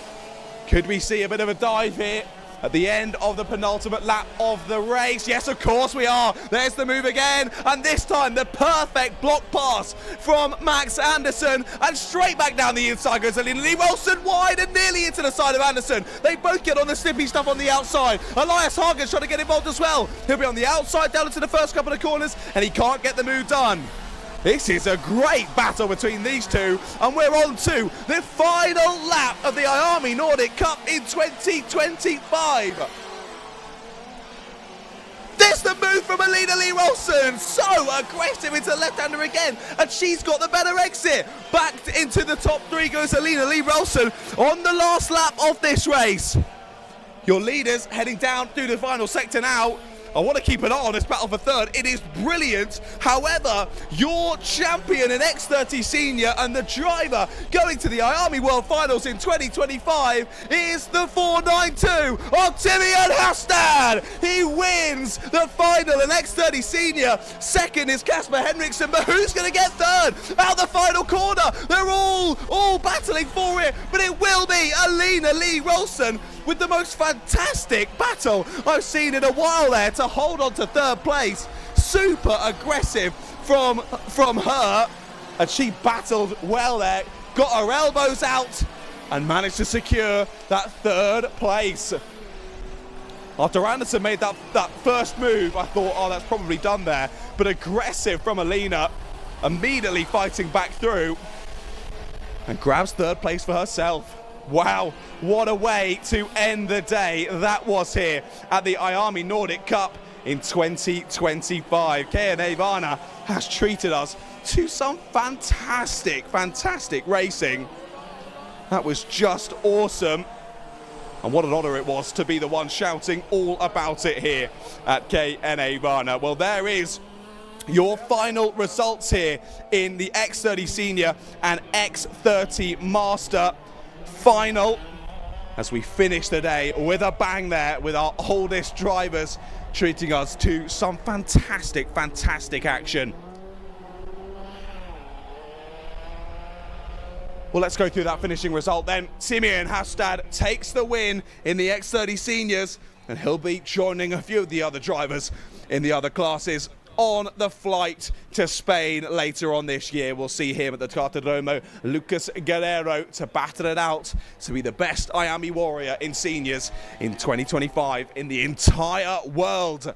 Second place on the podium was Kasper Henriksson, and third on the podium, she had to fight for it, didn't she? Alina Lee Rolson takes it on the final lap. Max Anderson and Elias Hagen gave it everything they could there to steal it away from them, away from her even. But they both have to settle just outside of the podium there. Fourth place for Max and fifth for Elias. Harold Kulby Matteson and Joachim Matteson were there in sixth and seventh respectively, followed by William Lundbo, Isaac Hofberg, Douglas Gerleman, Cornelia Constance, Jor Kjelklem, then Oliver Hagrud Teig, Mikko Lane, your one master there in 13th place, followed by Johan Nyberg and Michael Stamnes. Sadly, it looks like we lost 4 drivers from that race in the end. Victor Gustafsson, Verti Vannanen, Lucas Vosser and Andrin Slatlem all not making it to the finish, sadly, in the final race of the day.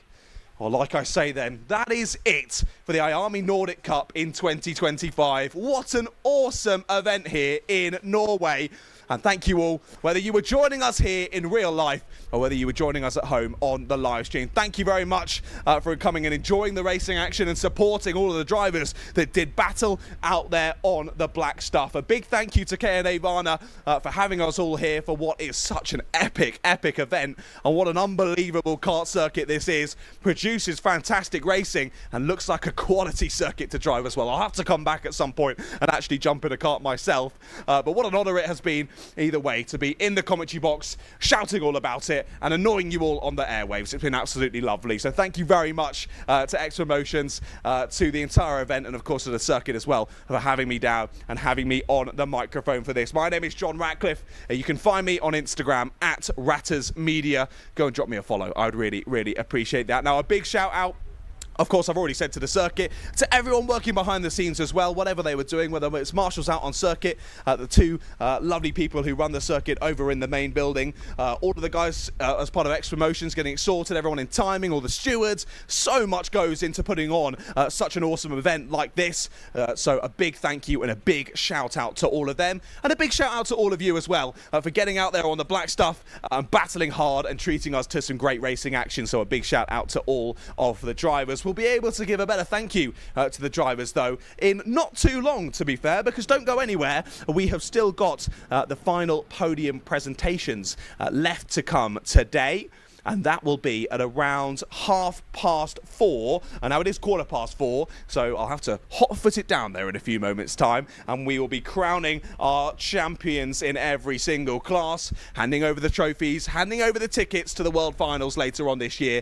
We'll see you down there in a few moments' time. But again, thank you all. I hope you've all enjoyed the event, and we'll see you next year, where it's going to be even more exciting. How can it get more exciting than that? I don't even know. But we'll see you then.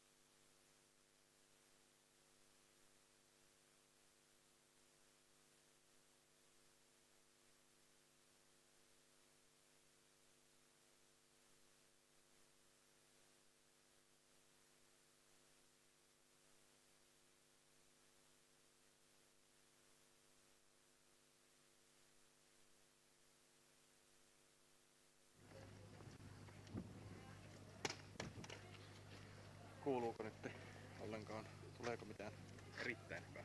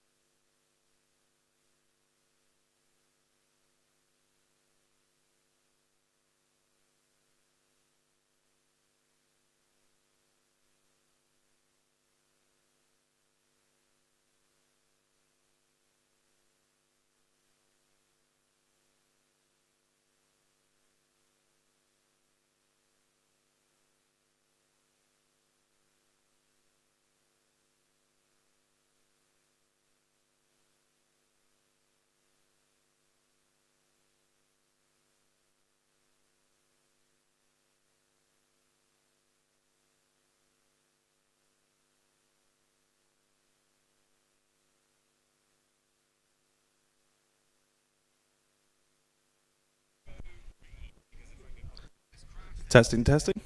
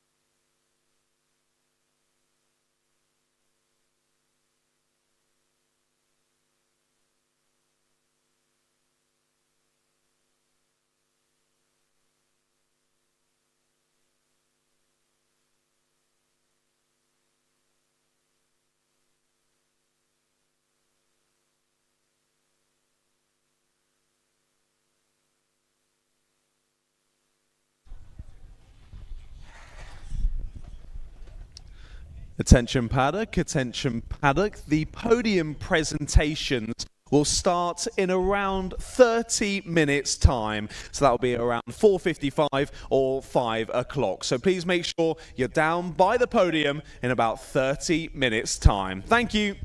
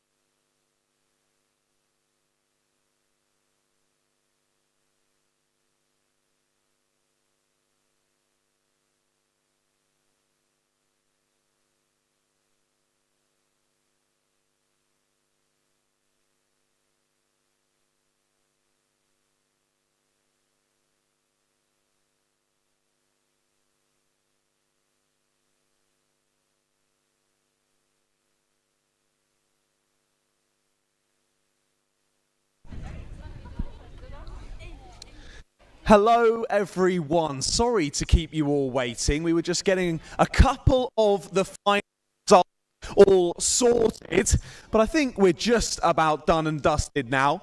Sadly, I'll stand on this side, thank you guys. Of course, the IAME Nordic Cup 2025 now over, but don't be sad that it's over, be happy that it's happened, and what exciting racing we were treated to out on circuit. So before I start with the first final result, could I ask for a round of applause for all of the drivers who competed this weekend?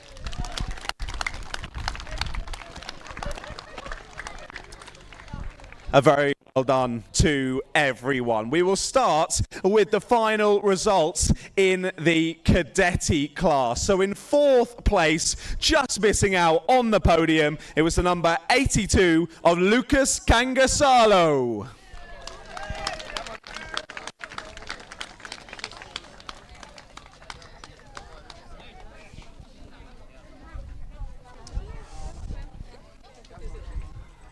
Doesn't look like Lucas is here at the moment, so we'll leave that one to the side for the moment. We'll move on to the top three in the class. And lovely, it's just started to rain as well. My t-shirt choice was poor.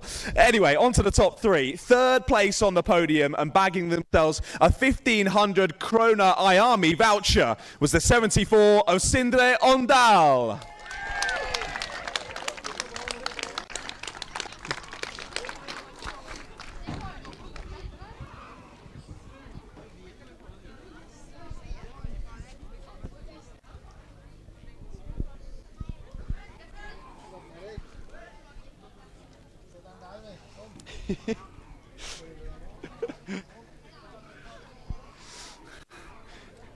He's got too many things to hold. Right then, on to second place on the podium in Cadeti. You're Lucas. Hello, Lucas. Well, we've got a little trophy for you down there, which we need to give to you. And you can go and stand by the podium. Well done. Yeah. Well done, Lucas. On to second place on the podium, again bagging themselves a 1,500 krona IAME voucher, was the number 69 of Kasper Nesset. Careful, Kasper.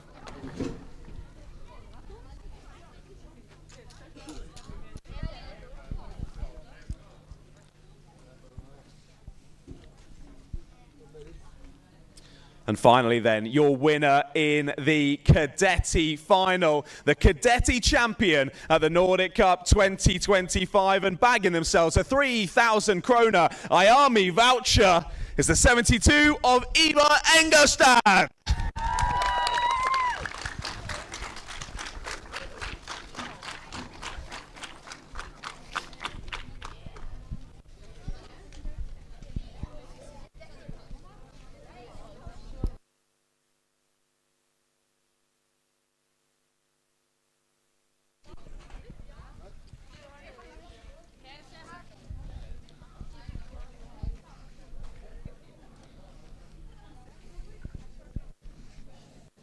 Lovely. Let's get another round of applause then for your Cadeti podium.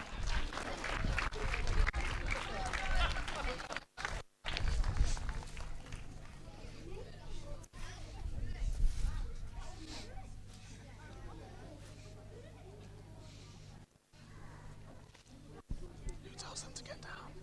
Who tells them to get down? Who?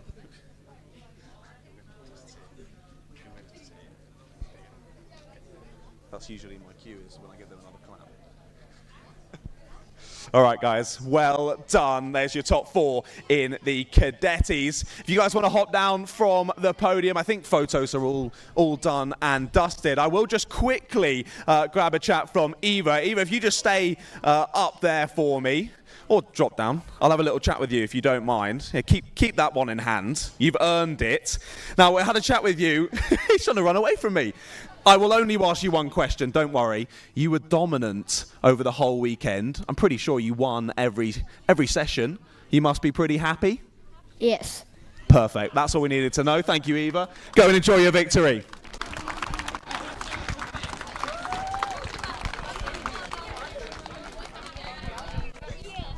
Right then, we will move on to not just the podium, the entirety of the finishers then in the mini final.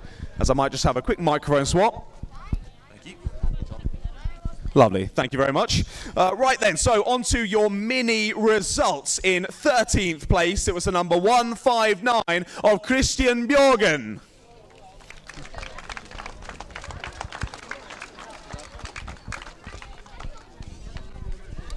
Then in 12th place was the number 157 of Shelly Sander.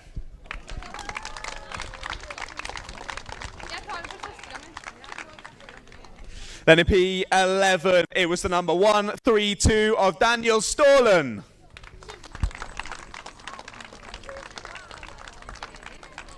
And into the top 10 finishes in the final then.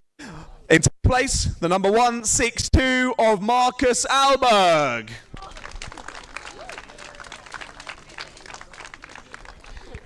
In 9th place, I can finally say his whole name, it was the number 123 of Berg Brandslepp Bendiksvold.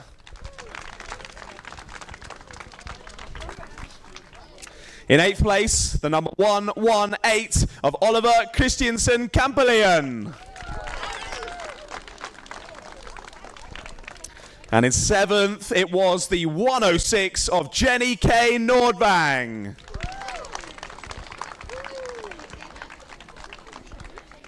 Sixth place went to the 110 of Christopher Melhus.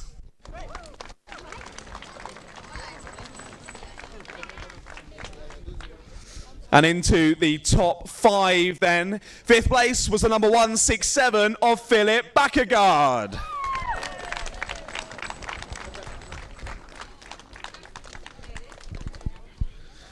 And in 4th place, just missing out on the podium this time after a brilliant battle, was the number 197 of Ole Alexander Sørli Smistad.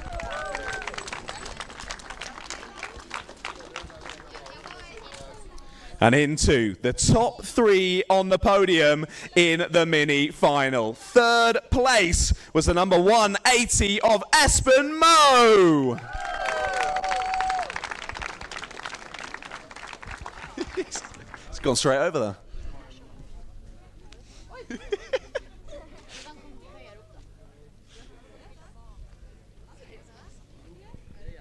Well done, Espen.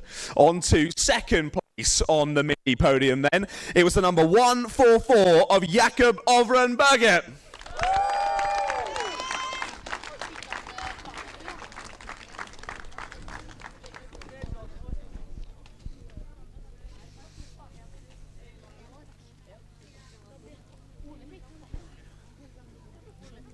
And finally then, your IAME Nordic Cup champion in 2025 in the mini class. He did it in 2024, he's done it again in 2025, it's Adrian Mikkelsen!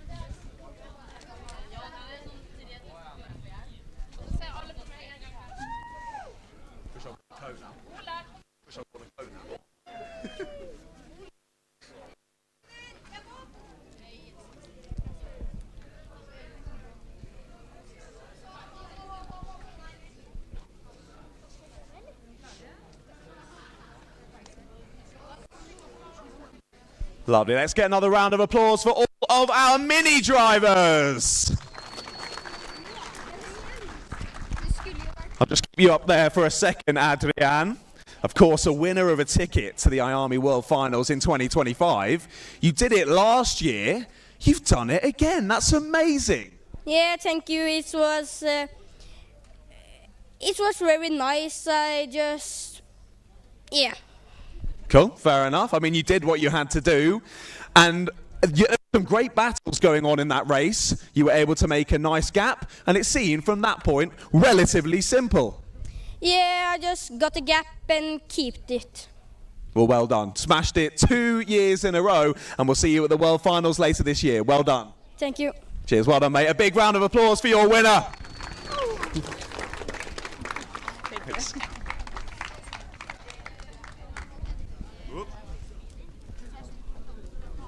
Well, my results are getting rather soggy. Let's move on to the final results in the Junior 60 class.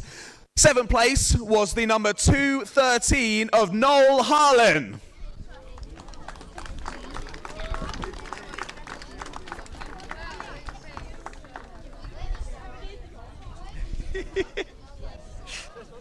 On to 6th position then in the Junior 60 final. It was the 298 of Oscar Vitala.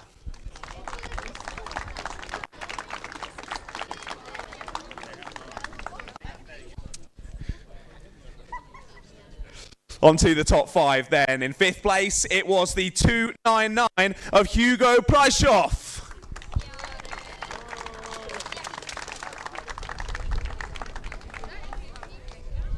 Well done, Hugo. 4th place, then, the number 282 of Niklas Kangasalo.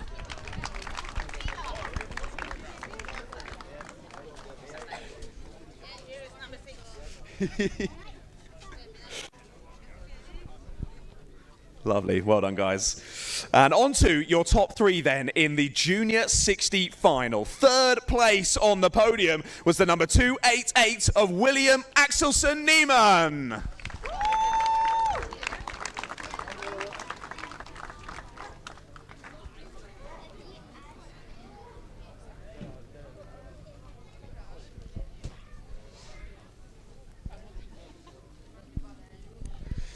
On to 2nd place on the podium in the Junior 60s then, it was the 295 of Carl Silverfjall.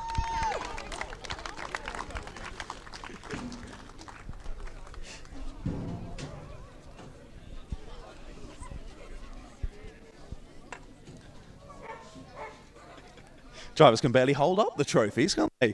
Right, and on to your winner in the Junior 60s. Of course, we've already seen him in P4 earlier on. At this time, he took the top step and earned himself a spot at the IAME World Finals. It was the 297 of Ole Alexander Surly Smistad.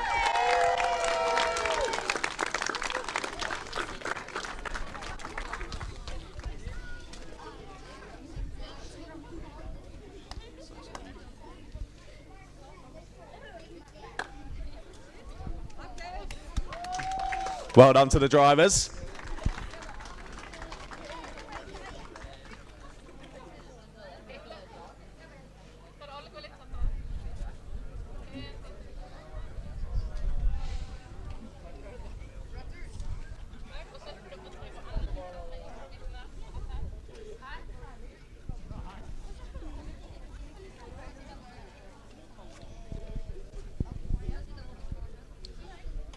Get a round of applause again for all of our Junior 60 drivers.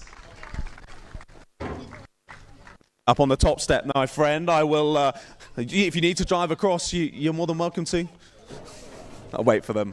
Right then, let's have a chat with your winner in the Junior 60s. Like I said, P4 in your other class. I mean, first thing I have to ask you, how difficult is it to jump between the 2 different karts? It's not that difficult. That's actually hard. I guess when you're that good, it's just so easy to jump between the 2. Well, you've won out there on circuit. You were pretty dominant across the weekend in both classes, but you're taking the win in this one. You got a ticket to the World Finals, so well done. Thank you. Cheers, mate. Well done. Another big round of applause, please, ladies and gentlemen, for your winner in the Junior 60s. Nice one. Thank you.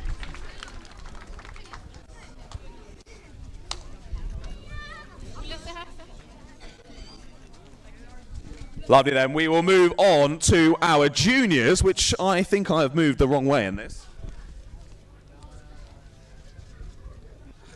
Stuck together.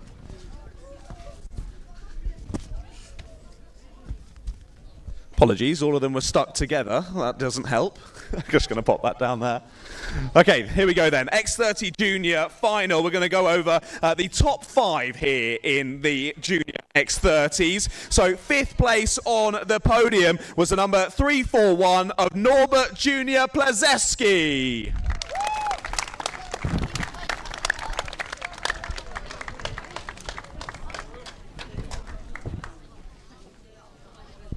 Well done, Norbert.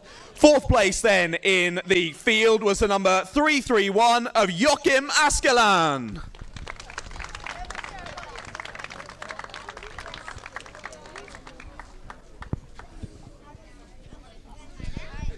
And on to your top 3 on the podium then. 3rd place was the number 321 of Bernhard Ravnas.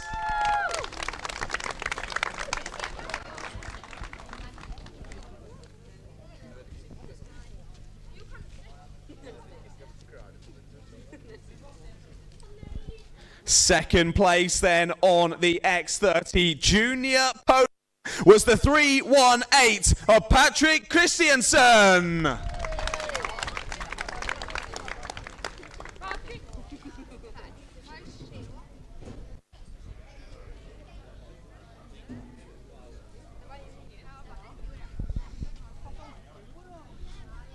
And last but certainly not least then, your winner and the IAME Nordic Cup champion in X30 Junior in 2025, the 304 of Ludwig Grandqvist.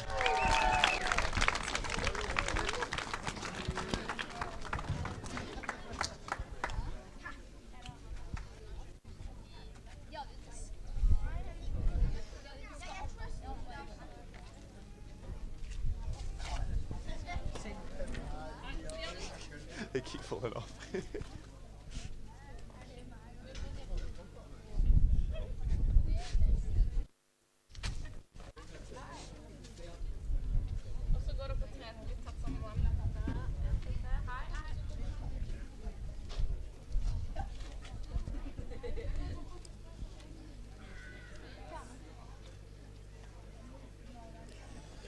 Lovely. Let's get another big round of applause then for your top 5 in X30 Junior.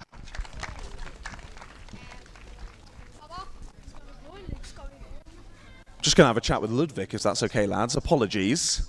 Sorry to make that. Hello, Ludwig.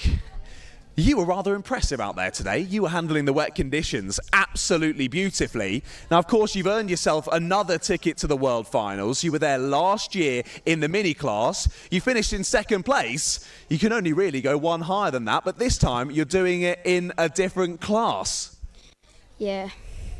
Fair enough, fair enough. I mean, you were super quick in the minis. You've been super quick here in the juniors. Am I right in thinking this is your first year in juniors? Yeah, I try my best. Well, you've been doing a stellar job, my friend. Heading into Spain, have you got any plan yet, or is that a bit too far in the future? Too far. Fair enough. Take it race by race. Well done. You've won the X30 Junior final at the IAME Nordic Cup 2025. Big round of applause, please.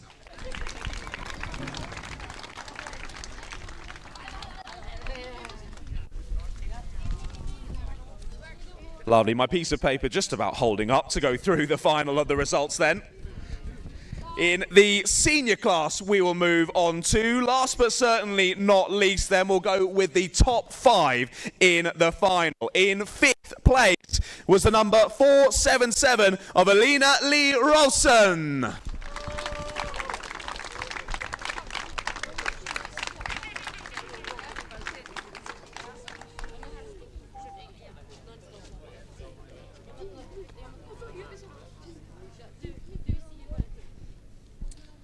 Then in 4th place in the X30 Senior final, it was the 448 of Joachim Mattisson.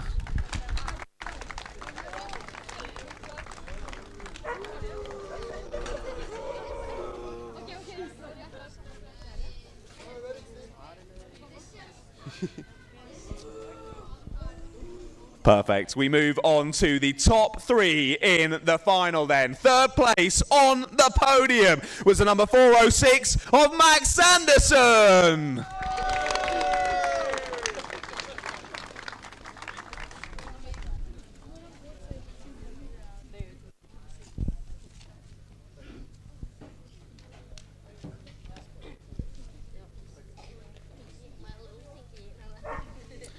Second place on the podium in X30 Senior then was the 4.56 of Kasper Henriksson.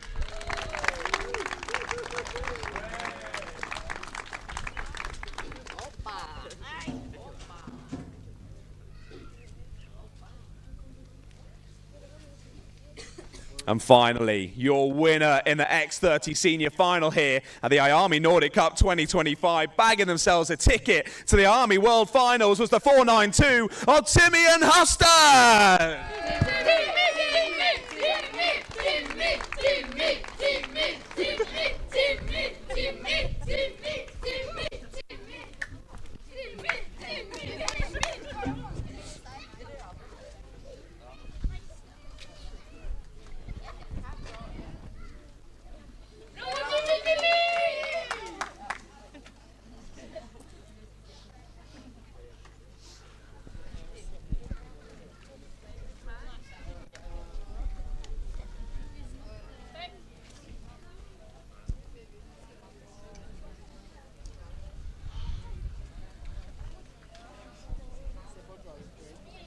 Lovely. Let's get a final round of applause then for our top 5 in X30 Senior.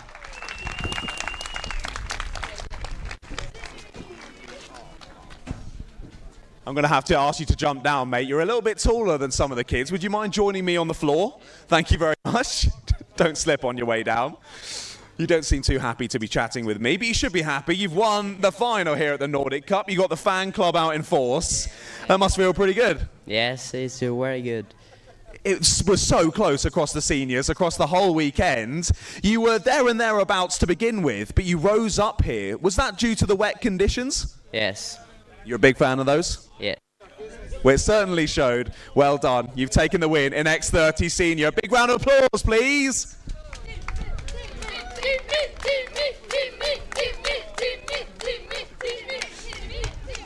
And last but certainly not least, of course, we only had one runner in the X30 Masters. So your winner was your number, Miko, the 5'11", and Mika Lane.